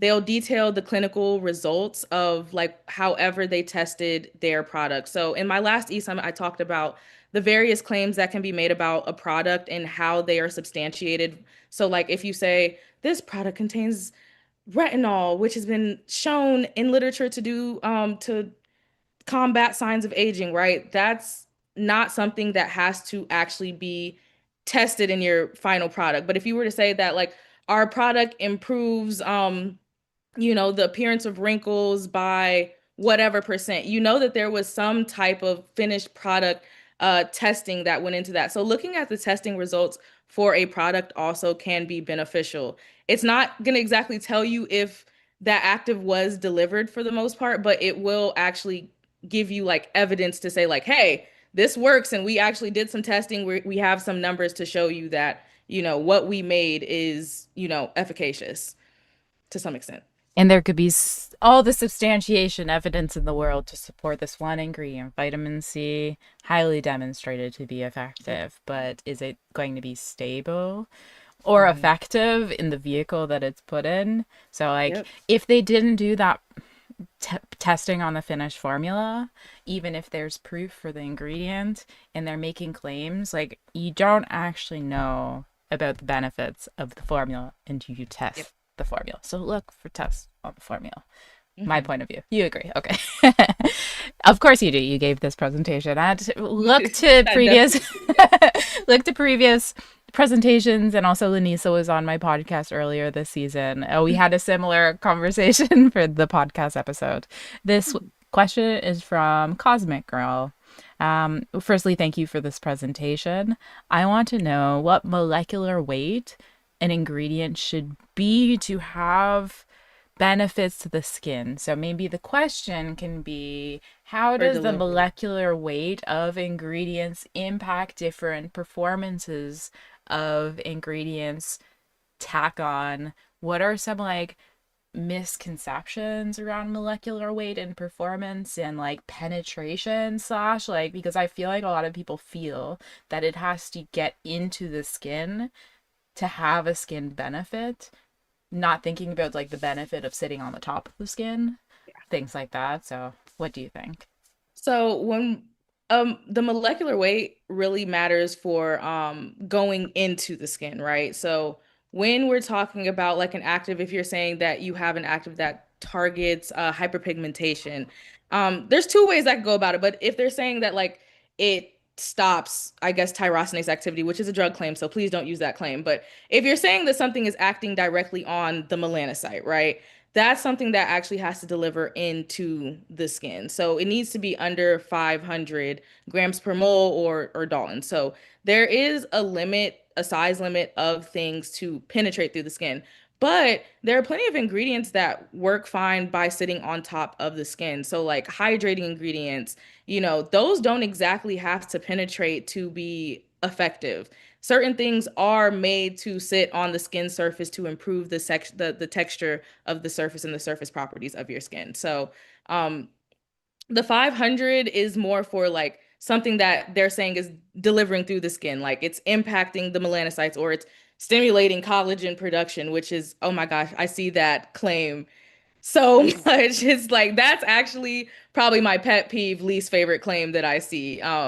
So that matters going through the skin, but things can sit on top of the skin. So like when there was the whole push towards topical collagen, for example, people tried to say it delivered through the skin. No, it's way too big to do that. But I'm not saying that it's bad to sit on top of the surface of the skin because it binds water. It's a humectant. So it doesn't exactly have to go through the skin to give you benefits. Some things can sit on the surface and still benefit your skin. This reminds me, I had a post saying that I love collagen, which I genuinely do love collagen in formulas. I love the hydration that it gets, especially in Exactly. like face. I've used some collagen, including face masks, which I've really enjoyed. How angry people got about saying I liked collagen. Like I specifically told you it's because I like it for its hydrating Hydrating quality, but properties, like yeah. It is how like you can like an ingredient, but not like how people talk about an yeah. ingredient. Like, you can, I guess, like PDRN. I feel like it would probably have maybe humectant properties if it sits on top of the skin. I'm not 100% sure. Haven't really seen a whole lot of research on it, but like you can like it, but you can also kind of understand that like how it's being marketed is not how it's actually working. So, Yeah, and maybe we can work on this as an industry to make yeah, hopefully. better informed marketing decisions with how we talk about the ingredients so that we don't have this like now everyone has these feelings about collagen and it's just unnecessary. Yeah, Thank you so much, of Lanesa, for yet course. Thank again you for a having great me back. presentation. Have a good rest of your Sunday. Thank you. You too. Bye.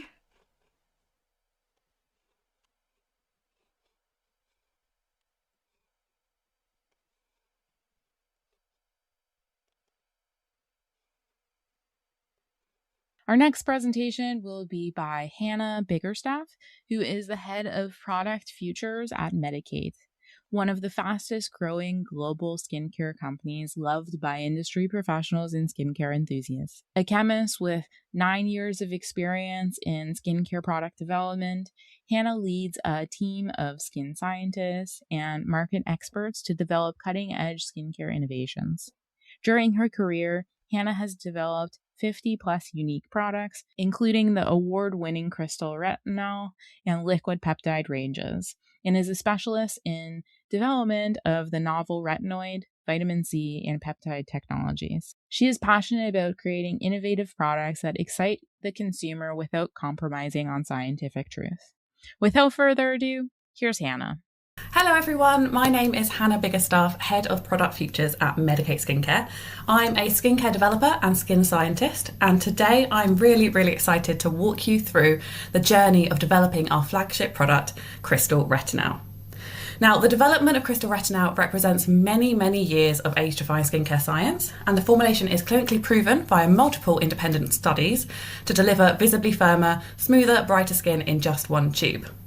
But achieving this clinical efficacy and stability of the formulation was a significant challenge for us, which is the focus of our scientific discussion today: how we overcame the limitations of working with one of the most volatile ingredients in skincare. Before diving into the product itself, we must acknowledge the undisputed role of vitamin A in skincare. It is universally considered the gold standard in anti-aging. Why? Because its benefits are multifaceted and proven. It can increase collagen synthesis and prevent its breakdown, helping to combat fine lines and wrinkles. It can increase cell turnover, resulting in a smoother, more decongested skin surface. And it can decrease melanin production for a more even-toned, brighter and more youthful looking skin with less signs of hyperpigmentation. It reduces sebum production to minimise blemish formation, and it can assist with UV repair. Overall, it promotes and maintains skin health, and that's why vitamin A is the gold standard ultimately in anti-aging skincare. Now, the bioactive form of vitamin A in the skin is retinoic acid, and this is the form which most types of vitamin A have to convert into to actually reap its benefits, which we saw on the previous slide. Retinol, the traditional form of vitamin A found in skincare, is 2 conversion steps away from retinoic acid. When it's applied onto the skin, retinol first has to convert into retinaldehyde and then into retinoic acid to actually perform on the skin and reap the vitamin A benefits that we all know and love. Retinaldehyde, however, only requires 1 conversion step to get into retinoic acid, and this means that it can actually convert up to 11 times faster than retinol. The advantages of retinaldehyde extend beyond just the quick conversion pathway. Retinaldehyde also offers several unique benefits. First of all, it's the closest thing to retinoic acid available without a prescription. Secondly, published studies show that it is 2.8 times more biologically active than retinol, based on its ability to induce CRAB-B2, a biological marker of vitamin A activity. Thirdly, as mentioned, it can convert up to retinoic acid up to 11 times faster than retinol. And finally, and highly relevant for blemish-prone skincare applications, retinaldehyde is the only directly antibacterial form of vitamin A. And this is why at Medik8, retinaldehyde is our preferred form of vitamin A over retinol, which is more traditionally used. In fact, when we first started formulating with retinaldehyde back in 2016, almost no one else was using it or had even ever heard of it. Now, from the data, we know retinaldehyde is clearly superior in terms of molecular form to retinol, but why had no one been formulating with it before this? When we dig a little bit deeper, we realise that retinal definitely has its challenges. One of the most obvious is that retinal, in its raw form, is a bright yellow powder, banana yellow. This is because the retinaldehyde molecule is achromophore, meaning it absorbs and reflects light to create this very distinctive yellow colour. Now, the higher the concentration of genuine retinal in the product, the more intense the yellow hue of the cosmetic will be. And this colour is a direct indicator of retinal's potency and effectiveness for the skin.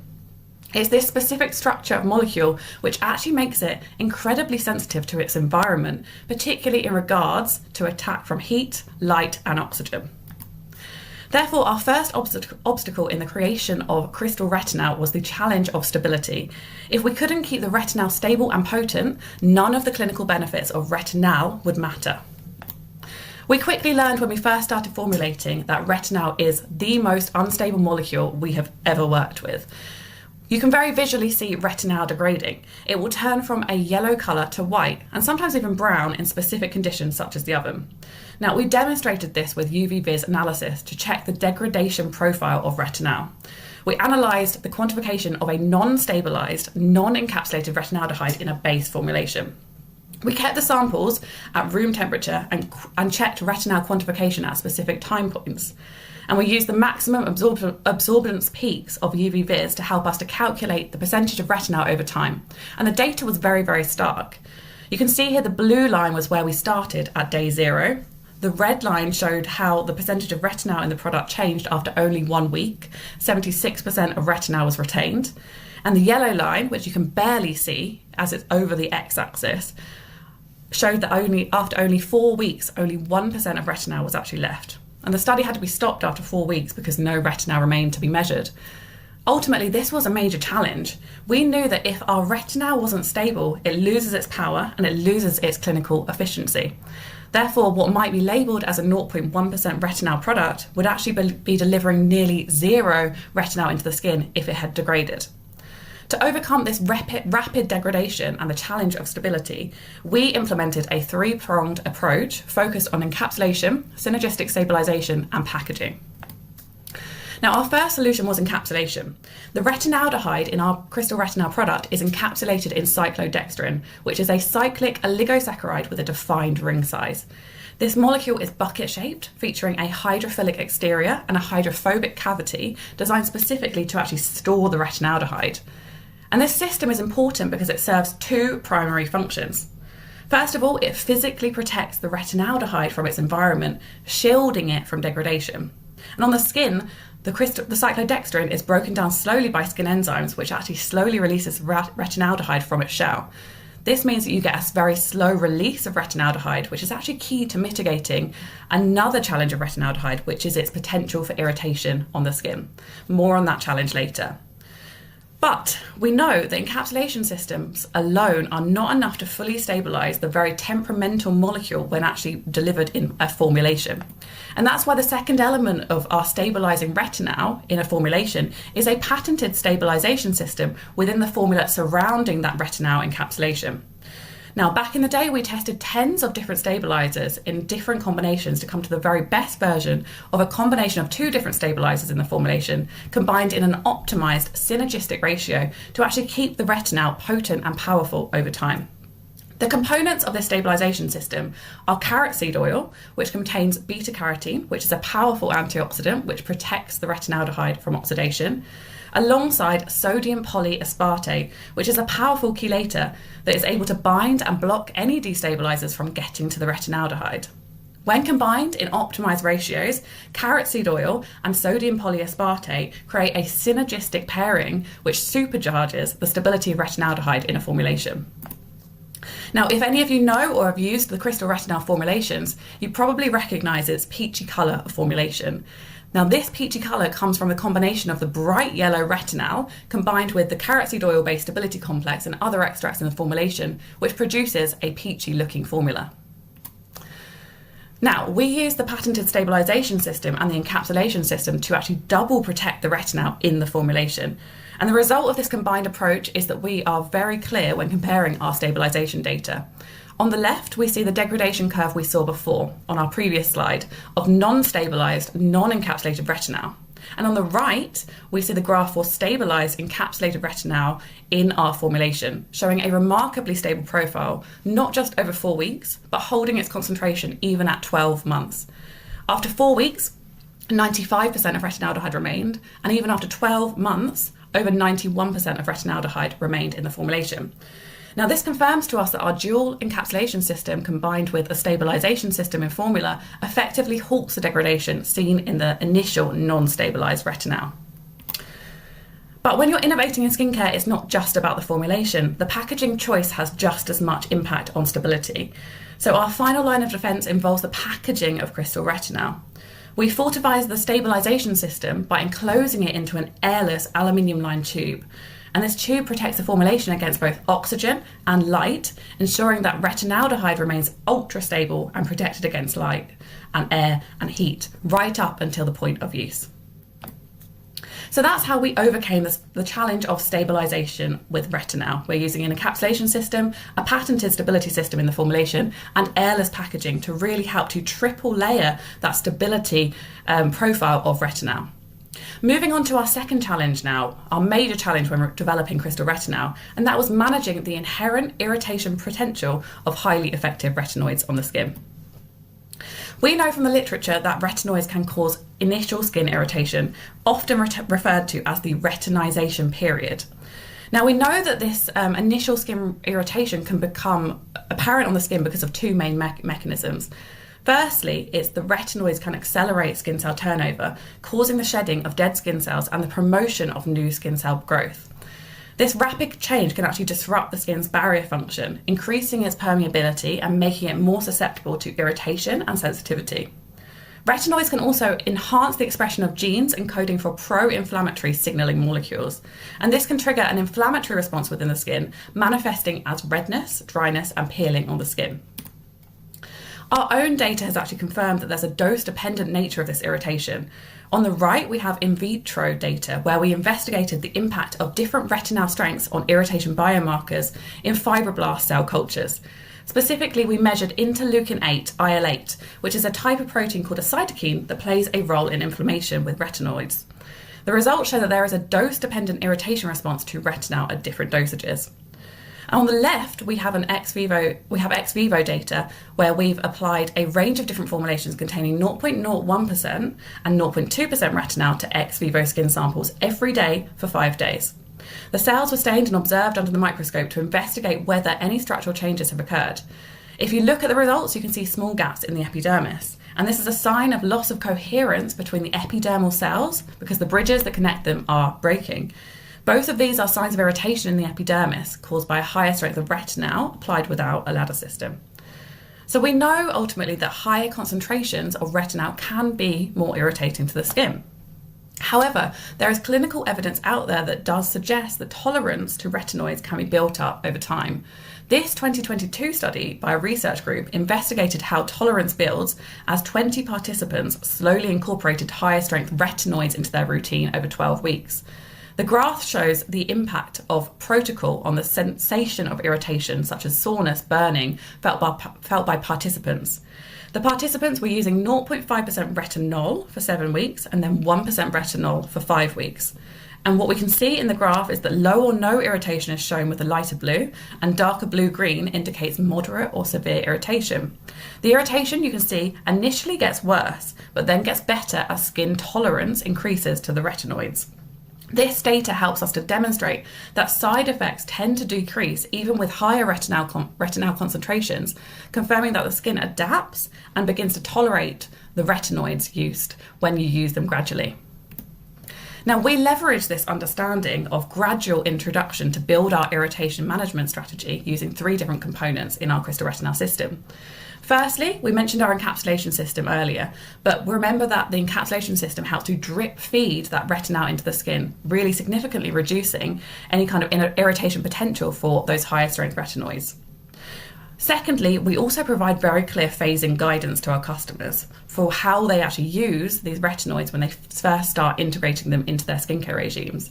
We instruct users to start by using the product only twice a week for 2 weeks, then every other night, and then before progressing to every night after that. And that helps to build up tolerance over time. But the one most important thing that we've done to help overcome the irritation potential of retinoids is to create the Crystal Retinal ladder. Now, the Crystal Retinal ladder was developed to help your skin gradually acclimatize and utilize the benefits of higher strength retinoids while helping your skin stay comfortable and the skin barrier stay intact. This means that we have 6 different versions of Crystal Retinal, all at different strengths of retinaldehyde. We have Crystal Retinal 1, which contains 0.01% retinaldehyde, and this one's specifically designed for very sensitive skins, people who have struggled to use vitamin A in their skincare routines in the past and have really want to get into the ladder. Crystal Retinal 3 is our beginner strength Crystal Retinal, which contains 0.03% retinal. And this is for new vitamin A users, for people who are just coming in fresh to using vitamin A and want to start at a lower strength to really help to build their tolerance over time. Then we have Crystal Retinal 6, 0.06% retinal, and this is for regular vitamin A users, perhaps people who have used vitamin A in the past from other brands and are moving to medicate. And then above that, we have Crystal Retinal 10, 0.1%. This is for advanced vitamin A users, people who are stepping up after they've used Crystal Retinal 6 or 3. Then we have Crystal Retinal 20, 0.2% retinal, which is for very experienced vitamin A users who have just finished using Crystal Retinal 10. And Crystal Retinal 24, our highest strength, which is 0.24% retinaldehyde for very expert users. And this is for people who are stepping up from Crystal Retinal 20. The principle is to start low and go slow. So begin at our beginner strengths of retinal, so that's Crystal Retinal 3, and work up that ladder over time to achieve progressive results. You would start at Crystal Retinal 3, move up to 6, then 10, then 20, then 24. And this helps you to get up to those super high strengths for the very best results, but without the irritation that you'd usually expect from going straight into very high levels of retinal. So that's how we developed Crystal Retinal and how we overcame challenges with stability and irritation potential to actually create a clinically effective product. But I wanted to take a little bit of time to actually show you how we tested this clinical efficacy. Now, this is a testing timeline of some of the different trials that we've run on Crystal Retinal. I think it's really important to recognise that you don't have to test everything all at once. Particularly if you're watching this presentation as a smaller brand, potentially with smaller budgets, newer into doing clinical trials on your products, testing can be built up over time and can be flexible to all different budgets. For example, when we first launched Crystal Retinal in 2018, we didn't have the budgets to put a clinical trial behind it. And all of our data was on internal and real customers. We knew that we had a winner because our customers were telling us so. And word of mouth and recommendations really helped us to skyrocket the product. In 2020, our budgets became big enough to be able to do our very first clinical trial, which is a 3-month clinical trial on Crystal Retinal 6, our best-selling SKU. Here we investigated its impact on 2 parameters, hyperpigmentation and wrinkles, and found that in 12 weeks it could reduce both by around 20%. In 2021, we followed this up with a consumer trial, which just as a note, are significantly more affordable than clinical trials and a really good way to help build up claims for smaller brands with smaller budgets. This specific consumer trial focused specifically on Crystal Retinal 3, which is our entry-level strength. And we really focused in on claims around use on a sensitive skin panel and how easily Crystal Retinal 3 could actually be integrated into routines without irritation and with gentleness. Then following this up in 2023, we branched into the slightly more complex area of regime trials. This was testing Crystal Retinal 6, but within a CSA skincare regime. That's vitamin C and sunscreen in the morning and vitamin A at night, which is the philosophy which underpins Medik8 as a brand. This was revolutionary for us because we had never done a 12-month trial before, truly getting incredible insight into actually how CSA could change the look and feel of the skin over the course of a whole year. Of course, this type of elongated, more complex trial is for larger budgets, and you're looking to be pushing $100,000 in this type of trial if you're looking for longer-term clinical results. Then most recently last year in 2024, we focused more on the Crystal Retinal ladder, looking at a set of people who went through the stages of the ladder from Crystal Retinal 6 to Crystal Retinal 20. We focused specifically in on how easy it was to move through the ladder and what effects you might expect to see at each stage. This last ladder trial was done over 24 weeks on 26 volunteers aged 40 to 65 with visible wrinkles and signs of aging. The trial itself incorporated a sped up phase-in of Crystal Retinal and a fast movement up the ladder, so from Crystal Retinal 6 to 10 to 20 every 6 weeks. This is a little bit faster than we'd expect in real life, but we were looking to deliberately stress test irritation under very controlled clinical conditions.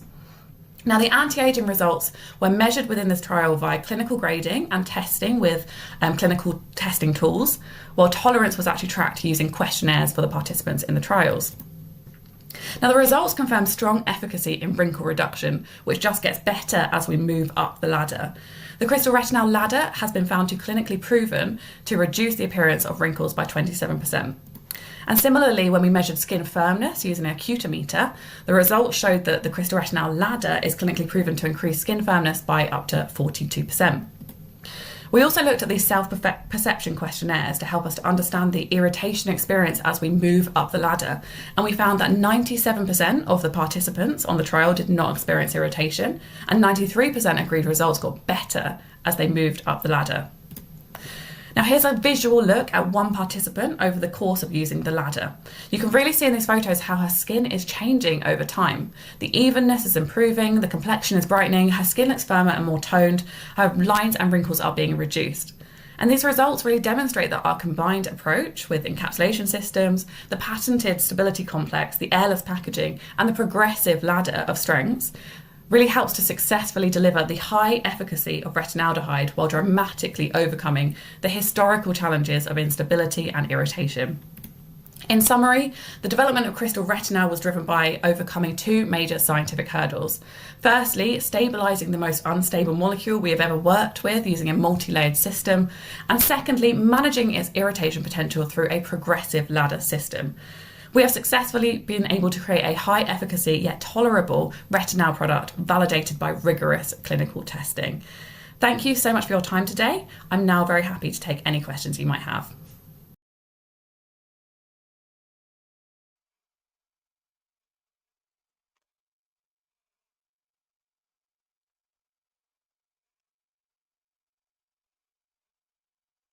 And bear with me as I bring Hannah over to the big screen for Q&A. Thank you so much, Hannah, for that presentation. That was super interesting to get. I don't get often at these summits, the brand side of the research and development, so I thought that was really good context, especially for brands thinking about how they can validate the claims or do something interesting in the market. I thought this question was really interesting in light of some of the recent changes. So from Leva, what is the current regulatory status of retinol in the EU? And also, how is the changing regulatory movement of retinoids impacting Medik8? It's a really interesting question, actually. So in the European Union at the moment, we are looking. Retinal itself, retinaldehyde, is not being regulated, but retinol is. So I'm sure you're aware that there is a regulatory limit coming in within the EU, which is going to cap retinol at 0.3%. So that is going to quite significantly impact the industry. And we've started to see some changes already, realistically. But I think the limit of that coming into play is middle of next year, if I'm not wrong. But at the moment, it's not impacting retinal. So we're very lucky that within the European Union, the retinol regulation is not impacting Medicaid's crystal retinal formulations. It does make some changes to our retinol formulations, though, because we do have a few retinol formulations on the market. They're called Intelligent Retinol 3, 6 and 10 TR.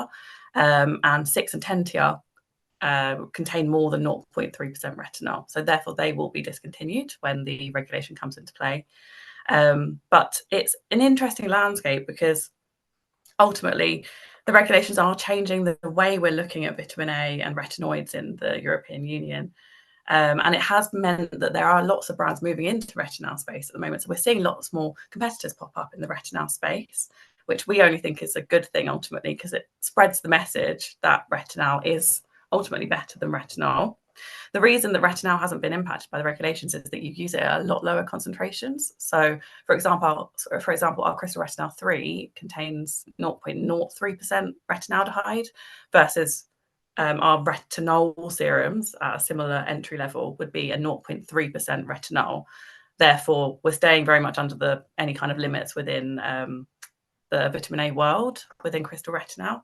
That does mean that it hasn't impacted us, but it's a very changeable landscape, and I think it's something that we keep a very close eye on, just to make sure that we can very much reassure our customers.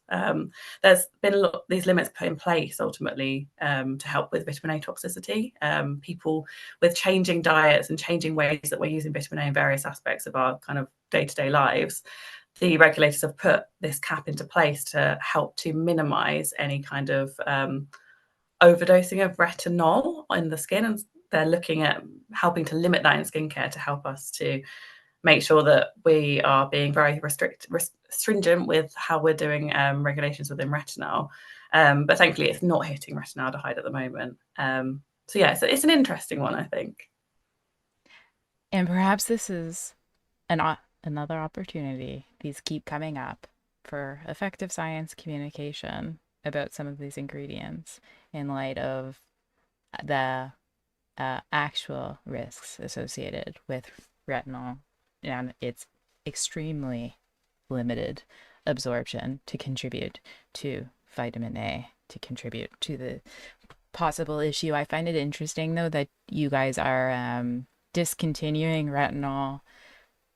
Was it a thought to have the product in other markets that allowed retinol, or it was just easier to just discontinue the line? Definitely something that we thought about. But I think over the past sort of, how long has it been? 7 years since we launched Crystal Retinal. So many of our customers have been moving from our retinol serums into our Crystal Retinal line anyway. So we very much champion Crystal Retinal as the one to go to, the one to start at. But there are some people who just typically prefer retinol and want to go back to a more traditional form. Hence why we do have a very small customer set who still do use our intelligent retinol lines. But we are very much encouraging our customers to move over to crystal retinal ultimately, because at least in our main markets, it hasn't been regulated and it shouldn't be regulated going forward. But I think it's very much an interesting one, like in terms of how we want our customers ultimately to use crystal retinal, because we believe that retinal is more powerful than retinol. So it's almost helped us in that way. But of course, we don't really want retinol to be restricted across the board, but I think it's anything which is shedding light on kind of how we're using vitamin A in skincare and making sure that across the board all brands are using it in the best way they possibly can is a good thing. But as you say, the absorption into the skin of retinol is quite low ultimately in terms of a toxicological standpoint, and it very much depends on how the product is being delivered and how it's actually getting into the skin as well. So it's not just the percentage of retinol ultimately that's impacting its usage in skincare, it's also the delivery system and the formulation around it and how much you're applying and how often you're applying it as well. So there's lots of things to consider, I think, with it. This next question came from Pauline. Well, firstly, quite enlightening presentation. Thank you. In terms of the packaging of the product, you mentioned the tube being aluminum lined. any potential substitutes for aluminum? Why or why not? That's a really good question. It's something that we've used in the past, realistically, because of its barrier properties. It's a very strong barrier in terms of being able to keep oxygen out, and it's really helped us with creating that stable formulation that we can really trust on the market over periods of time. There are alternatives that we have looked at ultimately going forward, particularly looking at sort of the sustainable future of crystal retinal. At the moment, it's not recyclable, and that ultimately we are okay with that from the perspective of, at the moment, this is the right pack for it to be in to keep it stable over periods of time. And ultimately that is our priority at the moment, but we are looking at sustainable alternatives to it. We don't have an output at the moment, but it's something that our research teams and our packaging teams are working on quite closely at the minute. So there might be an update on that within the next future vision for crystal retinal. Can you tell us more? You've talked about this a little bit, but the costs associated with this level of research into product development, with, like, for example, the different clinical studies that expanded. You talked about that, but then also how that impacts, obviously, probably, hopefully, maybe it's not obvious, but the finished product and things that you think maybe consumers should be mindful of how there's sometimes a cost to proof. Yeah, absolutely. I mean, I spoke about it a little bit in my presentation in terms of how much clinical trials can cost for different brands. And I know that might be out of reach for certain newer brands. It's something that we've only really been doing as a brand in the last 5 years, when we've had a lot more investment and a lot bigger budgets. And we're very lucky that at the moment, we're able to put a lot of money behind clinical testing of our formulations, and that a lot of that you see from our marketing, but a lot of that is also behind the scenes in terms of us validating new delivery systems, new formulations, how our products are penetrating into the skin. There's a lot of it behind the scenes for us to put budget and money into making sure that we are putting the best products we possibly can onto the market. And I think it's really important to touch on the different types of testing as well. I know different people have talked around that a little bit today in other presentations as well, but I spoke a little bit about how we've used consumer studies and clinical studies with crystal retinal. And in some of our products, we use consumer studies as the main means of creating claims, because they are a great way to actually generate information on what your customers are actually seeing and what they can actually expect when they're buying your product. And definitely crystal retinal is a very unique example in our brand, because it is our bestseller and it's our kind of icon product. We definitely put the most amount of research and development budget behind it. And it's very much highlighted in terms of how it looks, in terms of its marketing language, and how it's got lots and lots of different types of trials behind it to actually showcase to different types of customer. There might be a type of customer who's looking for the absolute highest results, looking to get to the very top of the ladder in the quickest way. There might be a customer who's very nervous about using vitamin A and wants to know how it's going to work on their sensitive skin. So what we've really tried to do with our generation of claims trials is looking at that different customer and how crystal retinal is going to work for them ultimately. And that's why we've put a lot of time, money and effort behind it, because we want people to understand exactly what they can expect from it. I think it's really important to see when you're buying a product which is going to go into your skincare regime, you're putting money into it. It's really important that you know the value that you're going to get out of it, and that you're hopefully putting the trust in the brand ultimately, that they can show you the pictures, the visuals and the statistics, which can help you to make an informed decision when you're looking for value for money ultimately out of your skincare products. Now, I have a lot of young professionals and students who are tuning into this summit. And so you, as somebody who is a scientist at a brand, do you have any tips for young people wanting to have a similar career in sciences and cosmetics? Yeah, absolutely. I think I'd very much encourage it as a path to go down. I think it's such an interesting industry to be in, and there's so many different avenues you can go down.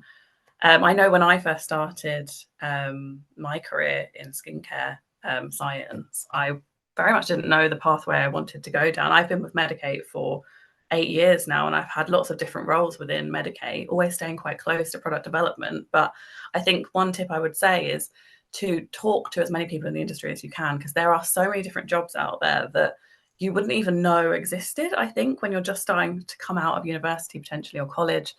And there are so many different realms of cosmetic science, in terms of cosmetic regulation. I think your e-summits do so much in terms of giving that visibility of what pathways there are out there and what types of roles you could go into.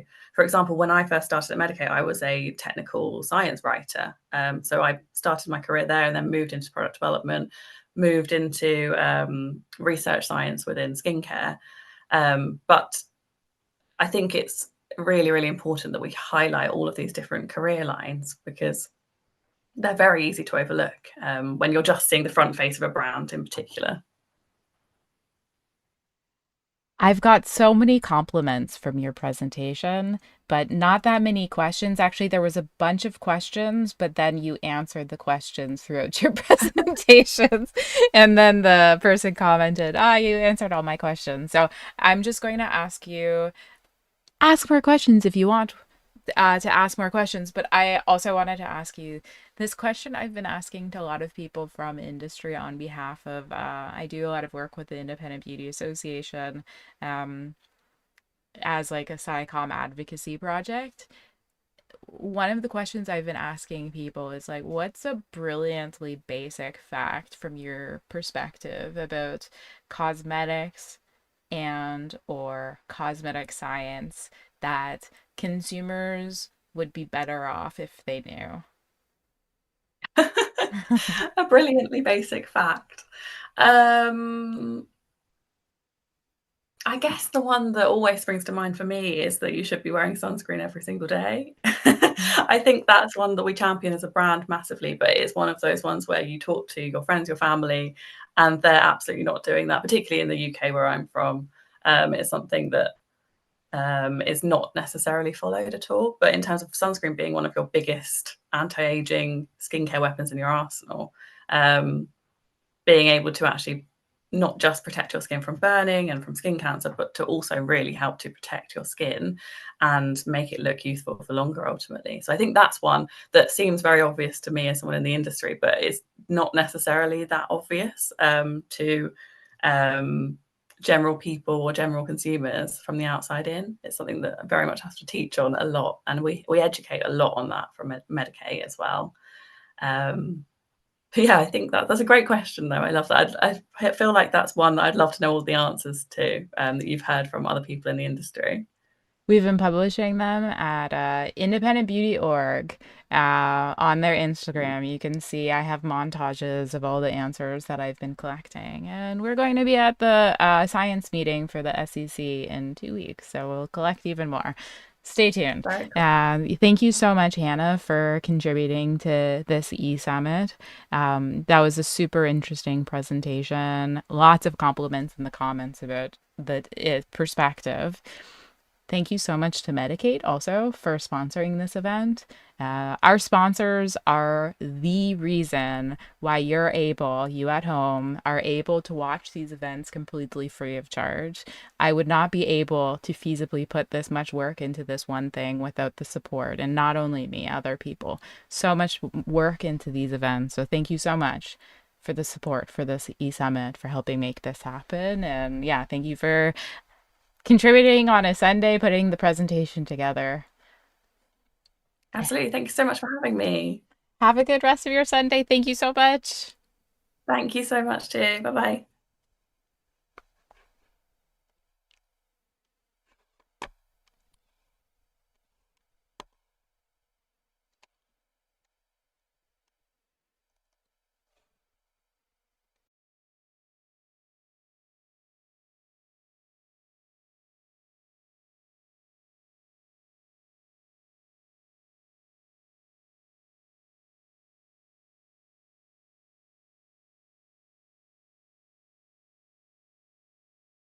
Our next presentation will be by Dr. Myriam Sohn, who gained her master's degree in industrial cosmetology in 2002 in Lyon. She joined Ciba Specialty Chemicals in 2002. Subsequently, she started with BASF and has been working there since in the Global Technical Center, Sun Care, where she took over different positions as lab head or technical manager for dedicated customers. In the meantime, she completed her doctoral studies at the University of Basel in Pharmaceutical Sciences in 2015. Today, she is IP manager for the sun care field and is involved in various projects as senior application technology scientist. Without further ado, here's Myriam. Hello, my name is Myriam Sohn. I work at BASF in the Global Technical Center of Sun Care. And today my presentation is about the evolution and science of UV filters. But first I would like to thank Jen for inviting BASF to take care about this topic. The field of photoprotection has undergone major changes over the last 20 years, driven by several factors. First, the innovation in the UV filter technology, but also the increase of the performance requirements, the evolving regulatory framework, and finally also the increased attention given to the impact on the environment. I would like to start providing you a short review about the evolution of photoprotection. So starting in the 19th with the studies on light and its effect on skin and skin cancer. Then in the 20s with the PEBA and salicylate filters, followed by the launch of the first sunscreens in Germany and in France. And then in the 50s, the development of the Cinamate. Then in 74, the introduction of the concept of SPF, so already 50 years ago. And then in the 60s and 70s, the emergence of the importance of UVA protection with increased research about UVA impact, followed in 75 by the first commercial UVA filter, Evobenzone. Then in the 2000s, we can notice breakthrough changes in the field of photoprotection with the launch and development of new filters with a new chemical structure with a focus on photostability, broad spectrum coverage and performance. So in 2000, with the launch of the photostable UVB filter UV0 T150, followed by the broad spectrum photostable filters Tinosorb S and Tinosorb M, and UV0 A Plus as photostable UVA filter in 2005. In 2002, BASF also launched the first version of its sunscreen simulator, which is a tool to predict the performance of your sunscreens. And the milestones in 2006 with the publication of the ITSI recommendation on performance and claims, which set a minimum UVA protection requirement. Then in 2010-2020, it were marked by regulatory changes and challenges. In 2010, new registrations came for the nanofilters in Europe. In 2013, the animal testing ban, which is a major disruption and has implication, of course, for the innovation and development of new UV filters. In 2014, the first nanofilter was registered in Europe, Tinosorb A2B by BASF. In 2019, BASF also launched the EcoSunPass tool, which enables you to evaluate the impact on the environment of your filter system. And in 2020, a new filter based on methionine was approved in Europe, and which is a long UVA filter. And since the 2020s, increased consideration of the environmental safety, so the environmental impact UV filters might have, and which lead to the ban of some registered filter in some of the region. Europe also launched the European Green Deal, a roadmap to make Europe climate neutral by 2050. So to summarize, the first sunscreen were based on PABA, cinnamate, and salicylate filters, so filters of low molecular weight, so higher risk of penetration. Some were also photounstable, so which side effects, and so the performance of sunscreen product was rather low performance with low SPFs and no to low UVA protection.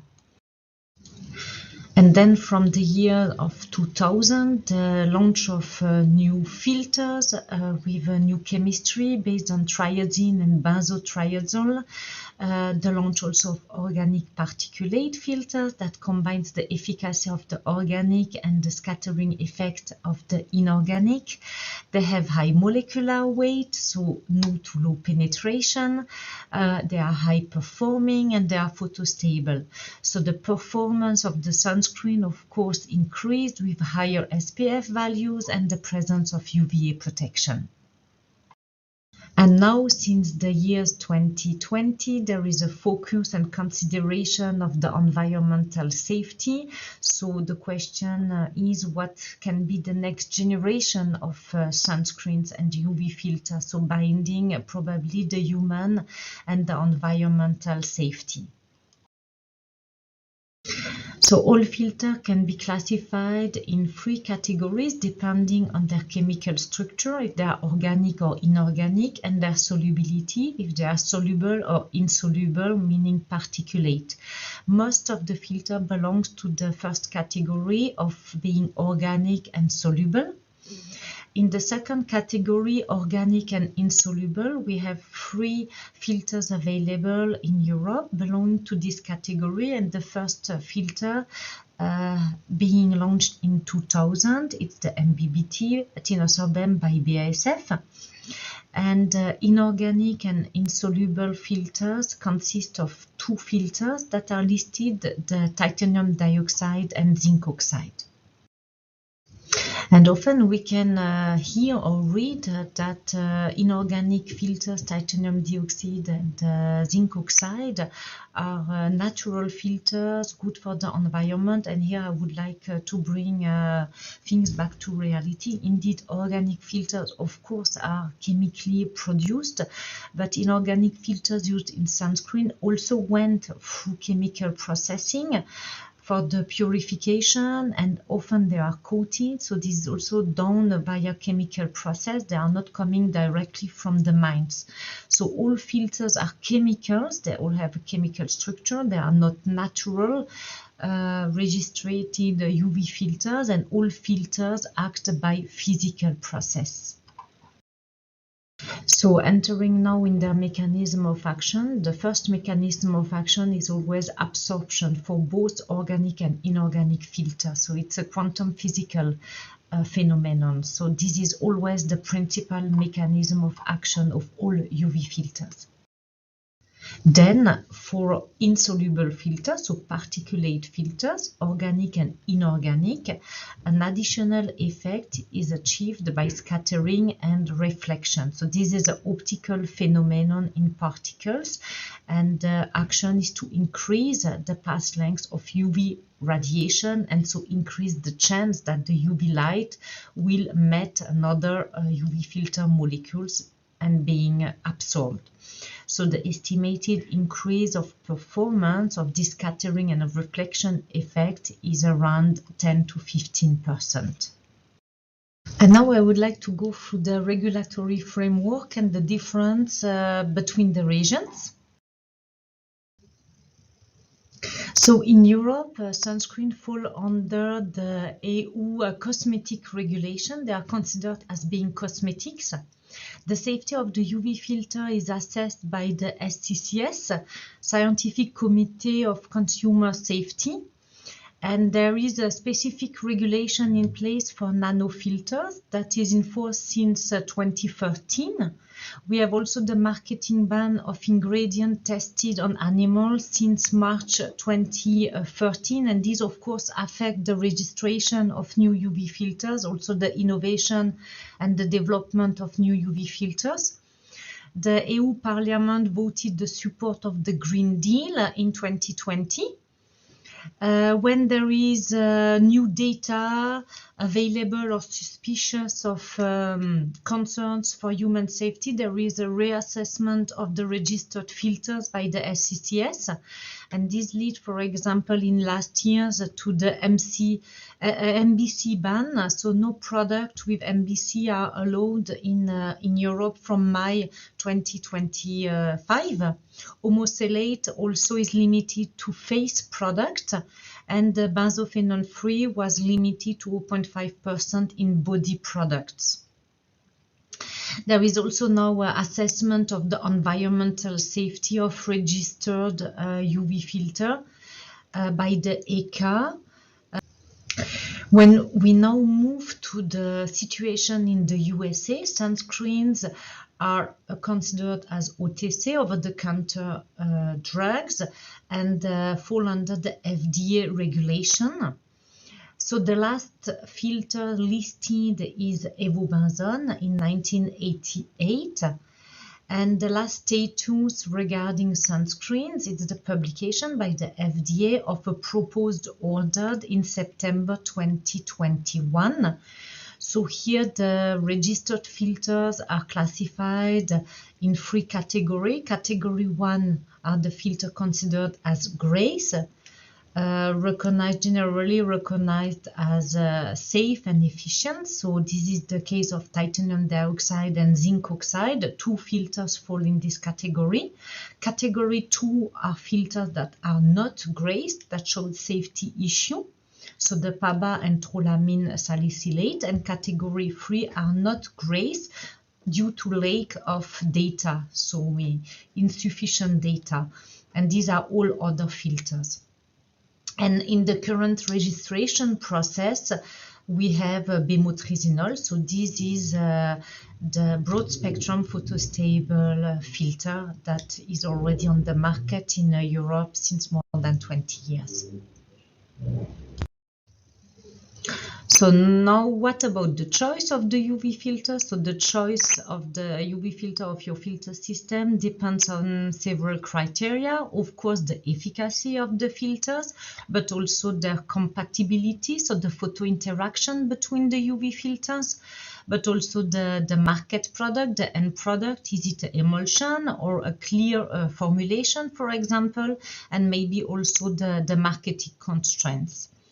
But the main factor, of course, remains the efficacy of the UV filters. And here the figure provides the area under the curves of the main used UV filters that are given here with the abbreviation. So the highest the value of the area under the curve, and highest the absorption, and more broad the UV coverage. So regarding the color code, so first, all listed filters here are approved in Europe, and the gray one are the one approved in the USA, and so the orange one are the one approved in Europe but not in the USA. So what is evident here is that the sunscreen manufacturers in Europe have much more choice of developing efficient sunscreen with the filters approved in Europe, the latest registered filters with higher efficacy. And when we now look at the filters which are grays, solely grays in the USA, we have the zinc oxide, the titanium dioxide, and hopefully soon the BEMT, bemotrizinol. So you can see that the choice here is very limited, and it shows really the importance of bemotrizinol in this market. So outlook in photoprotection. So we face a lot of challenges, but also expectations. So first, high performance requirements with a high SPF value, a high UVA protection, but also water resistancy and sensorial expectation from the consumer. Then we have, since some years now, the consideration of the environmental aspect. And on the other side, the reduced acceptance for some of the UV filters by the consumer. And so what are the strategies to achieve these expectations? Some manufacturers use compounds which have a structure, a chemical structure very comparable to the authorized and registered filters, so which are salicylate or cinnamate based, but have not been tested for their safety in human and in the environment because they are not registered as a UV filter. So this option is highly questionable. So the strategies to achieve these expectations and challenges might be to use the UV filters that are registered in an optimal way and to use appropriate excipient to optimize the performance. So to optimize the performance of your sunscreen, you can act at two levels. So first, optimize the filter system by choosing the right filter and filter combination. And secondly, use excipient to increase or to boost the performance. So first, what about the filter system? So the SPF, sun protection factor, corresponds to the protection against the erythema, and erythema is mainly linked to UVB exposure. However, we know that UVA significantly contributes also to the erythema formation. That's why it's important to have a UVA protection to achieve high SPF. We have two main UVA filter registered. The first one is the evobenzone, which is registered worldwide, but presents some photostability and compatibility issues that have to be considered working with evobenzone. The second UVA filter is the DHHB or Uvinul A+, which is a photostable UVA filter compatible with all ingredients and has currently no worldwide approval. So first hint, the sunscreens need UVA protection. The second point to be aware of is the photostability of your filter system, and some filters are known to be photounstable. So it's the case of evobenzone, which is almost entirely degraded by UV exposure. This molecule can then be photostabilized with other molecule called quencher, but you see that the efficacy always remains partial. In the case of BMDBM, the most effective quenchers are other UV filters, so such as octocrylene and BEMT, where you can reduce the photodegradation to 30–40%. And finally, you can rely on the synergy of combining hydro and lipophilic UV filters to increase the performance. So here you can see a light microscopic picture of an oil in water. So in red is the oil phase and in blue the water phase. And what you can see is without hydrophilic UV filters, after application, you have some residual area of the water phase in blue that would leave the skin unprotected from the UV, and so this would result in suboptimal protection. So we have on the market three main water-soluble UV filters: the PBSA, which is a UVB filter globally approved, TDSA and DPDT are UVA filters but that have no global registration. So important is the addition of a water-soluble filter improved also performance. So we have here three key aspects to optimize the protection of your filter system. So besides optimizing the filter system, you can also use specific excipients to increase the performance of sunscreen. So first, using scattering particles. So some particle excipients are able to scatter UV light, and this will result in an increase of the UV path length, and so enhance the chance that the UV light meet another molecule in the sunscreen layer. So here we launched Tinomax CC, which is calcium carbonate and hydroxyapatite, and the figure shows the SPF in vivo measured in 3 different test institutes of the placebo formulation and the same formulation containing 3% of Tinomax CC. And what you can see is that the SPF is increased by around 20–30% with the addition of the 3% Tinomax CC. So scattering particle contributes highly to the improvement of the UV performance. And of course, another type of excipients are the film formers used to get a more homogeneous sunscreen layer on the skin. So different film former types exist in the market, of course the synthetic polymers, but also natural waxes. And I would like to speak today about more Cutina Shine, which is a sustainably sourced wax. So it's a wax with film forming properties and which has very good formulation compatibility and a naturality of 75%. So it optimizes photoprotection, but also water resistance. So we will see later. It has a high compatibility in formulation and a low melting point. So it's very easy to use and has also a low impact on viscosity. So compare, for example, to other polymers in the market. So we compared the effect of adding 3% of Cutina Shine into a placebo formulation versus 3% of the common film former triacontanil PVP. And what we can see is that both film former increased significantly the water resistance in vivo from 27% to more than 50%, but that Cutina Shine also significantly increased the SPF in vivo compared to triacontanil PVP.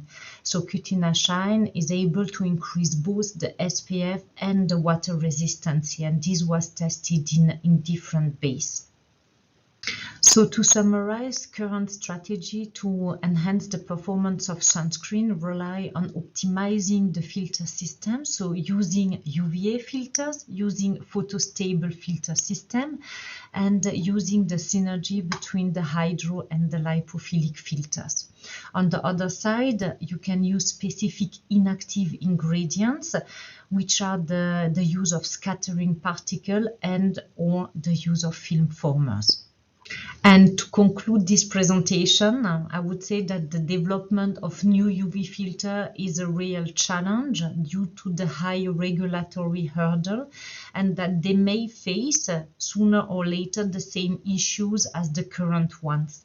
That's why also spreading concerns without scientific foundation, using, for example, free of claims, will accelerate the removal of filters, and this without regulatory requirements. There is also an increased public pressure that will put more filters in the spotlight, and the European Commission reacts very quickly with a list of more than 20 potential ED substances to be assessed by the SCCS. And with the additional classification and labeling criteria, even more chemicals will come under the spotlight. So I would like to close the presentation saying that we must take care on the approved UV filters. So thank you very much for your attention and interest. So welcome to the Q&A for Myriam's section. As you may see, it's been pre-recorded. Myriam couldn't make it to the conference, but she was willing to do pre-recorded Q&A. So I collected some questions from you guys ahead of time. So that's what Myriam's going to be answering. And the first question, these come from my Instagram. This question is from, I'm sorry, I'm probably going to mispronounce your usernames.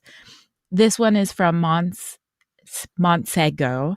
The question is BASF researching new wide spectrum UV filters? Yeah, what I can say is that there are already a lot of UVA and broad spectrum filters available on the market that actually, when you do the right combination, enables to achieve the UVA protection in the different regions. So the clue is to combine the right filter combination to have a broad spectrum coverage. And to help with this, you have the organic particulate filter, so like Tinosorb M, which shows a very broad coverage and which is photostable. And thanks to its particulate form, it can even have some effect in the blue light range of the visible spectrum.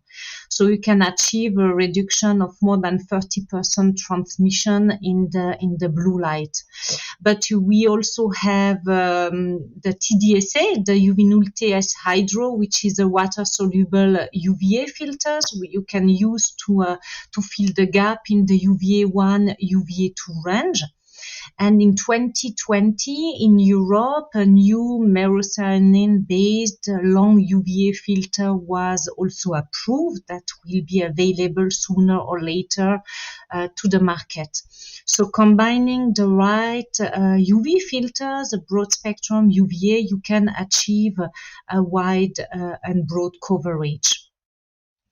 But of course, BASF, as a leading company in the photoprotection, we keep investing in the research and development of new UV filters anyway. This next question comes from Sean M34. Is bemutrisonol, I'm sorry if I've mispronounced the name, a better stabilizer for avobenzone than octocrylene? Okay, like you have seen in the presentation, photostability is a very important aspect to have efficient sunscreens. And avobenzone is one worldwide used UVA filters, but the issue it has is that it's not photostable. So you're right, pointing out octocrylene and BMT as a photostabilizer. So both actually have a similar efficacy in photostabilizing avobenzone. The difference is that BMT, so bemutrisonol, is used in lower concentration than octocrylene due to the restrictive solubility of BMT. And generally, you need at least the same concentration of avobenzone or even more to get a good photostabilization.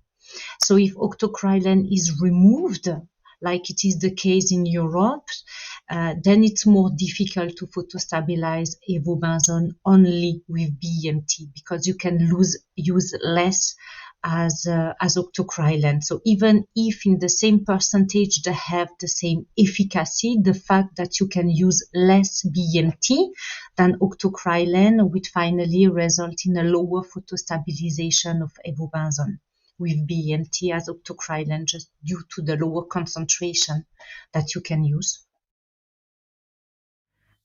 This next question comes from 0900 Shy Girl. Can you tell me more about UV filter development or formulations that are developed specifically with eye sensitivity in mind?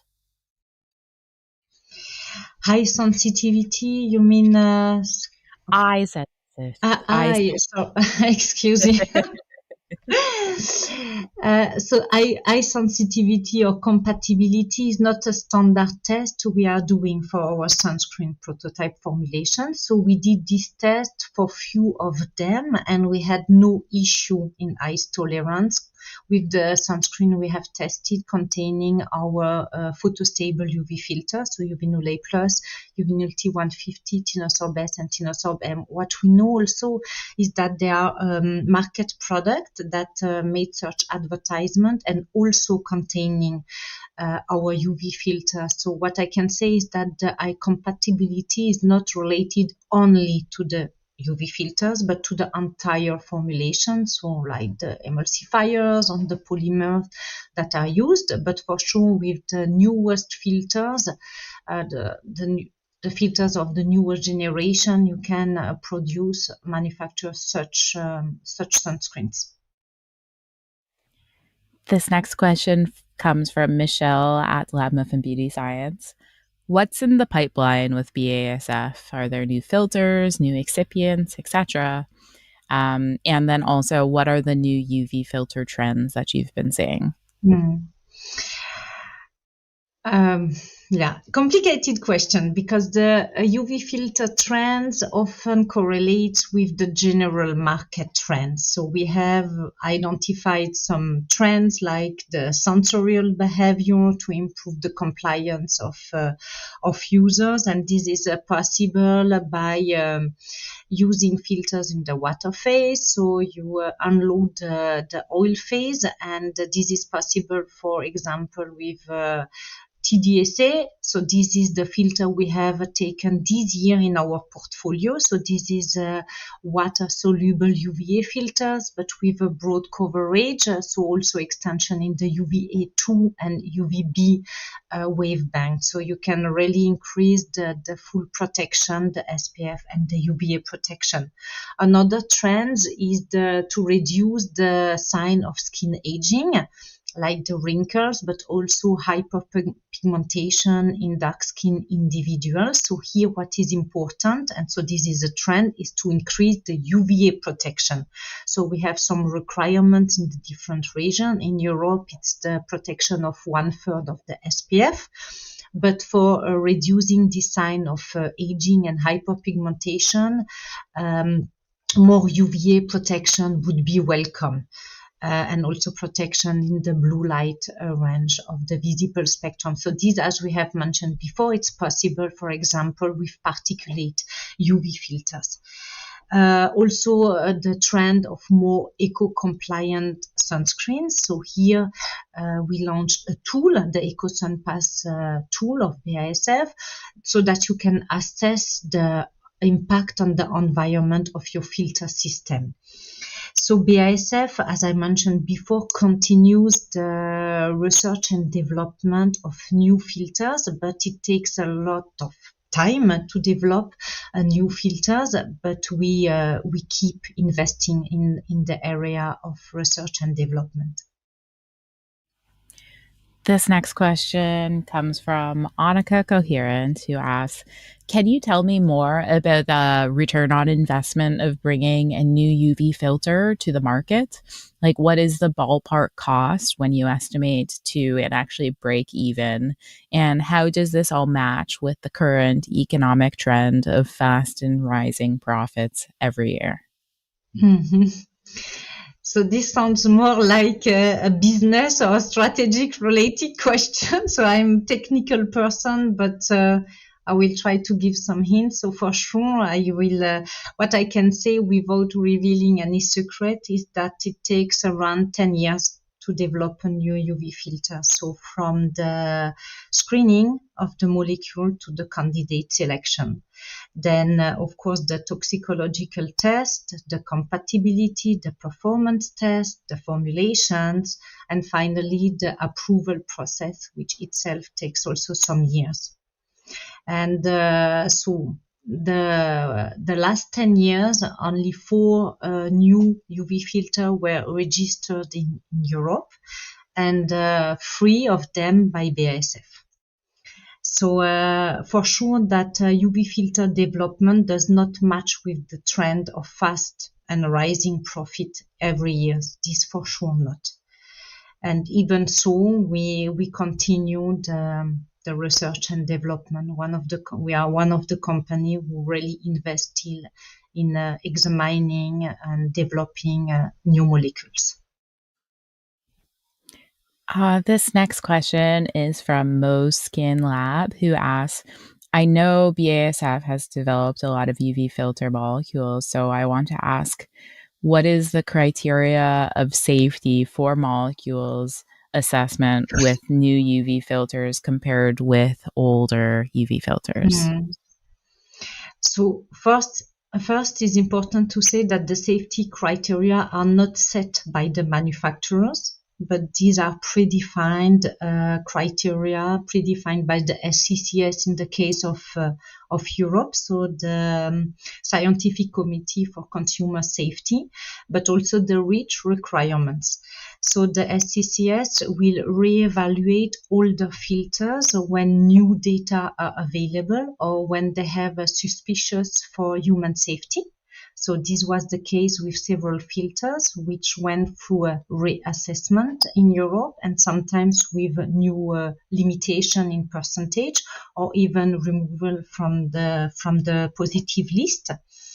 And the SCCS is now also taking closer attention not only to the substance but to the impurity profile of the UV filter, which was not the case decades ago. And we need not only to consider the SCCS criteria, but also the rich requirement of the ETSE regulation of the chemicals in Europe, and this is additional tests. But this question of safety for me also raised the question of using booster or other molecules which finally have similar structure than the registered filters but have not been registered. So they have not been evaluated in respect of their safety. And this is, of course, questionable. And I would like to finish also with the nano filters, so the organic particulate filters, which are often mentioned as being a concern in respect of their penetration, but to the opposite. The particle filters are much bigger than when you consider a single dissolved molecule. And so in this respect, they show low to no penetration. And so in this respect, really nano means big. I just have one question of mine. If you aren't comfortable answering it, then I can just end with the last question. It's a kind of a selfish question because I'm starting to think about this for my second thesis article, which is going to be around this topic. I was wondering your point of view in how you've seen misinformation impact the development of UV filters and how that's translated to things like performance in finished formulas or safety or environmental impact. Mm-hmm. This is a giant question, but how has misinformation impacted the UV filter space? I guess these misinformation are not impacting our research and development because we know what is important, what will become important for the consumer and in terms of performance. But misinformation is really a problem for the end consumer because finally not using sunscreen put themselves in danger. And we try to reestablish the truth, let's say, thanks to you, thanks for last of your summit. And we try to publish, to try really to make clear our big problem is the nano issue, or the fact that inorganic are said to be natural, or the fact that SPF 30 is not twice an SPF 15. And this can be explained by a scientific foundation. And this we try to do via publication or presentations. Awesome. Thank you so much, Myriam, for doing this Q&A, and a big thank you to BASF. They were a tremendous support to my e-conferences throughout 2025. They sponsored every single one of them, and this is not unique to 2025. They've been a longtime supporter, so thank you so much to BASF for supporting this initiative. And that concludes the session, and we'll move on to the next one. Thank you, Myriam. Thank you.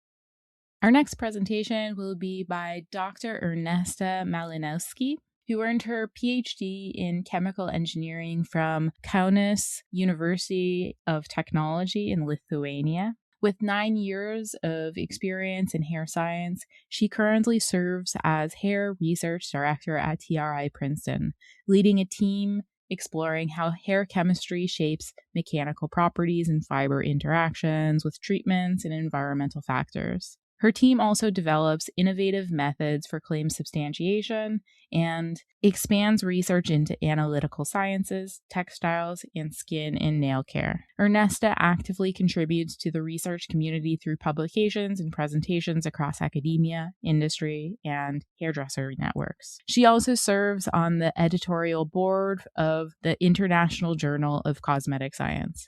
Without further ado, here's Ernesta. Hi, I'm Ernesta Malinauskyte. I lead hair research department at TRI Princeton. Today I will explain fundamentals of structure and chemistry of the hair, some stronger hair damages, and two major concerns. Firstly, I would like to show the image of what the healthy hair looks. We initially will have to judge the book by its cover. The truly healthy hair typically is freshly emerged out of the scalp. The cuticle edges around and a little bit resemble the fish scales.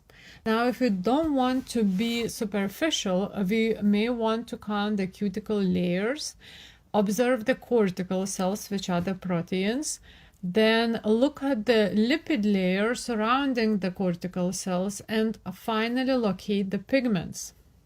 What we cannot see here is the water.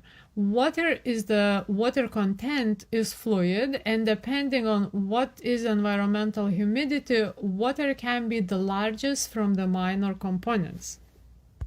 I will start with the hair structure and chemistry. Proteins. Hair proteins can be a complicated topic. We have two classes of the proteins. They are keratins and keratin-associated proteins.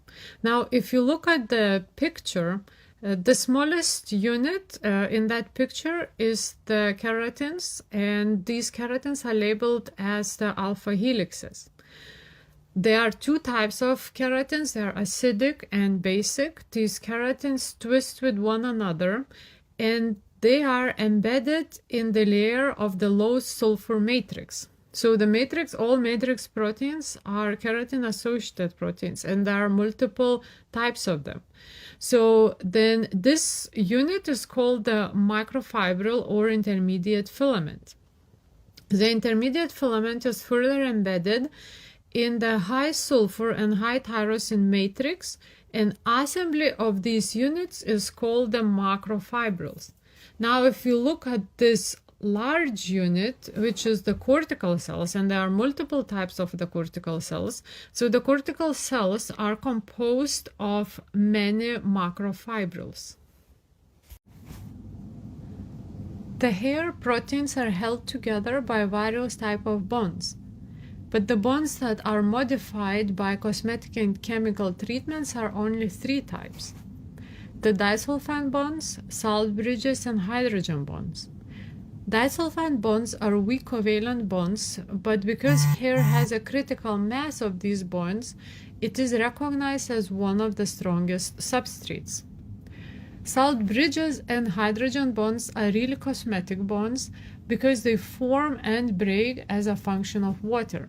Water can minimize their effect, but in a dry state, these bonds can withstand significant amount of stress and mask a certain amount of damage. Protein composition greatly defines our hair properties. We have multiple types of cortical cells, but based on the properties, they can be classified into the two main types. These are ortho and paracortical cells. Paracortical cells have the higher matrix to intermediate filament ratio, are more cross-linked by the sulfur, therefore less flexible and less extendable. It also can be stayed with an ionic or green dyes, and you can visualize what kind of cortical cells do you have in your hair. Orthocortical cells have opposite properties, and straight or a lightly curly hair tend to have one or the other type, while more curly hair tend to have more cross-linked side inside of the curl. And the external side is the orthocortical cells. So this polarization together with the ellipticity, what really makes the very curly hair more troubled upon the mechanical exercise. Before going to the next chapter, I would like to address the common myth, and that is the cuticle disability to maintain the smooth appearance on the curly hair surface. We have tested many panelist hair and found that although cortex of the textured hair has a propensity to splitting or cracking due to the polarization of the cortical cells, ellipticity, and twists, but the cuticles are very small and can easily accommodate the cortex shape fluctuation, as you can see here in the picture, and remain closely attached and smooth. The important part is to protect against oxidizing agents or lipid cleaving and maintain appropriate hydration. Melanin. Our pigment is produced in the melanocytes. Melanocytes are alien/octopus-looking organelles, and they inject the pigment in between our cortical proteins. We have two types of pigments, eumelanin and pheomelanin. Eumelanin produces brown to black shades, and if more concentrated, it can result in a darker color of the hair. It is more prone to oxidative degradation, and if your hair dominated by eumelanin, you can quite easily lighten the color without getting that ginger shade. Pheomelanin is responsible for warm or golden or red pigment shades. It is more resistant to oxidation, and typically that's the pigment to blame if you have difficulty bleaching the hair. Typically, hair contains both types of the pigments in varying proportions. Other advantages of eumelanin is that it has better UV shield, free radical scavenging, and heat absorption. Now, pheomelanin tends to generate sulfur-active radical species and cause even more problems than you will have without that pigment. Lipids. The hair contains covalently bound and free lipids. The well-known 18-MEA or 18-methyl-eicosanoic acid is located at the surface of the cuticle, and specifically if you look at the TM of the cuticles, it is above the A layer. So 18-MEA is connected via thioesters to the proteins. This lipid unfortunately naturally cannot be replenished, and once you expose the hair to oxidative treatment, whether it's a UV or perm or bleach, we are losing this layer forever. Free lipids are located in hair cell membrane complexes.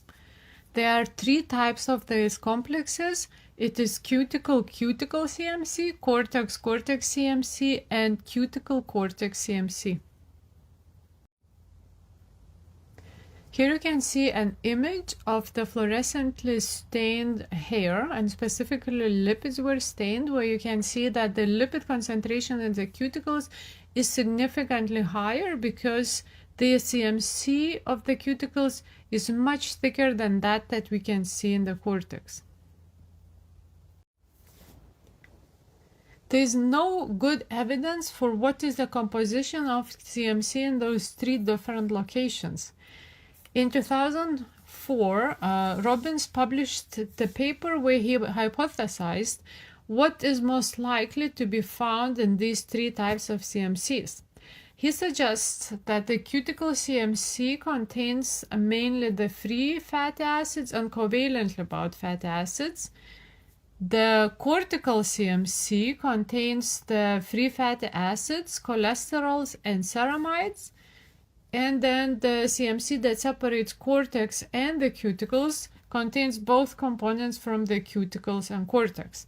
However, our studies suggest that the other sebum constituents such as choline, wax acids, and triglycerides also can penetrate both types of CMCs.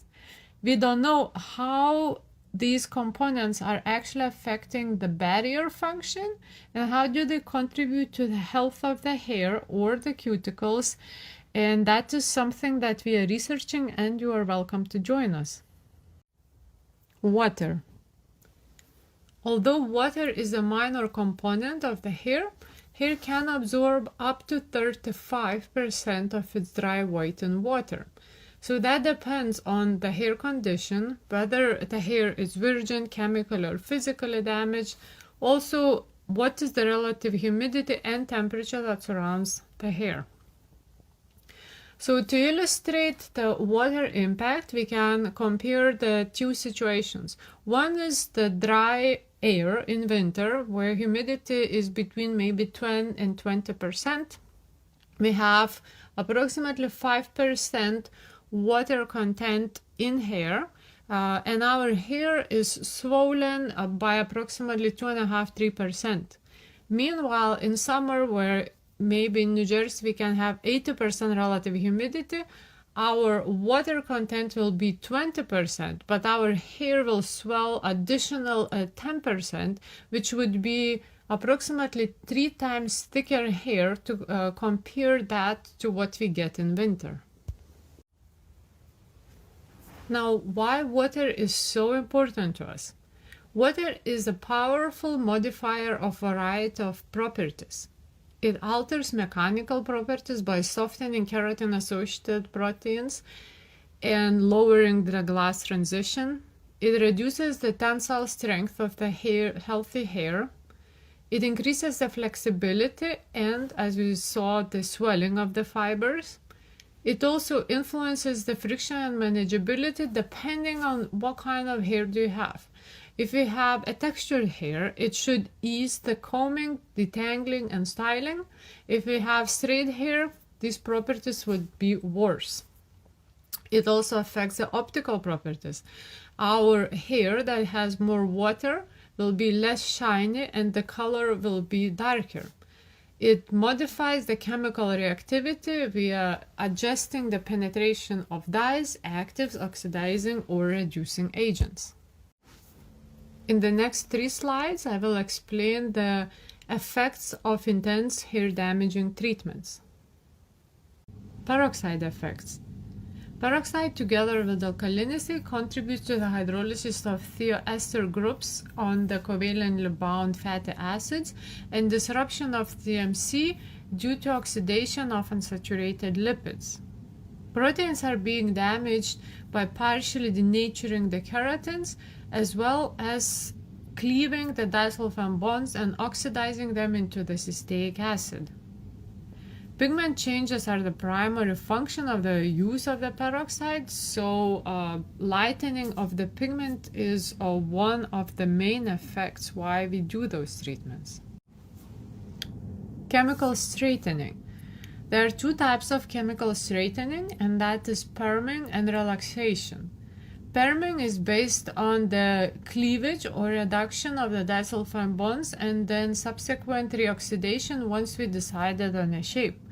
That results in the partial denaturation of keratins, partial permanent cleavage of disulfide bonds, and significant loss of covalently bound lipids. Relaxation using the high pH treatments can cause also partial denaturation of keratins, partial loss of the disulfide bonds, and saponification of triglycerides and fatty acids. Heat damage is the most harsh beautifying procedure that we can do to our hair, and the effects of this damage you can see in the images presented on the left. We can have bubbles in the cuticles, but also we can have the holes in a cortex. During these procedures, we denature the keratins, we decompose the tryptophan that leads yellowing to the yellowing of the lighter color or pigmented hair. We also damage protein enough to lead to a permanent curl relaxation. Now, looking at the lipids, we found that we lose a significant amount of unsaturated lipids. And the last chapter of this presentation is going to address the concerns. We didn't want to go deeply in a forest, so we selected types of concerns that lead to lots of problems. And one type of concerns already have a solution, and another type of concern is something that you may want to work in the future. We have discussed this topic at TRI internally before preparing this presentation, and one of my colleagues, Marketa, who in the previous life worked as a hairdresser, suggested to address the hair dryness. There are so many concerns that they can be found individually, but she suggests that if you have a phenomenon called the hair dryness, you most likely will have the increased friction, frizz and manageability problems, the curl lumpiness, which probably consumers assume it's a lack of elasticity, also the dullness or the lack of shine and color vibrancy. As I mentioned, you may have an individual problem and there might be one treatment that is going to resolve that problem, and that is fine. However, if you have a hair dryness with all the symptoms associated, you may want to consider a repair treatments. So there are two types of repair treatments that often these words are used interchangeably. And these would be the conditioning treatments and molecular repair treatments. The conditioning treatments work by forming the hydrophobic layer and neutralizing the charge. They do not claim to be rebuilding anything. Now, interestingly, it delivers immediate and full consumer perceivable recovery in smoothness, detangling, alignment, and you know if we have alignment, we have shine, we most likely have the color enrichment. Now, molecular repair treatments, they tend to reorganize hair non-covalent bonds to partially compensate for the reduction in covalent bonds. So most likely these treatments are not going to address all of the problems that you have associated with the dryness. And if you want to use these molecular repair treatments for restoring the hair from inside, you may still want to consider the treatment that has the dual function, the molecular repair and the conditioning in one. And this concern I named as an extended washing frequency.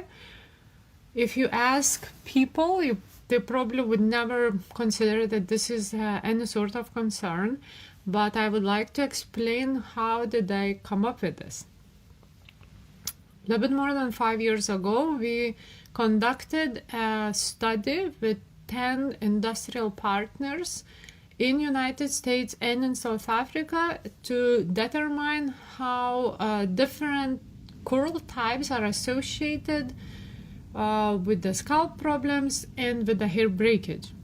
So our panelists were asked in a questionnaire what is the maximum number of days in between washes. And here you can see the two graphs constructed as a function of the hair type, where in United States we see that the type 4 has a relatively even distribution of the hair washed at the different frequencies, and in South Africa this distribution is a little bit different, and we have not only the type 4 that have quite even proportion of people washing the hair after 1 week, after 2 weeks, 3 weeks, and so on, but also these tendencies, although not as much expressed, are visible in other hair types as well. So why extended washing frequency is a concern? So we have two types of problems. One is located in the scalp, and that is related to the sebum. So our sebum is broken down by microorganisms, and one of the components that is being released is oleic acid. People that are sensitive to oleic acid, they tend to have dandruff and itchiness. Now, sebum is also oxidized due to the UV, oxygen, and other differently introduced ROS. So the barrier function is disrupted. We have an inflammation, and we have potential effects on the hair growth. And another set of concerns relates to a particulate matter. So the longer we don't wash the hair, the more particulate matter adheres on our hydrophobic hair. That can cause a dullness, which is a cosmetic problem. Typically, people don't care too much about that. However, particulate matter also increases the friction of the hair, contributes to increased entanglement and breakage as well. Now, we do not have any wonderful solution like what we had with the hair dryness. So this is the homework to the industry, to startups, or to people who don't have ideas, but actually would want to start their own business. Now, can we solve both of the sets of problems with one product? Probably not. One product most likely will have to address the old sebum removal and another problem to repel the particulate matter. There is very little that currently exists in industry to remove the old sebum from the hair.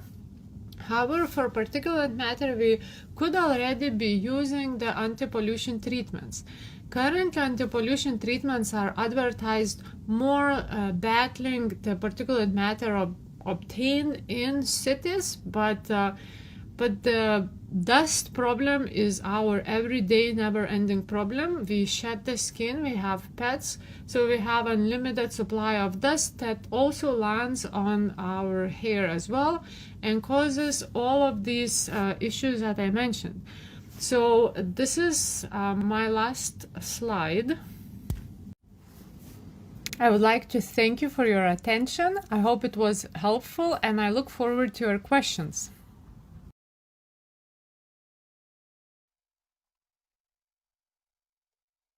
Thank you so much to Ernesta for that presentation. That was super, super informative.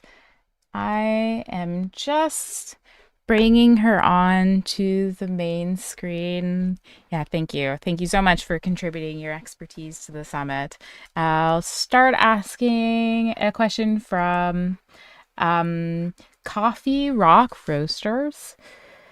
What are the key scientific or regulatory requirements to prove real efficacy in hair growth or hair strengthening products beyond standard cosmetic claims?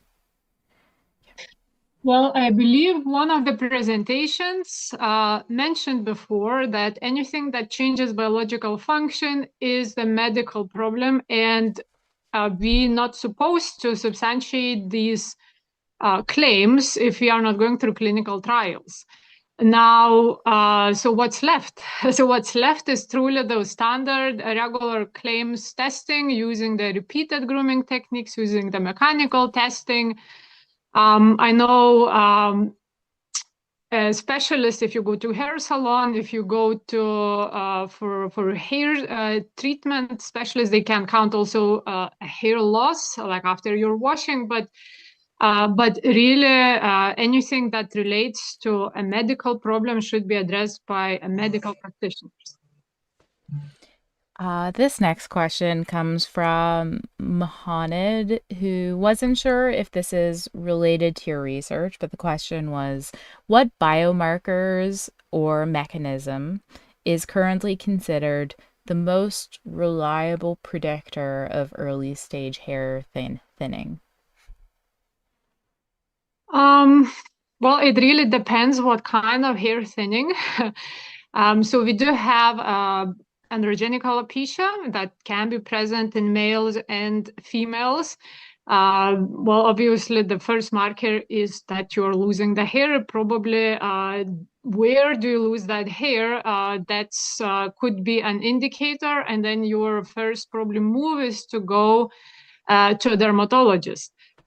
Now, if you are losing your hair because you entered the perimenopause and then there is a fluctuation with the estrogens and androgens, I guess probably one of the first indicators that goes together would be the reduction in the sebum production. So the sebum production is mainly regulated by the level of testosterone even in females. So when we have that reduction, it's most likely there are hormonal changes that you may want to address with the hormonal supplementation or go natural. It's up to a person, but essentially when estrogen levels are declining, your anagen stage is shrinking as well. So it means that your hair will not be as long as they were. They probably will shed also more frequently. So again, this is not a cosmetic problem. This is the problem where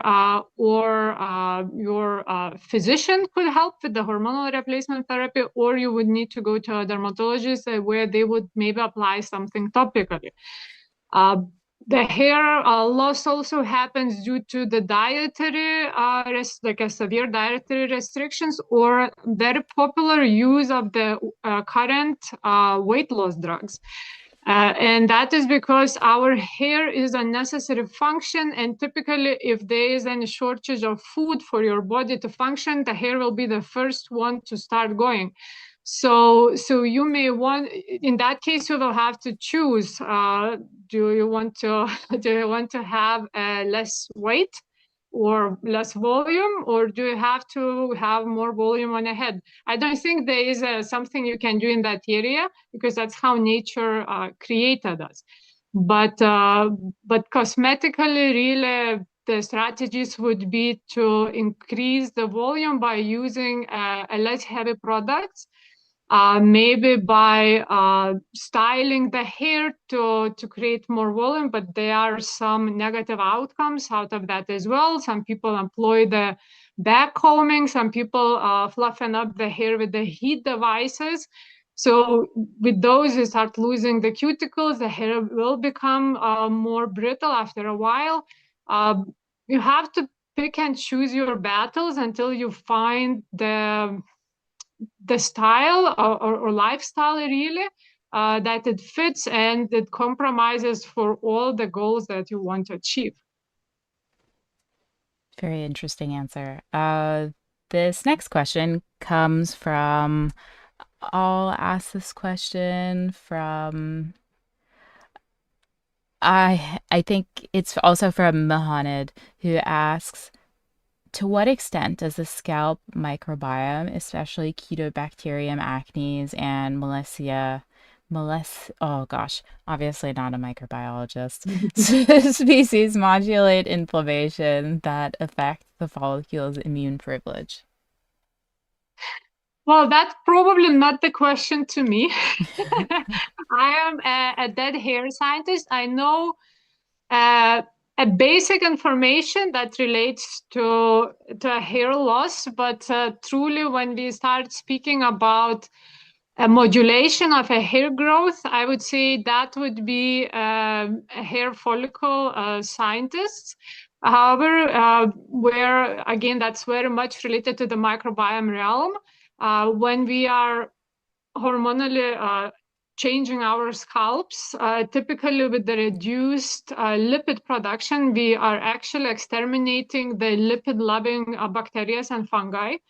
And it means once these are going down, there are other populations that previously were minorities, and they are really not built to govern what is going on in the scalp, and then it creates a havoc.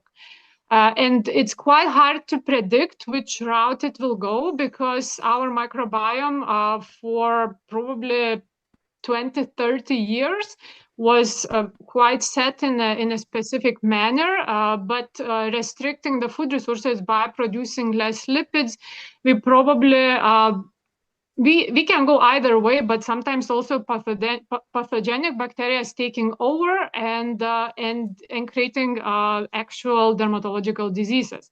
Now, when it comes to what can cosmetic manufacturers do in that situation, probably it's worth considering supplementing the hair, specifically scalp, with the lipids that our usual lipid-loving bacteria and fungi loves.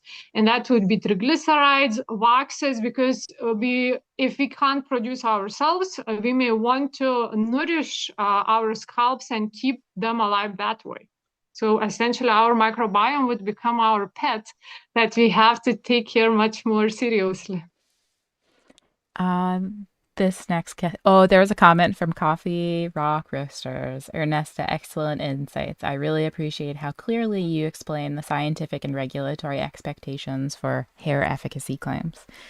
The next question is from Rini Indo. You've never corrected me for how to pronounce your name. I know I'm mispronouncing it. I'm sorry. The question: for dandruff, is co-survey technology really does it really improve the effectiveness, and what are the challenges in formulating with them? Okay, so TRI is not in a formulation business. TRI can test your formulations, but unfortunately we are not skilled in how to make sure that the product works better with the specific formulation. So unfortunately, I do not have a response for this. You know who might?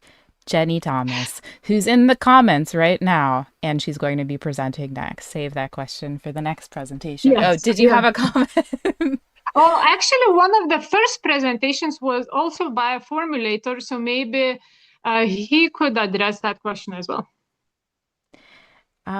This next question is also same person. I won't say your username again and mispronounce it again, but please correct me. Since the bald pattern for women and men is different, should the actives or treatment be different? The question continues, is minoxidil or most actives really a scam? I guess also, is it? What's going on with that? Yeah.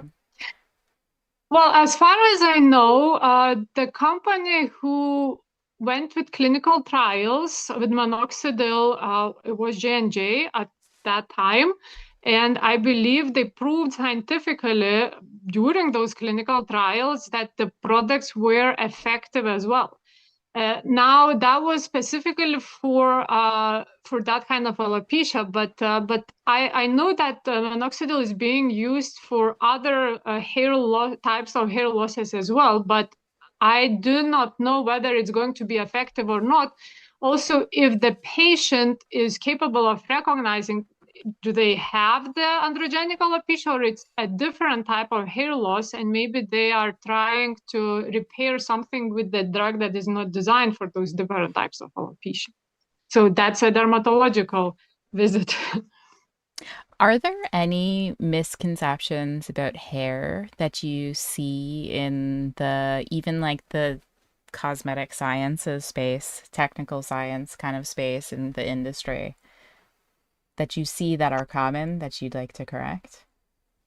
I guess one I corrected already in the presentation addressing the repair by conditioning treatments and then repair by molecular treatments.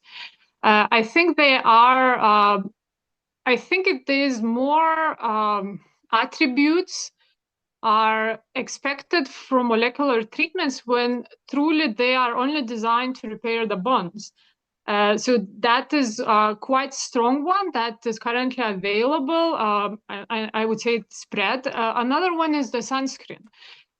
So we get to test a lot of sunscreens at TRI from a variety of companies, but we also get to test the actives, whether actives are by the companies or we are getting those actives ourselves, and the application form for UV protection. So when we work with skin, we need to know that there's always a thin film that covers the skin evenly. Somehow people tend to forget that the same rules are applying for the hair as well. And we try sprays, we try minimal dosages, but the hair surface area is large, and unless you coat it properly, it's not going to be effective to the point that is meaningful. Now, it's not a big deal to coat effectively for very textured hair, like a coily hair, but my type of hair, it's not going to work. Because it would look greasy. So our studies found that proteins are protected by broad spectrum UV filter. And as far as I know, and I might not be educated enough, the broad spectrum filters are oily substances. So so probably it's not going to, like, we will have to lose on proteins on my type of hair. Now, lipids, during my research study together with Eva, my intern, who actually is watching it, so she found that water-soluble UVB filters are quite effective in protecting proteins, but also because it's water-soluble, it is not contributing to the appearance of the grease on the lighter textures of the hair. So I believe a niche for sunscreen manufacturers could be to expand into water-soluble filters. They would be useless for skincare because we always sweat and we want to keep it as long as we can. But for hair, sweating is not a big deal. We want to keep the hair textures to keep looking light, but you also want to remove it easily without excessive washing. So I think that is a niche where like ingredient manufacturers could pay more attention, and consumers like me would benefit from that significantly. So I would say this is quite strong misconception that I noticed. Another thing is the ironing of the curly hair, that with the hope that the curls will remain the way they were before ironing. Ironing is one of the most powerful techniques that can actually quite easily permanently straighten the hair. We found during studies that if you work with thicker sections, you actually damage the hair significantly less. The thicker products on very curly hair tend to contribute for a higher loss of the curl. And I'm working with the Issima brand on the internal research of that we eventually will publish. So this was presented at TRI Talks, I believe, last year or last spring. So again, this area where technologies are required to help and protect the texture hair from heat damage, because and the effects would be also much more visible, for example, than on my hair if I decide to curl it. Now, I'm interested in this answer from you. I asked this earlier to Hannah from Medicate. There's a lot of young people who are watching this, or not all young. Young is, so what? Who is young? What is young? Students and newcomers into the industry who want to do similar kinds of work as what you're currently doing. So for somebody who is interested in doing hair science related work, whether it's in cosmetics or adjacent or whatever that looks like, do you have any suggestions for them? Well, you can try always to internet TRI. Also, some universities have their own programs where you can do there a small volume, like a master studies, whether it's in Europe or in United States. There are also larger volume, could be a PhD studies, and TRI would partner with some of professors to help their students to perform part of work at TRI. But also a large corporate companies like L'Oreal, P&G, and Unilever, they have huge research departments. And that is another route. Obviously, research will have to be focused more on practical applications, but still, if you are a very curious person, you will always find ways to learn more than you've been asked. So that would be my suggestion, to go those directions. And that brings us to the end of the Q&A. Thank you so much. Thank you so much for contributing your expertise to this conference. I feel like I need to have you on for a podcast. That was super informative, super thorough. I learned a lot. Yeah, so thank you so much. And thank you for inviting. Also to my audience, check out the resources from TRI. There's so much stuff there. They have their own presentations like this. So definitely a great resource for you to plug into. If you weren't aware, now you are. Thank you. I hope you have a great rest of your Sunday. Thank you too. Bye.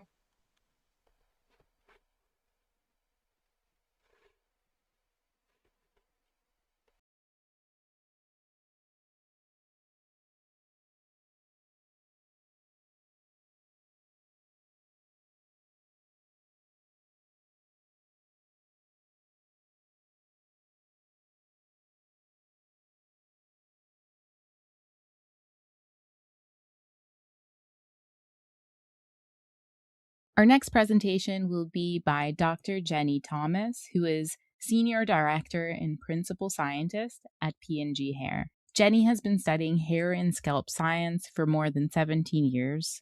Jeni's work at P&G Beauty has included research and partnerships with experts around the world to deepen our scientific and consumer understanding around all topics related to hair and scalp health.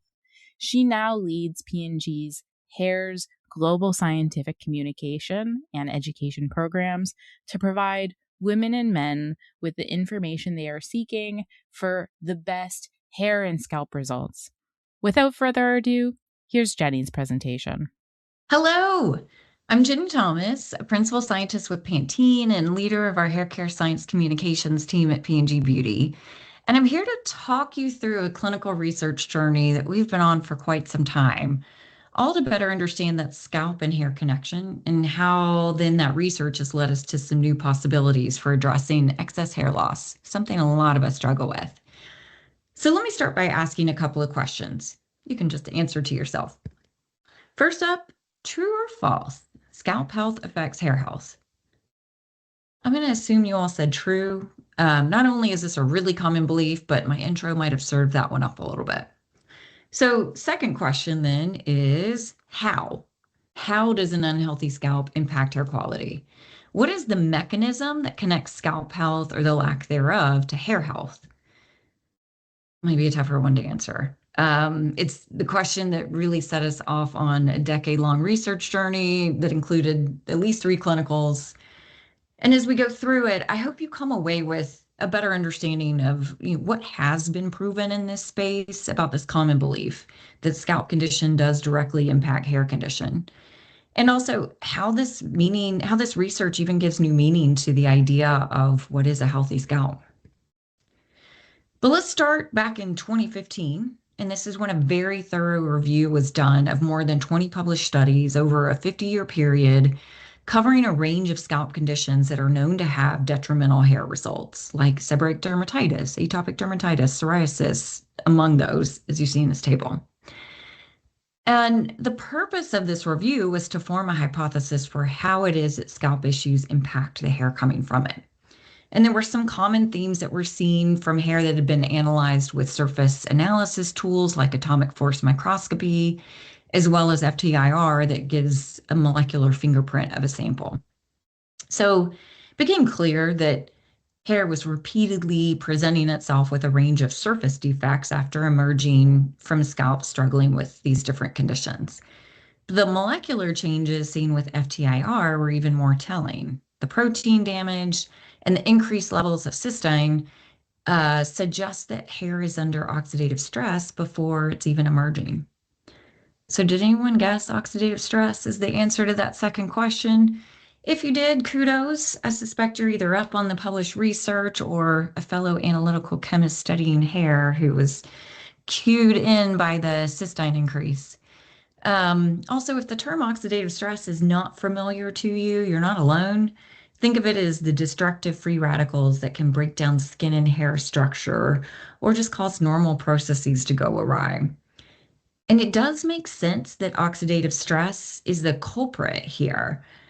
The scalp issues that were covered in these published studies, they tend to have an imbalance in their pro and antioxidant forces, which then lead to oxidative stress. So essentially, more free radicals present than you have antioxidants to neutralize them. So this review then led to a hypothesis described by this visual model that an unhealthy scalp has increased levels of oxidative stress that negatively impact the hair fiber as it passes through. So consider this. Your head hair originates about 4 millimeters below the surface of your scalp skin.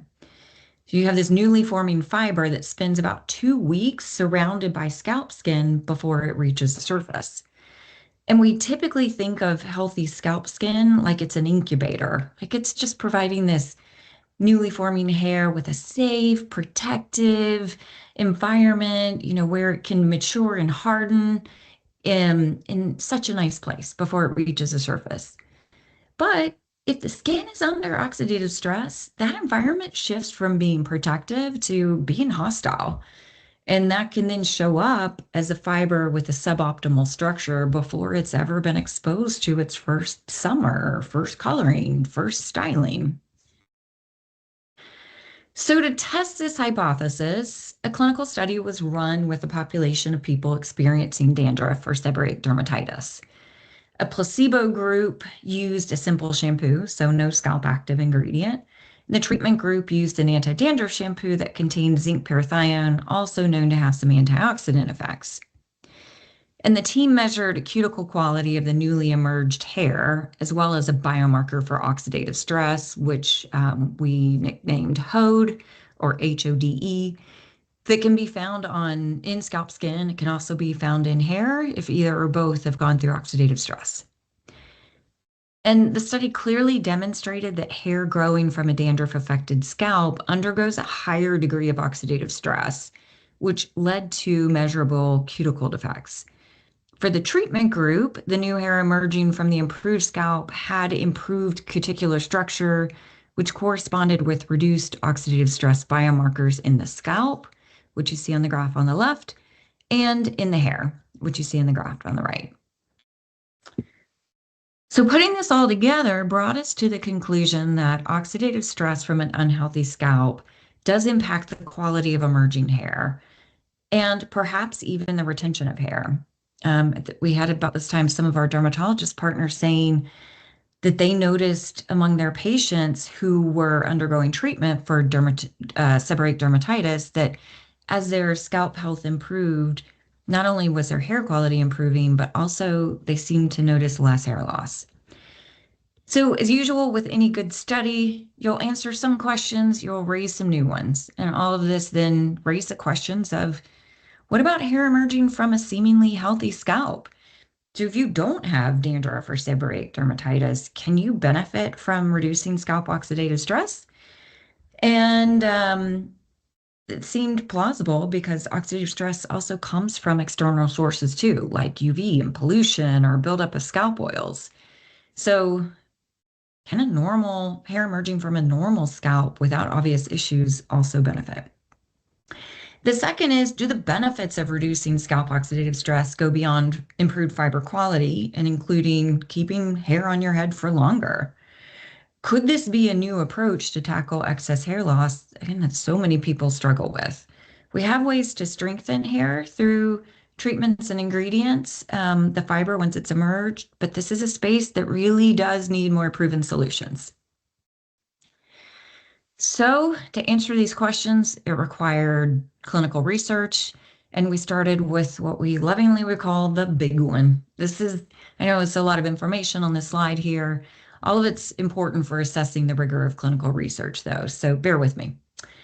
Now, the purpose of this study was to test the hypothesis that reducing scalp oxidative stress on an asymptomatic or normal scalp would increase hair density by decreasing hair shedding.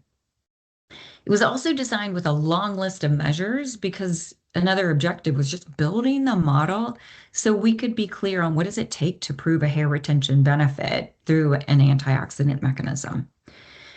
So very much a proof of concept study here too. And it was different from work that had come before it because it focused on people without obvious scalp issues. They did have hair thinning concerns, but again, no clear scalp problem. So the treatment group used a shampoo and a leave-on treatment containing a mix of antioxidants and also barrier-enhancing ingredients, while the placebo group used an identical shampoo without the antioxidant and barrier ingredient mix. And the study included a range of methods to collect objective data. Some of these methods are well established, like Tool or transepidermal water loss, for assessing barrier integrity of scalp skin. Other methods had to be developed, like the hair comb out method to measure the amount of shed hair. And not just the total amount of hair that was shed, but we needed to be able to separate what was shed from breakage versus what was shed from the root. This was the target that we were really interested in for this study.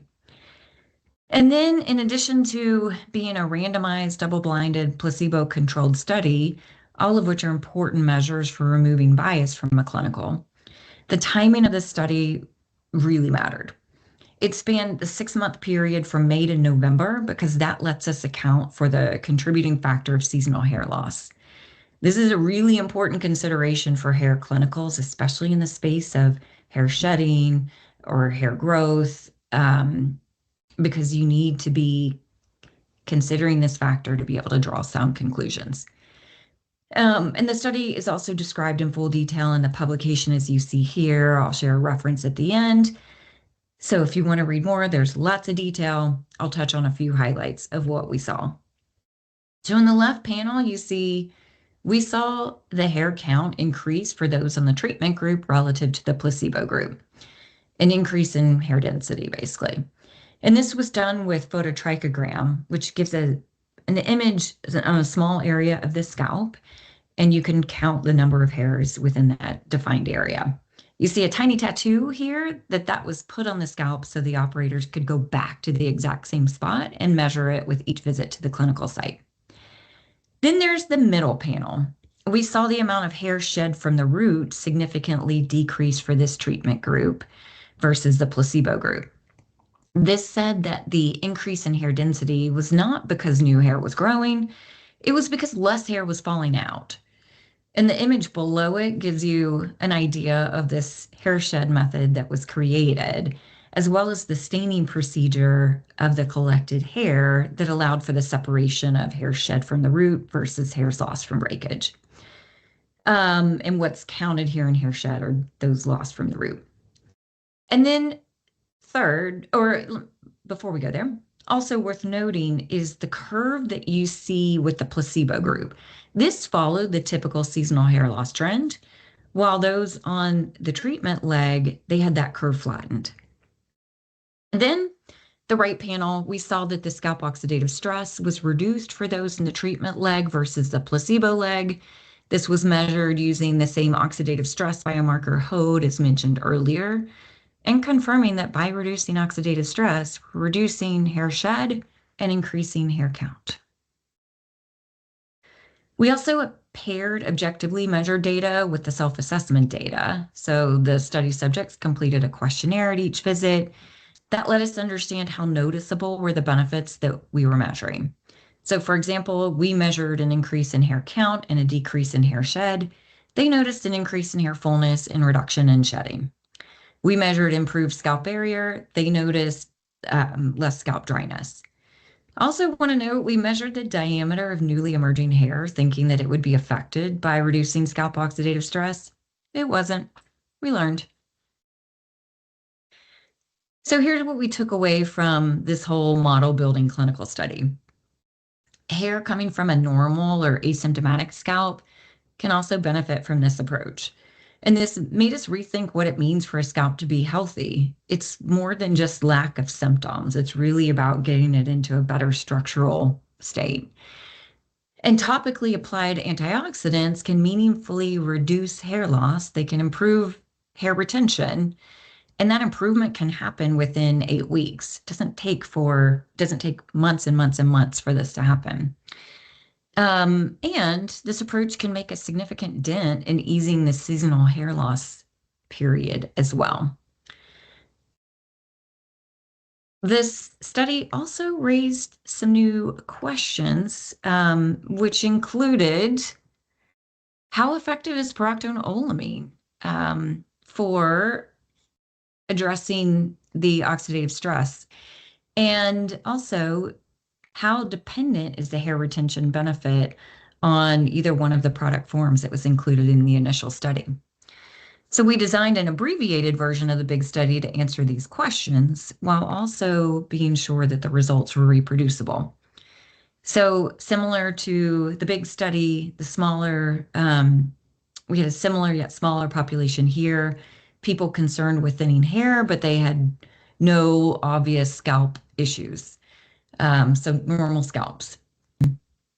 And we had placebos by form, one for those using the shampoo with the active ingredients and one for those using the serum.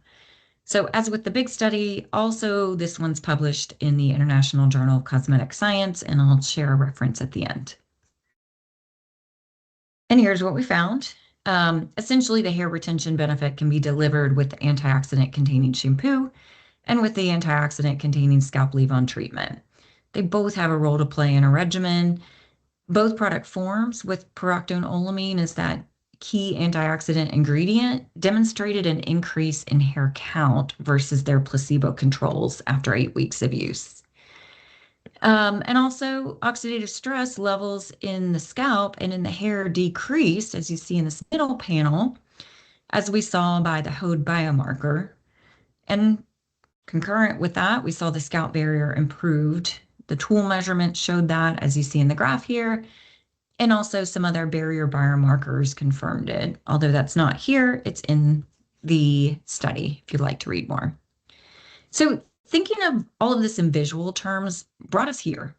When the scalp is under oxidative stress, the structures of both the scalp and hair change to the point of scalp loosening its hold on hair at the roots, so much so that the fiber falls prematurely. When scalp oxidative stress is reduced, the structure of both improves, and that keeps hair anchored at the root for longer. So what Pantene is doing with this is taking the clinically proven technology, pyroxenolamine plus niacinamide plus panthenol, and creating a regimen around it to bring a new way of reducing hair loss as part of a regular hair care routine. It's called the Abundant and Strong Collection. It includes a shampoo, a conditioner, and a daily scalp leave-on serum, all with this clinically proven technology at the core. And if you consider the 3 targets for addressing hair loss loosely, so you've got the follicle. This is where biological activity for the fiber is affected. It's a drug mechanism if you're working here, and that's why treatments like minoxidil and finasteride are focused with this target. We go beyond that. So number 2 is the strand, and this is where hair loss can be reduced by reducing breakage. So for those with long hair, regularly colored hair, heat-styled hair, this is a meaningful target, and this is where the conditioner in the Pantene Abundant and Strong regimen is focused here, and it offers length retention. The third, or the newest target here, coming from all this research, is the root, or where the emerging hair meets the scalp. And we now know how to target this, and we know it's worth targeting to add root retention to length retention as the cosmetic approaches to tackling hair loss. This is where the clinically proven technology in the shampoo and the scalp serum in the Abundant and Strong collection are focused. So the clinical studies had thoroughly studied that core technology that's in this Abundant and Strong range. They hadn't necessarily included the final formulas, nor the combination of length and root retention that comes from full regimen use, which takes me to the latest study run to answer 2 more questions. 1, are the results from the final formula as noticeable as we expect and intend them to be from all that we've learned through the clinical research? And 2, how long does it take for results to become noticeable? In the clinical studies, 8 weeks was the earliest measurement point, but perhaps people notice changes sooner. So we ran a 6 weeks consumer usage study, and 53 women who were concerned with thinning hair, not experiencing any scalp issues, so there's a trend here, using the regimen for 6 weeks. Their hair was analyzed with image analysis, assessments, but most important here was answering self-assessment questions after 2, 4, and 6 weeks of regimen use. And we saw that this regimen does deliver on the reduced hair loss and increased density benefits as expected. And also that the results are noticeable even sooner. So in 4 weeks, 77% of the people noticed less hair loss. At 6 weeks, 85% saw an increase in hair density. So it does take a little bit of time, but not too much time to get to some pretty important changes in your hair. And here are just a couple of examples of those changes that were captured over the 6-week usage period via the image analysis system, and capturing what it can look like across different hair types, as how it presents, how the benefits presents can vary. So I'll note that we do consider this a consumer usage study rather than a clinical study. We had the clinical data to know how the technology works. We just needed to know if the full regimen delivered noticeable and meaningful results and over what time period. And for that, self-assessments are what mattered most. Okay, so let's go back to the initial question. Is it true or false that scalp health affects hair health? Hopefully you agree that this research establishes that yes, it does. And at least one mechanism for how it does, scalp oxidative stress. It's been really eye-opening that a healthy scalp does not simply equal the absence of symptoms. Even hair coming from a scalp without obvious issues benefits from reducing scalp oxidative stress, with the benefits being less hair loss and increased hair density. And getting this benefit does not require complicated routines. With the right formulations, it can be delivered through your wash system and through a daily leave-in scalp treatment, which is important because your scalp is exposed to oxidative stress daily. And ultimately, I hope you share the passion for asking questions about common beliefs that we hold, because it can take us in unexpected directions and introduce new possibilities for scalp and hair and anything else that we want to study. So thank you. Here are a list of the references that I've mentioned throughout the presentation, and I'm also happy to take any questions that you have.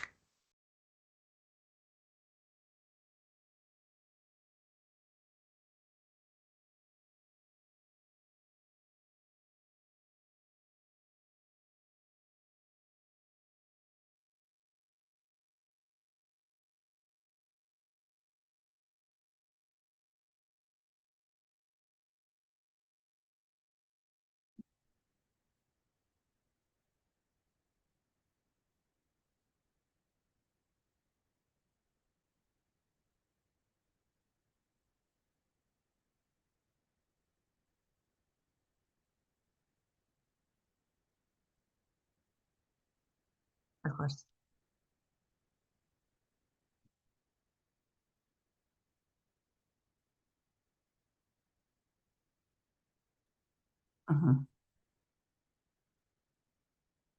Yeah, it's impressive question.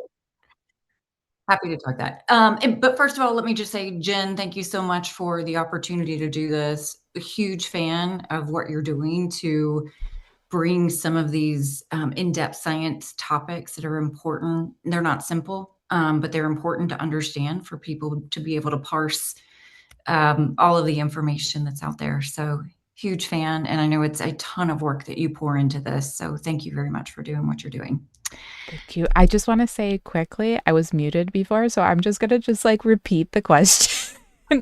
Okay. You weren't muted. I was just muted. And what I said, so you guys actually hear what I'm saying, is thank you so much to Pantene and Procter & Gamble for supporting this conference as a gold sponsor. Thank you to Jeni, who's been a longtime supporter of the work that I was doing. And the question was about coacervates. It came up earlier and we wanted more context. And also, most people don't know what that word is. So, okay, I'll stop talking. Yes. Jeni.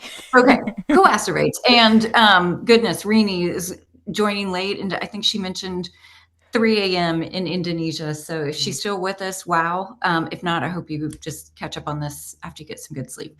Coacervates are, basically it means like agglomeration or the coming together of certain things to create something bigger. And it's a chemistry technique that's been applied at least to the shampoo world for many years, because it's the way in which shampoos can do two things at one time. One is to wash away things, which is what most people associate with shampoo, but also to leave some things behind. And that's the part that's less intuitive with a cleansing form like a shampoo, but it's all thanks to, for the most part, there are other ways to do it, but largely thanks to what coacervate chemistry is able to do. That was the big breakthrough all the way back to the mid 1980s when the 2-in-1 shampoo became possible. Here you are trying to mix these oil and water things and not come up with something that's just a total mess in a bottle, but something that's actually functional, and coacervates were a big part of that. So in shampoos, it's very often a combination of the cleansing surfactants, so the negatively charged surfactants, they're working in the stool capacity, cleansing, but then also forming the coacervate along with some kind of positively charged ingredient, typically a polymer. So you might see a guar, polyquaternium 10 are often some of the polymers used to form coacervates. And what they're doing is almost encapsulating and delivering certain ingredients to, in the case of shampoo, to the scalp or to the hair, depending on where it is you're trying to deliver them. So for anti-dandruff ingredients, coacervates play such a big role in getting those ingredients to deposit on the scalp. And I think there's also something that we see, a common belief that you need to leave, say an anti-dandruff shampoo, for example, that you need to leave it on your scalp skin for 5 minutes so that the actives can deposit and absorb. But the truth is the coacervate is sitting in the bubbles while you have the lather there. And the dilution when you rinse is then what takes it through the phase transition. And that's when it's going to deposit the ingredients. So you don't need to let it sit. It's the rinsing step that kicks that coacervate into action and lets the ingredient that it's delivering, in some cases that's a silicone, in other cases it's an anti-dandruff ingredient, lets it deposit onto the surface where it's intended to go. So if you can't deliver the ingredient to where it needs to be, you might as well not even have it there. Like, that delivery is critical, and the chemistry behind delivering is not simple. And oftentimes not intuitive, but it makes a huge difference in the overall performance of the product. That's a very good explanation. Yeah. Can I add one more thing to that? Yeah, of course. Sorry, super long-winded. But also I would say, I think Rini asked the question, what's the challenge to coacervate? What are some of the obstacles or challenges with it? I think the biggest body of knowledge for designing, creating effective coacervates is built around the sulfated surfactants. So I mentioned in shampoos, it's the surfactants that are a key part of coacervate chemistry. And it's the combination of the sulfated surfactants with these polymers where most of the work has been done, and that body of knowledge exists for how to create effective surfactants. And so it's why you often see more conditioning formulas and a lot of anti-dandruff formulas that are sulfated, using sulfated surfactants. And that's because they seem to be better able to deliver these ingredients while we're learning more on other types. And the key there, people then often say, well, isn't that bad for the scalp? You're creating this shampoo that is meant to go on a scalp that's compromised.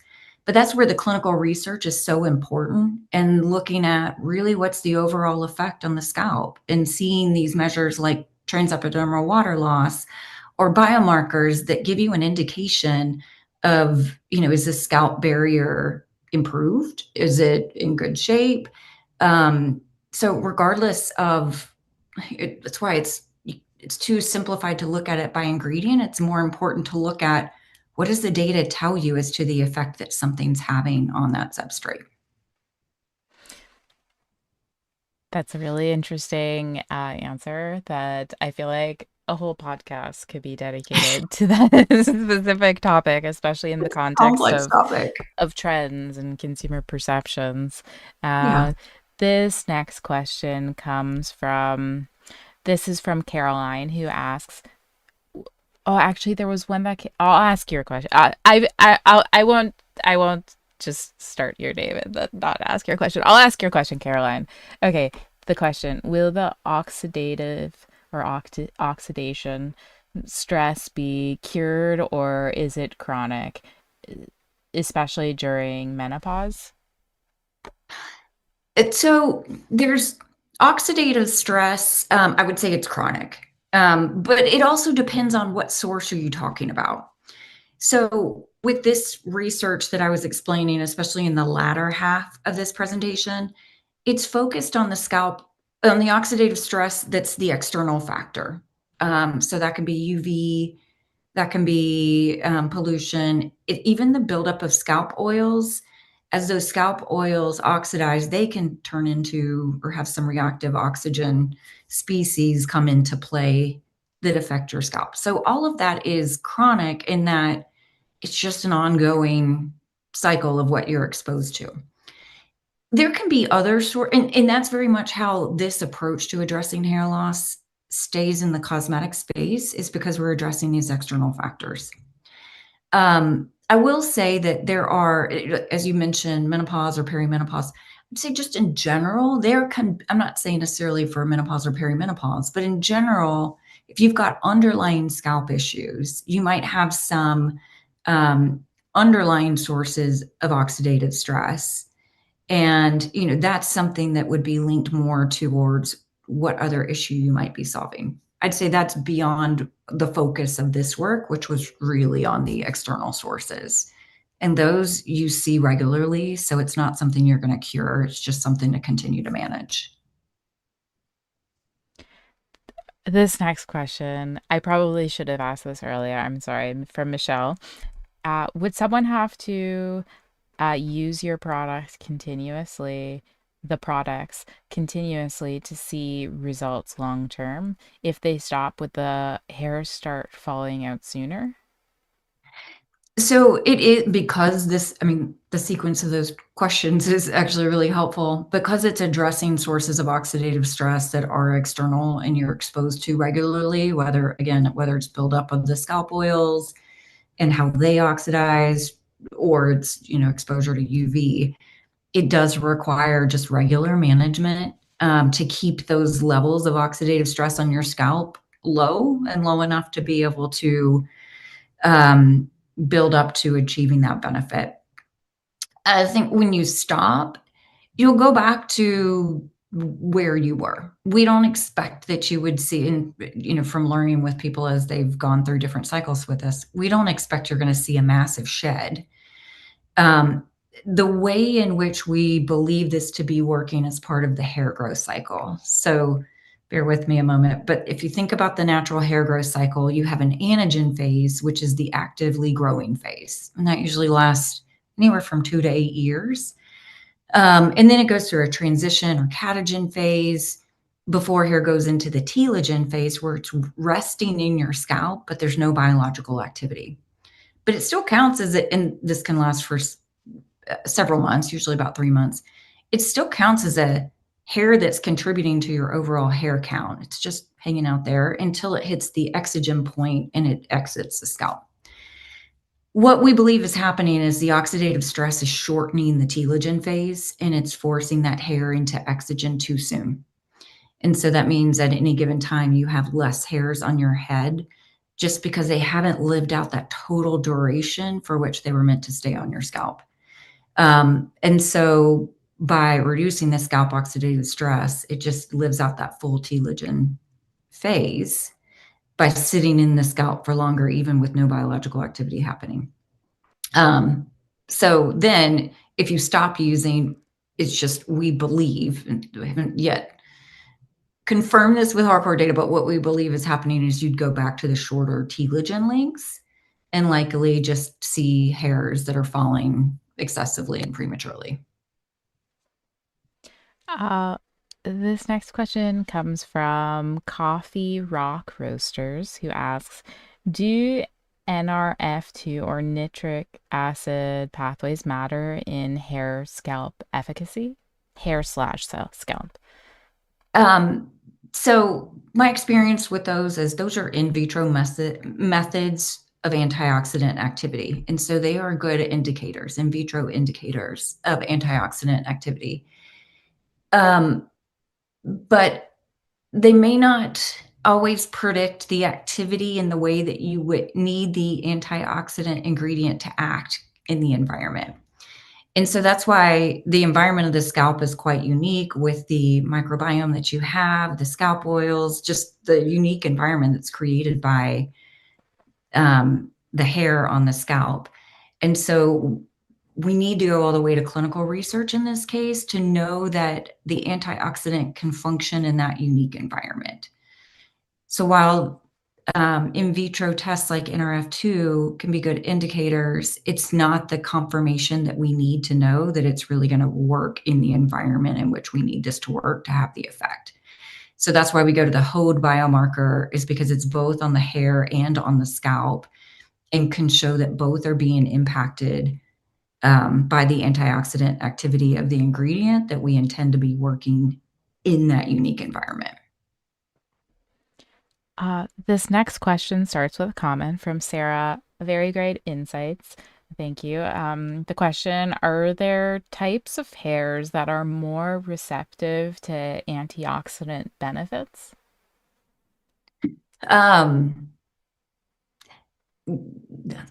That's a very good question. And we could talk about that for a long time, because you have the scalp part, which the scalp is like, the more oxidative stress you're exposed to, the more, like, even more you can benefit from reducing oxidative stress of the scalp.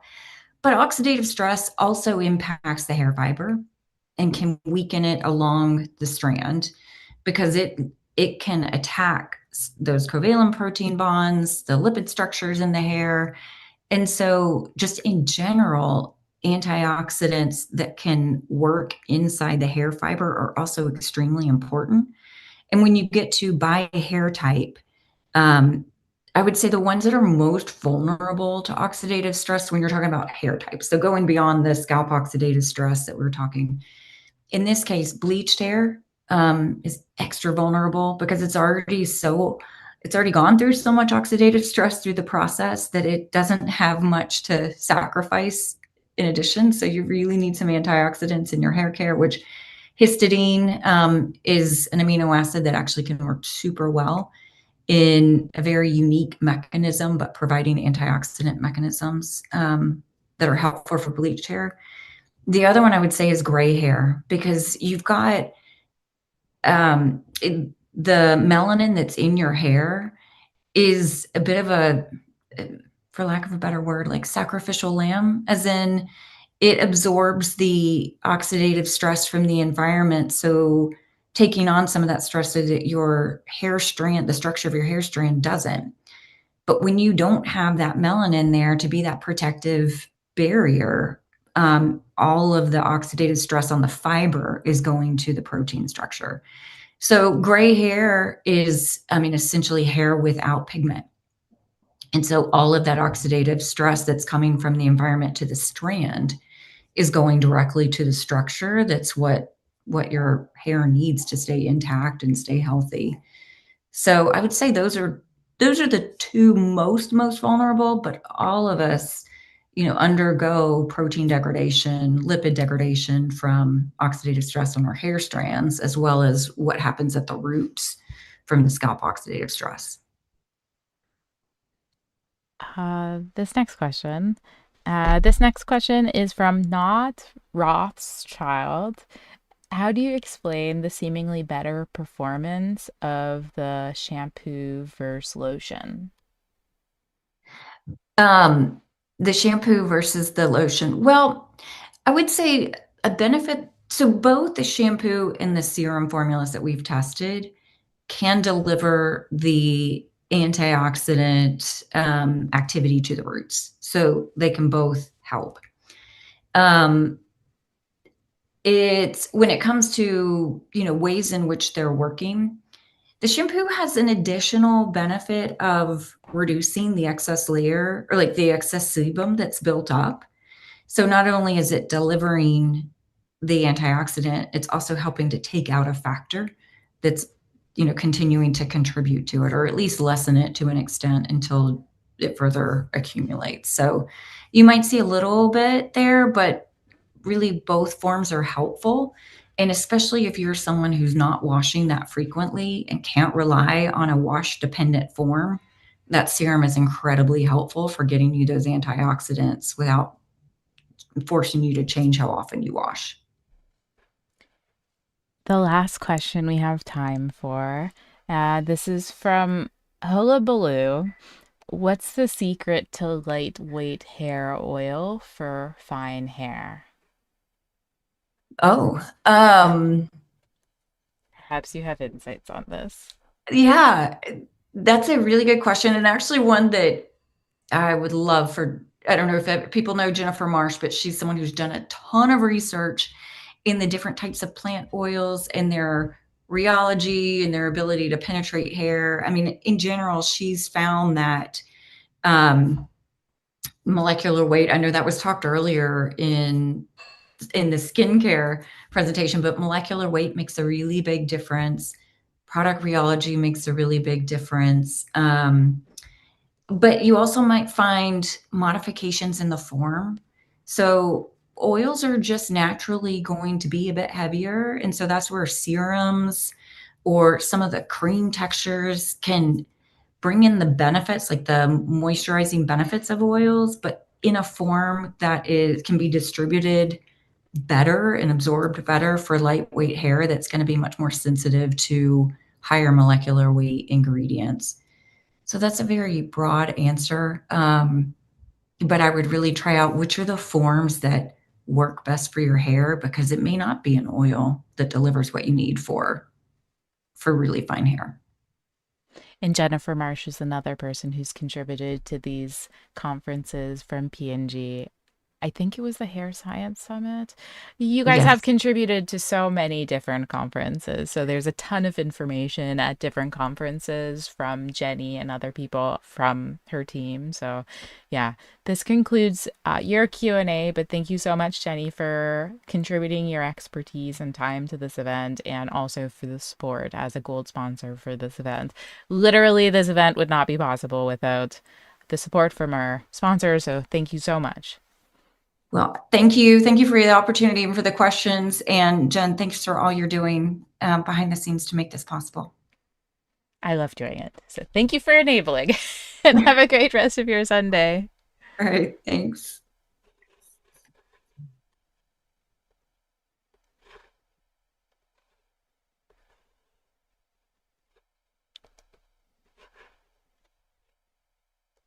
Our next presentation will be by Dr. Aegean Chan, who is a double board certified dermatologist and dermatopathologist practicing in Santa Barbara. She is also an adjunct professor in the Department of Dermatology at the Keck School of Medicine. Her area of clinical expertise is in complex medical dermatology, skin cancer, and acne.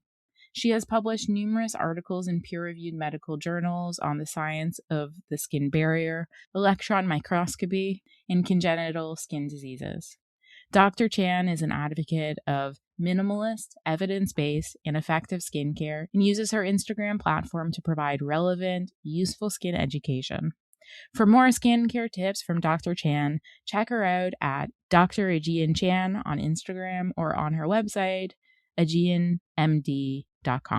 Without further ado, here's Aegean. Hello, everybody. I am so happy to be here today to help break down the science behind the most common skin concerns that I see. So my goal today is to help you guys learn how to think more like a dermatologist, to really understand the pathogenesis of common skin diseases, because when you understand the why, the skin no longer feels like a mystery, and treatments or products that you're trying to formulate make more sense, and you can be more intentional about what you're going to say about the product, what ingredients you're going to put into the product. So it's really, really important to understand these fundamentals of skin disease. So let's dive in. So we will cover first the basics of skin anatomy. Then we'll dive into, again, the most common skin concerns that I tend to get questions about on social media, or even things that I see in clinics. So skin aging, hyperpigmentation, acne, dry skin and atopic dermatitis, and then just general principles of how to think like a dermatologist. So let's first talk about Skin Anatomy 101. So I am a dermatopathologist, which means I look at skin under the microscope all day, and really seeing the skin and understanding how it looks on a microscopic level informs how I approach skin disease and how I think about treating patients, and even how I think about recommending certain products, over-the-counter products, to people. So this is the skin. And it is really much more complex than people realize. It's not just this inert, I think at some point there, people thought of it as just sort of like almost like a kitchen counter. If you had acne, you could just scrub the acne away. But no, skin is a really dynamic, self-regulating organ. It has a lot of parts to it that I think people don't quite realize. So let's start at the top. The epidermis is where the famous skin barrier lives. The skin barrier is the uppermost layer, and we'll get into that more in the next slide. And then there's also some few layers of skin cells that develop into the skin barrier. The important thing about this layer is that it is avascular. So there are no blood vessels in this layer. So if something claims to reach the bloodstream by applying it to the skin, it's got to pass through a good number of layers of cells to get there. The dermis is really where most of the action is. So that is where the collagen and elastin lives. And that's also where the hair follicles are. The oil glands, also known as sebaceous glands, come off of the hair follicles. So when those sebaceous glands are stimulated, that oil gets pumped directly into the follicle. And the aforementioned blood vessels are also in the dermis, and that is also where the nerves live. So that's where you get the pain, temperature, and pressure. And then underneath the dermis is where the subcutaneous fat is, and then underneath the fat is where the muscle is. So again, when you know which layer a certain condition originates from, you know exactly sort of how to think about what treatments can actually reach it and actually make a meaningful difference. So I want you to keep this framework in mind to help you when you're evaluating product claims, selecting effective ingredients, and again, understanding the mechanism of any skincare approach in these various diseases. So let's talk a little bit more about the skin barrier. So it's become sort of a hot topic, the skin barrier. It's sort of become a skincare trend, which I love.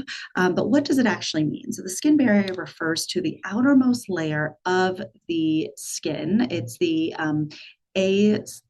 layer with dead skin cells called the stratum corneum, and it really is often described as by the brick and mortar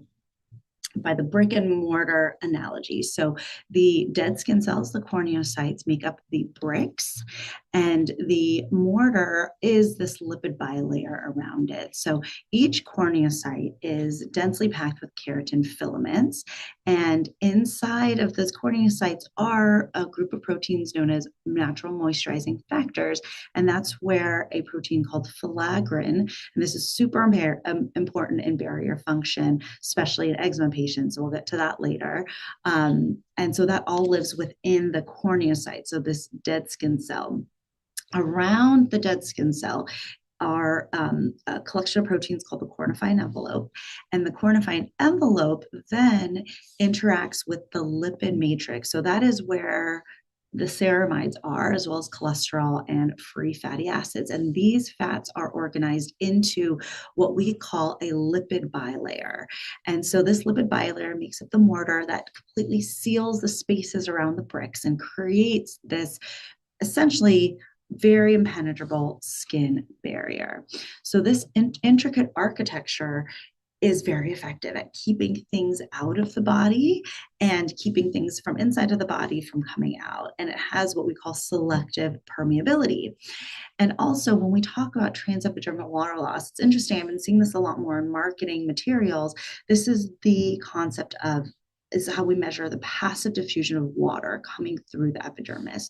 So when we talk about transepidermal water loss, the higher that number is, the more water that's getting evaporated through the epidermis.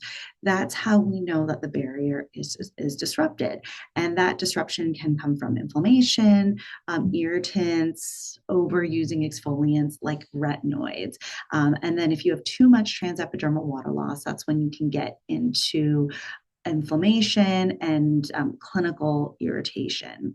So again, I go through this anatomy to sort of help you understand, if you're thinking about formulating products for the skin barrier, how does the skin barrier work? What is that anatomy?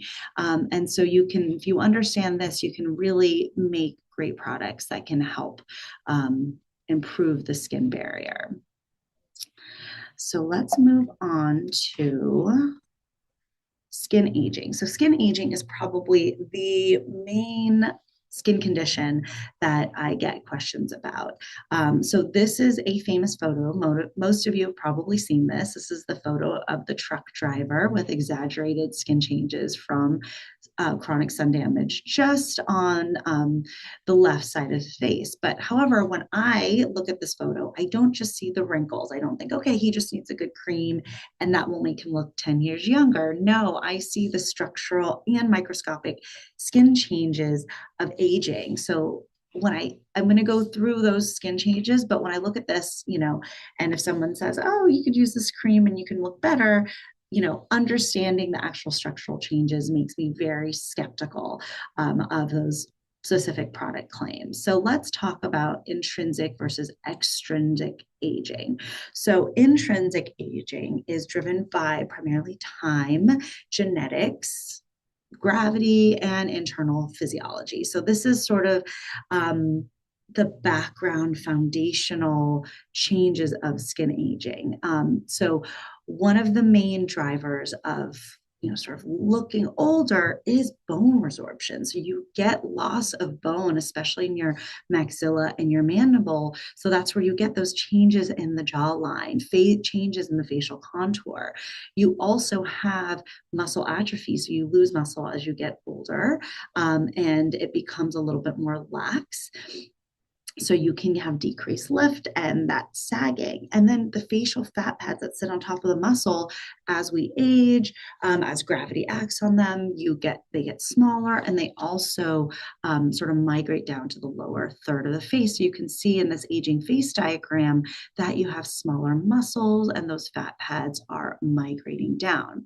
Whereas extrinsic aging is really driven by UV exposure, lifestyles, just smoking, and pollution. So of these three things, photoaging is probably the single most modifiable factor, and again is responsible for the majority of skin aging. So just to review, intrinsic aging reshapes the underlying architecture of the face, and extrinsic aging affects the surface. So these two things together really determine what we see clinically when we talk about the aging face and aging skin. So this is just another diagram just to illustrate a youthful face. You have more volume concentrated in the mid face. So that's when you have a lot of healthy, perky fat pads. But as we get older, you lose the bone, you lose the muscle, those fat pads migrate down, and you get more volume in the lower third of the face. You get more of that square silhouette. So really, this is when people say, I look more tired, I look more old. It's not just the wrinkles on the surface, it's this structural change. And to correct this, you really have to put more volume back into the mid face. So that's where fillers come in, and lasers, and those non-invasive devices can help with this. So topical products really aren't going to be able to help that much with these structural changes of aging.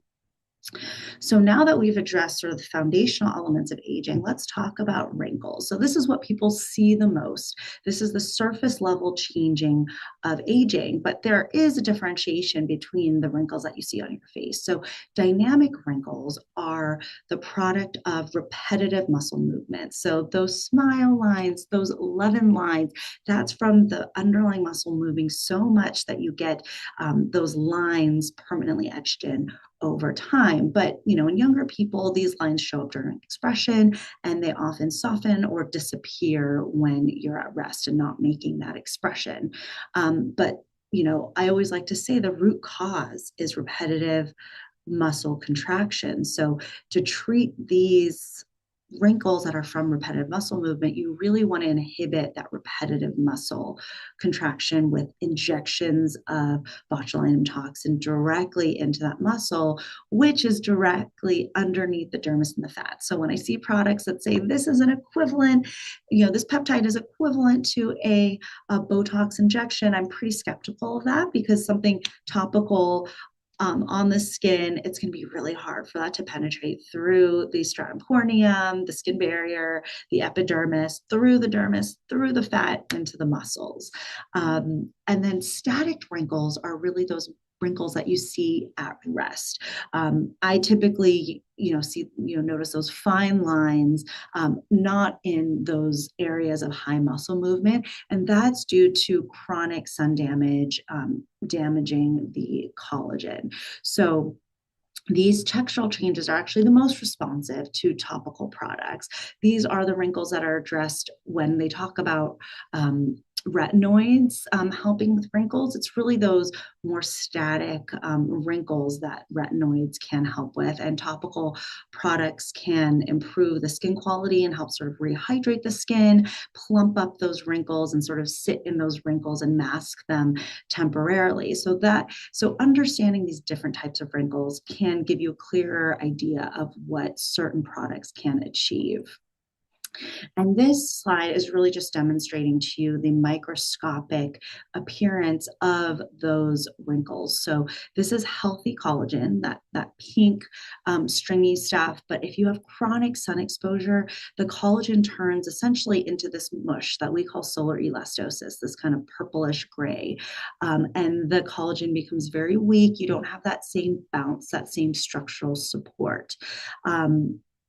And so essentially it's like an old rubber band. It becomes brittle. Again, it doesn't really function well. You don't have that snap and you don't have that bounce.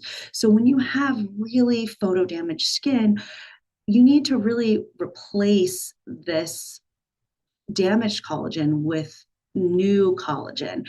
And it can be very difficult with just topical products to, nearly impossible to replace all of this if you have really advanced photo aging.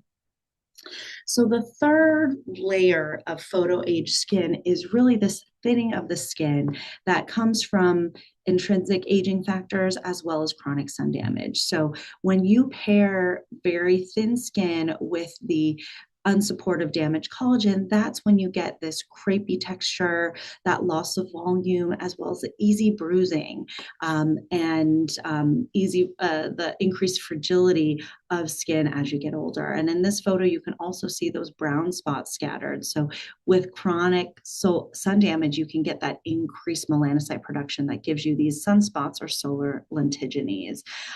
So, skin aging really is so multifactorial and so difficult to address because it is a confluence of these big underlying structural factors and these microscopic skin changes.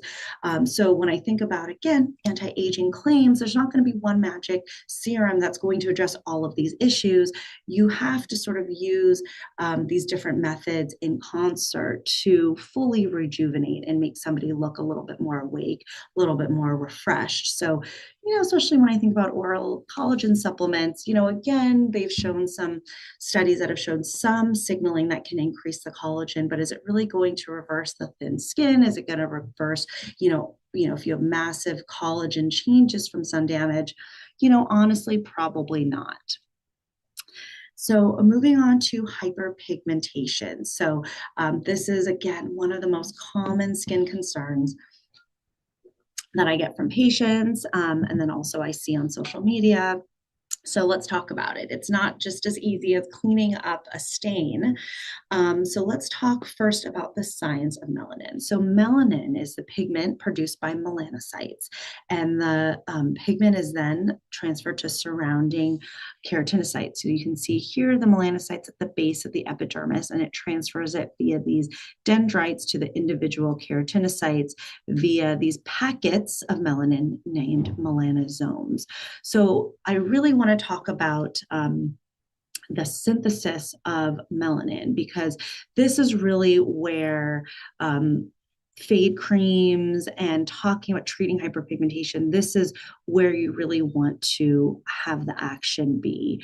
So melanin is synthesized within the melanocytes, and the process starts with an amino acid tyrosine, which is converted by an enzyme called tyrosinase into dopa and then into the downstream melanin intermediates. Once these melanosomes mature, again, they are transferred into the keratinocytes, produces these little pigmented caps you can see here in this microscopic picture. And the primary function of melanin is to help absorb UV radiation and reduce DNA damage to the skin cells. So it's sort of our built-in sunscreen. So the reason why I really wanted to talk about the synthesis of melanin is that, you really want to think about, if you're wanting to treat hyperpigmentation, what is the mechanism of the ingredients you are using? So hydroquinone in dermatology is our gold standard. It is the most effective topical ingredient we have for treating hyperpigmentation. And hydroquinone inhibits tyrosinase, this key enzyme in the production of melanin. And it really is the most potent pathway blocker. Alpha-arbutin also acts on this pathway, whereas kojic acid, it chelates copper and reduces tyrosinase activity, so it's not as potent. Niacinamide does not affect tyrosinase activity. It actually blocks that melanosome transfer into keratinocytes, so it works further downstream and therefore is less effective. So it's not really blocking melanin synthesis per se.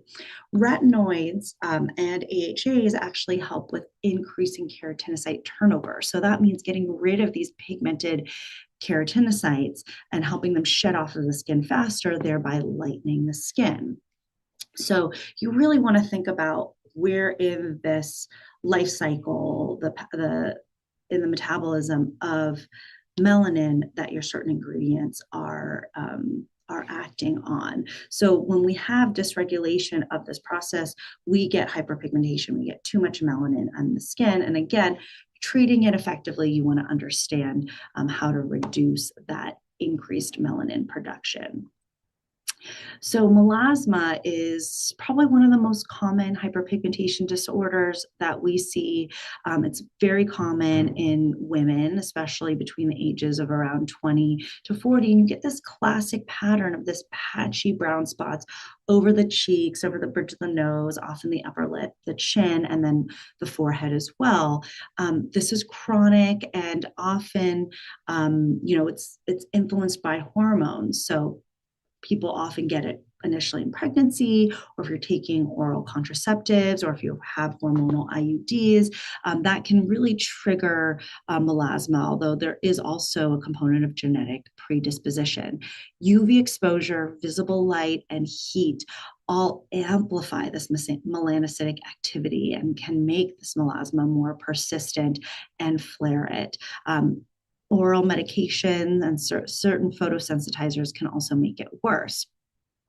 So let's think about the microscopic component of melasma. So melasma is so difficult to treat, not only because just being alive and living can flare it, but the pigment is present not only in the epidermis, as we can see here over on the right, but it also can be present in the dermis, in the deeper dermis. So it's much harder for topical products to reach down and clear that pigment in the dermis. So initially for in dermatology, we start treatment with bleaching creams like hydroquinone, and that can help with that surface epidermal level pigment.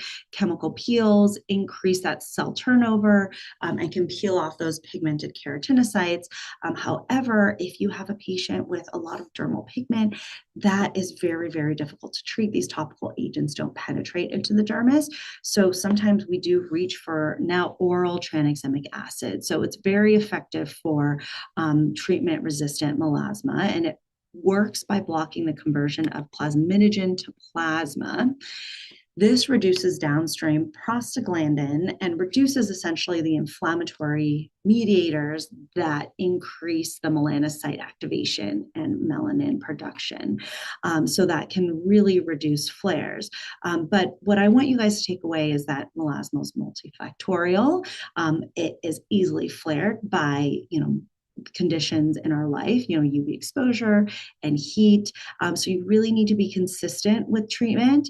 And, again, understanding the microscopic components of it can help you sort of formulate a treatment strategy that is more effective. And again, that dermal pigment is often the most stubborn treatment-resistant aspect of melasma.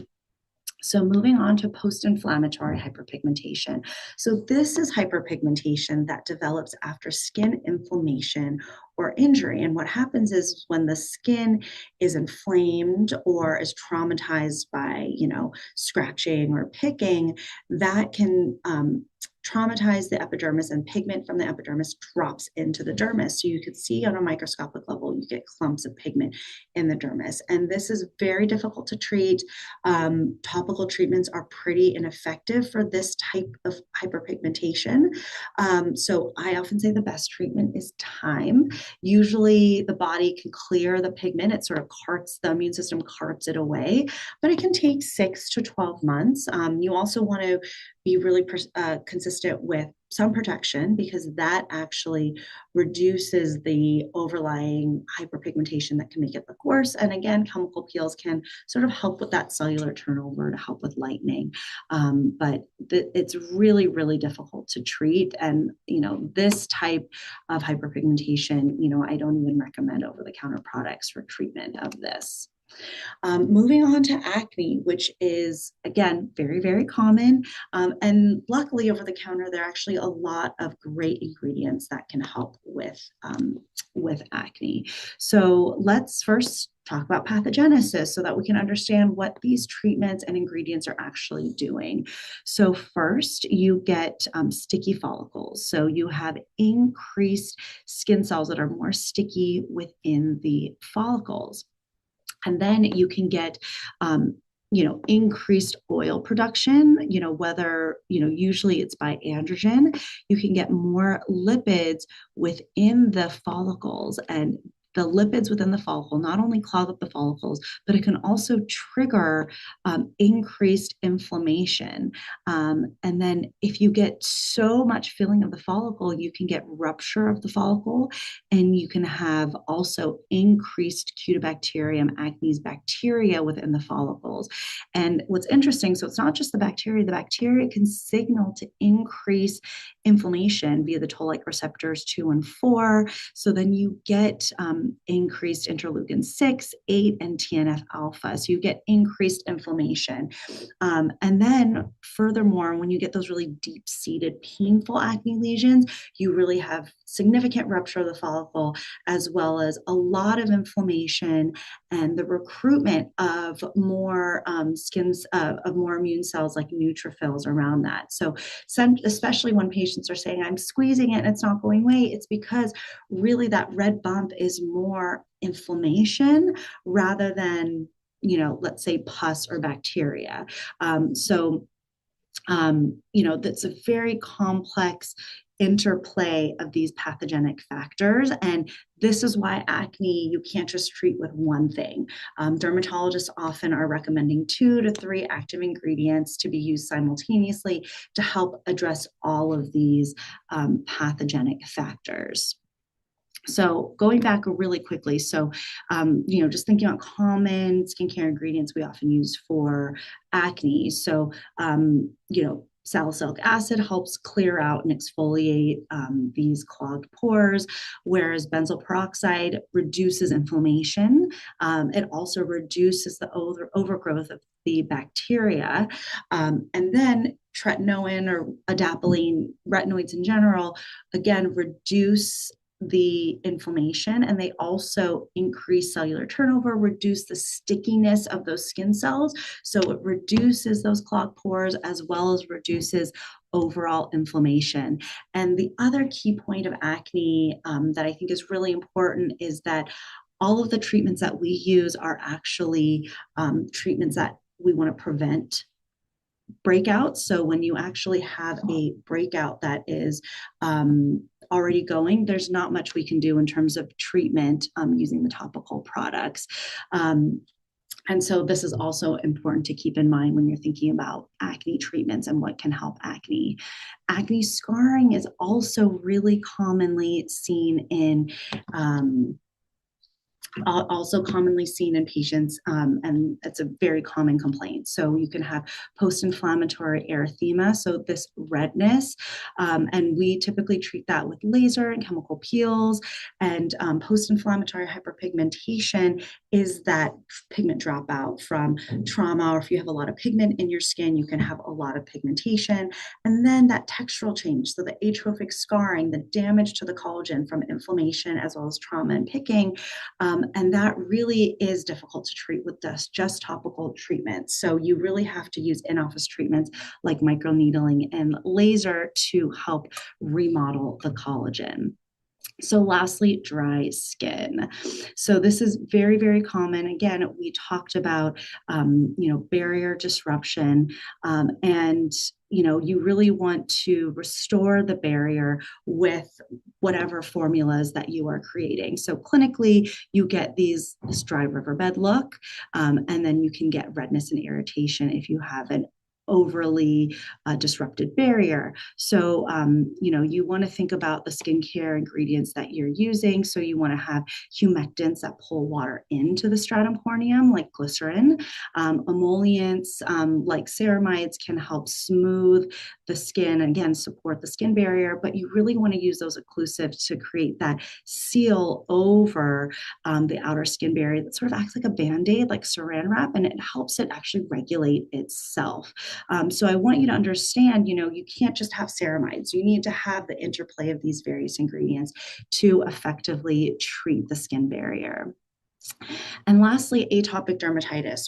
I want you guys to take away, we're kind of short on time, but not only do you have that skin barrier, that outside defect, but you also have increased inflammation. So when the skin barrier is disrupted, it's more permeable, and then you have this genetically overactive skin barrier. So you have increased Th2 activation, increased cytokines such as interleukin 4, 13, and 31. So for mild eczema, over-the-counter barrier supportive products can help reduce atopic dermatitis symptoms and dryness.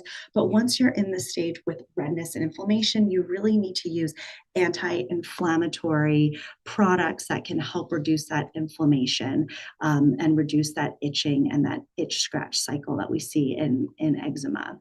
So essentially, thinking like a dermatologist is understanding this complex and dynamic nature of the skin, and that this changes over time in different people. So not everybody is the same.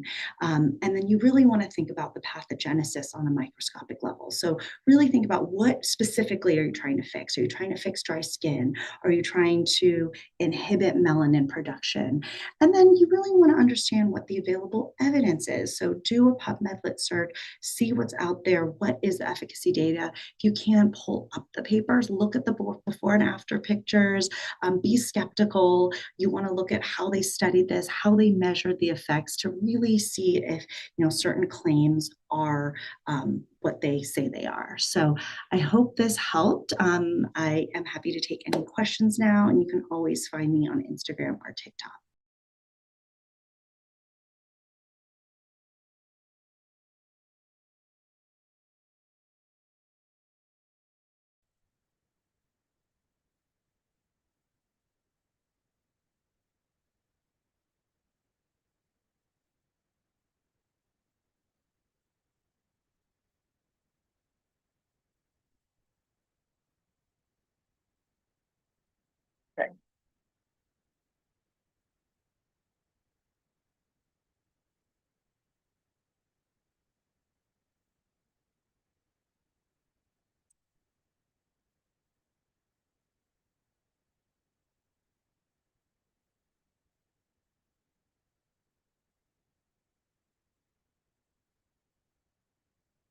So early skin damage, antioxidant, so that oxidant pathway is a main trigger for Oops. that. I'm gonna Can you hear me? I'm gonna say that one more time because I was muted and my husband just came rushing downstairs. As people are like, Jen, no sound, no sound in the comments. I've done this a few times. Sorry. First you can see me and then you can hear me. I'm sorry. We're now over the usual time. There were so many topics that I wanted to share with you guys, so I'm a little loopy now. But I'll ask the question. The question is from Coffee Rock Roasters. What drives... Oops, no, there was a different one. At the micro level, which cellular pathways play the biggest role in preventing early skin damage? Sorry. That's totally okay. So I would say one of the major pathways is that antioxidant defense pathway. So oxidative stress is really going to trigger that collagen breakdown, inflammation that can then trigger, increased pigmentation, barrier dysfunction, thinning of the epidermis. So sort of oxidative stress can trigger that whole pathway. So if you can prevent that with early consistent use with an antioxidant like vitamin C, that can probably help. I mean, one of the biggest oxidative stressors is UV damage. So if you're preventing UV damage, you can really make a big difference on the clinical outcomes and what you're really seeing in terms of skin aging. Of course, DNA repair pathways are also involved in early skin aging. The skin barrier lipid pathway, so ceramide synthesis, and the PPAR pathway, that can affect the skin barrier, which then affects, how the skin ages and the aesthetic appearance of it. And then there are sort of anti-inflammatory pathways that also can be affected in early aging. And so the point of my talk is really just to illustrate how multifactorial and complex these skin issues are, and that there's really no one thing that can be that magic solution, because there are so many different factors converging that ultimately lead to these certain cosmetic or aesthetic appearances that people are concerned with. This next question comes from Sarah, who asks, are retinoids actually effective in protecting the skin structure / collagen when used before wrinkles appear? So yes, the short answer is yes. And the reason why is because when you actually see wrinkles in the skin, there's been damage to your epidermis and your collagen from UV damage. That's been probably going on for years, maybe a decade or more. All of that damage is accumulating on a microscopic level. And when you finally see those fine lines, those wrinkling, that crepiness, there's already a lot of damage sustained on a microscopic level. So if you start, using a retinoid I would probably say, if you're using it for acne in your teen years, early 20s, just keep on using it, keep it in your routine. But if you start sort of in your mid 20s, even your early 30s, before you see that clinical signs of aging, like the wrinkling, the retinoid will sort of slowly, it's a slow process anyway. So by the time you're seeing those wrinkles, you may even be too far gone for retinoids alone to make a huge clinical impact. Whereas if you're starting before you see it, you're addressing those microscopic changes. So that retinoid is going to increase your collagen synthesis. It's going to increase the glycosaminoglycans in the dermis. That's going to increase that skin suppleness. And so it's sort of those microscopic changes and microscopic improvements. It's sort of like two steps forward, one step back. So you just want to sort of counteract that slow accumulation of UV damage and collagen damage. This next question comes from Coffee Rock Roasters again. What drives melanin overproduction at the micro level? So I sort of talked about, the various mechanisms that go into melanin synthesis and that pathway. But sort of the umbrella mechanism is this MITF transcription factor. That's sort of the root of it. Oxidative stress can increase it, that UV damage upregulates that, and that sort of kickstarts, that's the gas pedal, that can kickstart the melanogenesis process. This next question comes from Sarah. For cosmetics, seems that they can be effective for some spots, surface areas only, but melasma and hyperpigmentation, they are more within dermal levels and needs drug treatment. Is that correct? So I love that you're thinking about the microscopic distribution of the melanin, because that really makes a huge difference. So for melasma, there's some types of melasma where the pigment is just in the upper layer of the skin within the epidermis. So those are the types that you're going to see that improvement if you're using products with, prescription products with hydroquinone, or even lightening products with like alpha-arbutin, kojic acid. But there are some types of melasma that also have not only the surface pigment, but that deeper pigment. That's more common, especially in people with darker skin types, just because people with darker skin just have more melanin in their skin. And then the post-inflammatory hyperpigmentation, almost always that pigment drops down into the dermis. And not even, in melasma, tranexamic acid can help with that deeper pigment, but for, say, post-inflammatory hyperpigmentation, it really is just time and waiting for your body to essentially cart away that pigment. Those melanophages, it's the immune system sort of taking it and chipping away at the pigment. That's why, say, if you had a dark spot from a mosquito bite, I would say, if you, for experiment purposes, you put a Band-Aid on it for 3 months and did nothing, you would, one, be blocking UV that could trigger overproduction of melanin. And also, it would just be time. So when you take that Band-Aid off after 3 months, it would be lighter because your body would have done the job removing that pigment. For tranexamic acid, are you referring to oral supplementation? Oral. Yeah. Yes. We know that topicals, the claims are suspect. Because I'm sure when you said that, people are like, but wait, Lanesa just said this other Oral. It's like oral's like magic. This next question comes from Ruby's Resource. And Ruby, thank you so much for being here. I haven't thanked you yet. Ruby has helped me with my conferences since like day one as one of my admin support. And they're based in Australia. I don't know what time it is right now. Ruby's been here all day. Throughout the middle of the night. That's dedication. Thank you so much.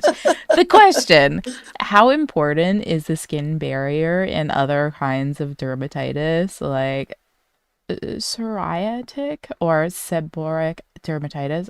Oh my gosh, my lack of ability to say these words. I'm sorry. I'm assuming you mean psoriasis and seborrheic dermatitis. I don't know if it was a typo, but, or I'm just horribly mispronounced. The skin barrier is sort of the foundation.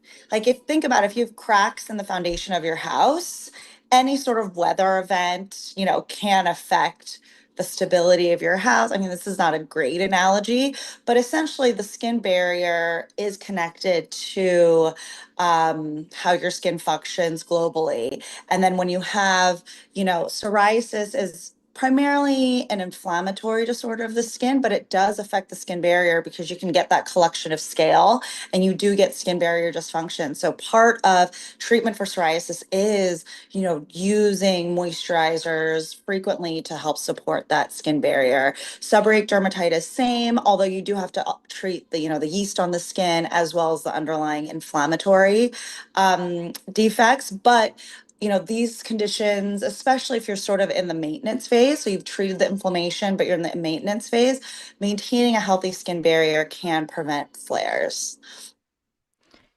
And do you have time for 2 more questions? Sure. More questions. Yeah. The first one from Pauline, who asks, there's lots of hype around turmeric soap to help alleviate the appearance of dark spots.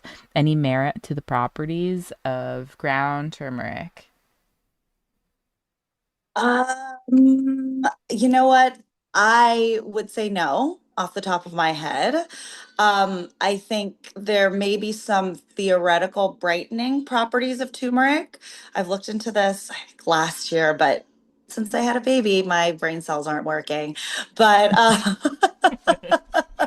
but I would say the claims around the turmeric soap are pretty overblown. I've also seen like those yellow pads, those turmeric pads, and they combine them with other acids. So I don't know if the turmeric alone has been shown to have a significant clinical benefit in hyperpigmentation. And like all of these trends, I always say stick with the tried and true medications that we have that, we know help with hyperpigmentation. Just because it's new doesn't mean it's better. It just means that there's less evidence that people can point to. So And that's there's a my really 2 cents. interesting story about the body of knowledge related to turmeric, in that it is built on this one person who prolifically, oh my gosh, I can't even speak anymore, Prolifically. did research fraud. It's built on research fraud. This one person, and I actually Wow. had somebody who did a really good commentary on it. He studies research fraud.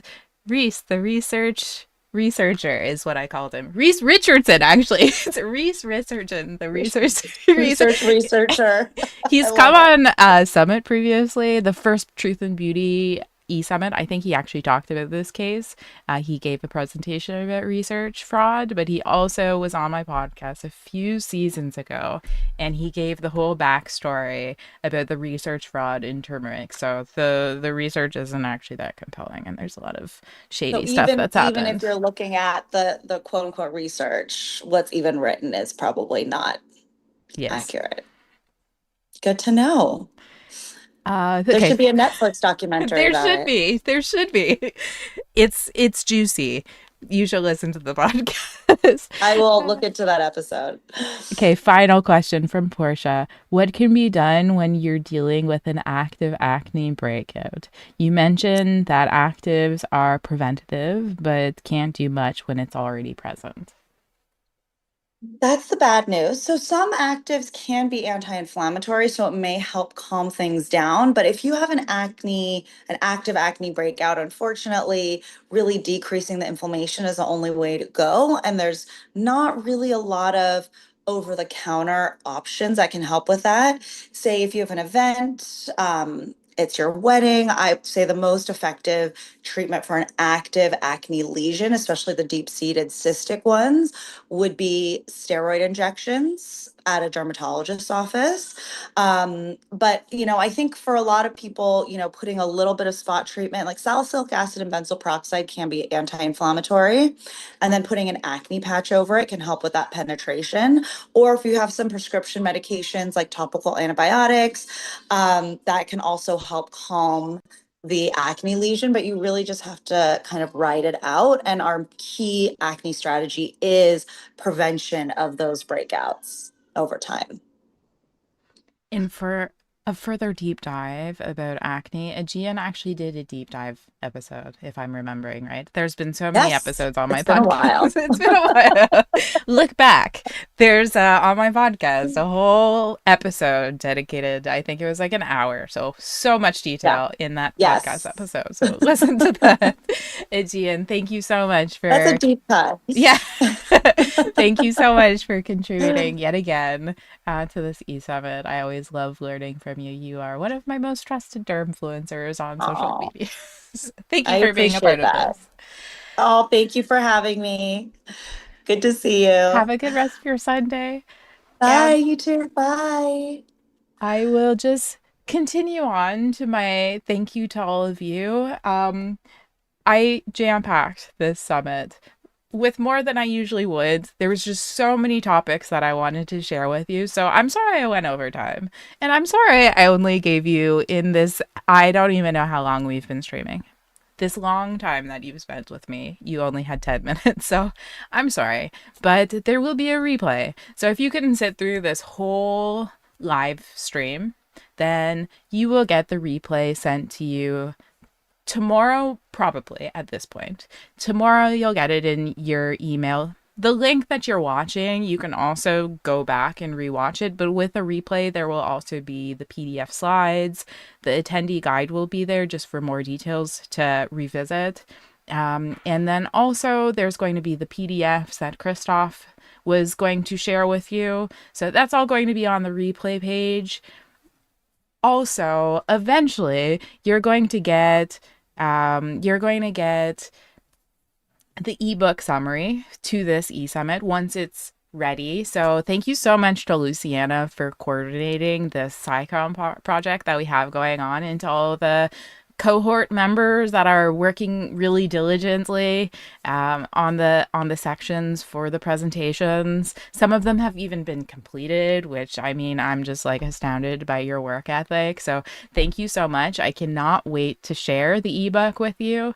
Thank you to our speakers for not only contributing their time and expertise to this conference during the day with the presentations and the Q&A. They're also helping with the ebook, with giving feedback to our cohort so that everything that we give you in the ebook summary is accurate. So yeah, thank you so much for sharing your time and expertise with this event. Thank you so much to the sponsors who have supported this event, whether financially or with your media help.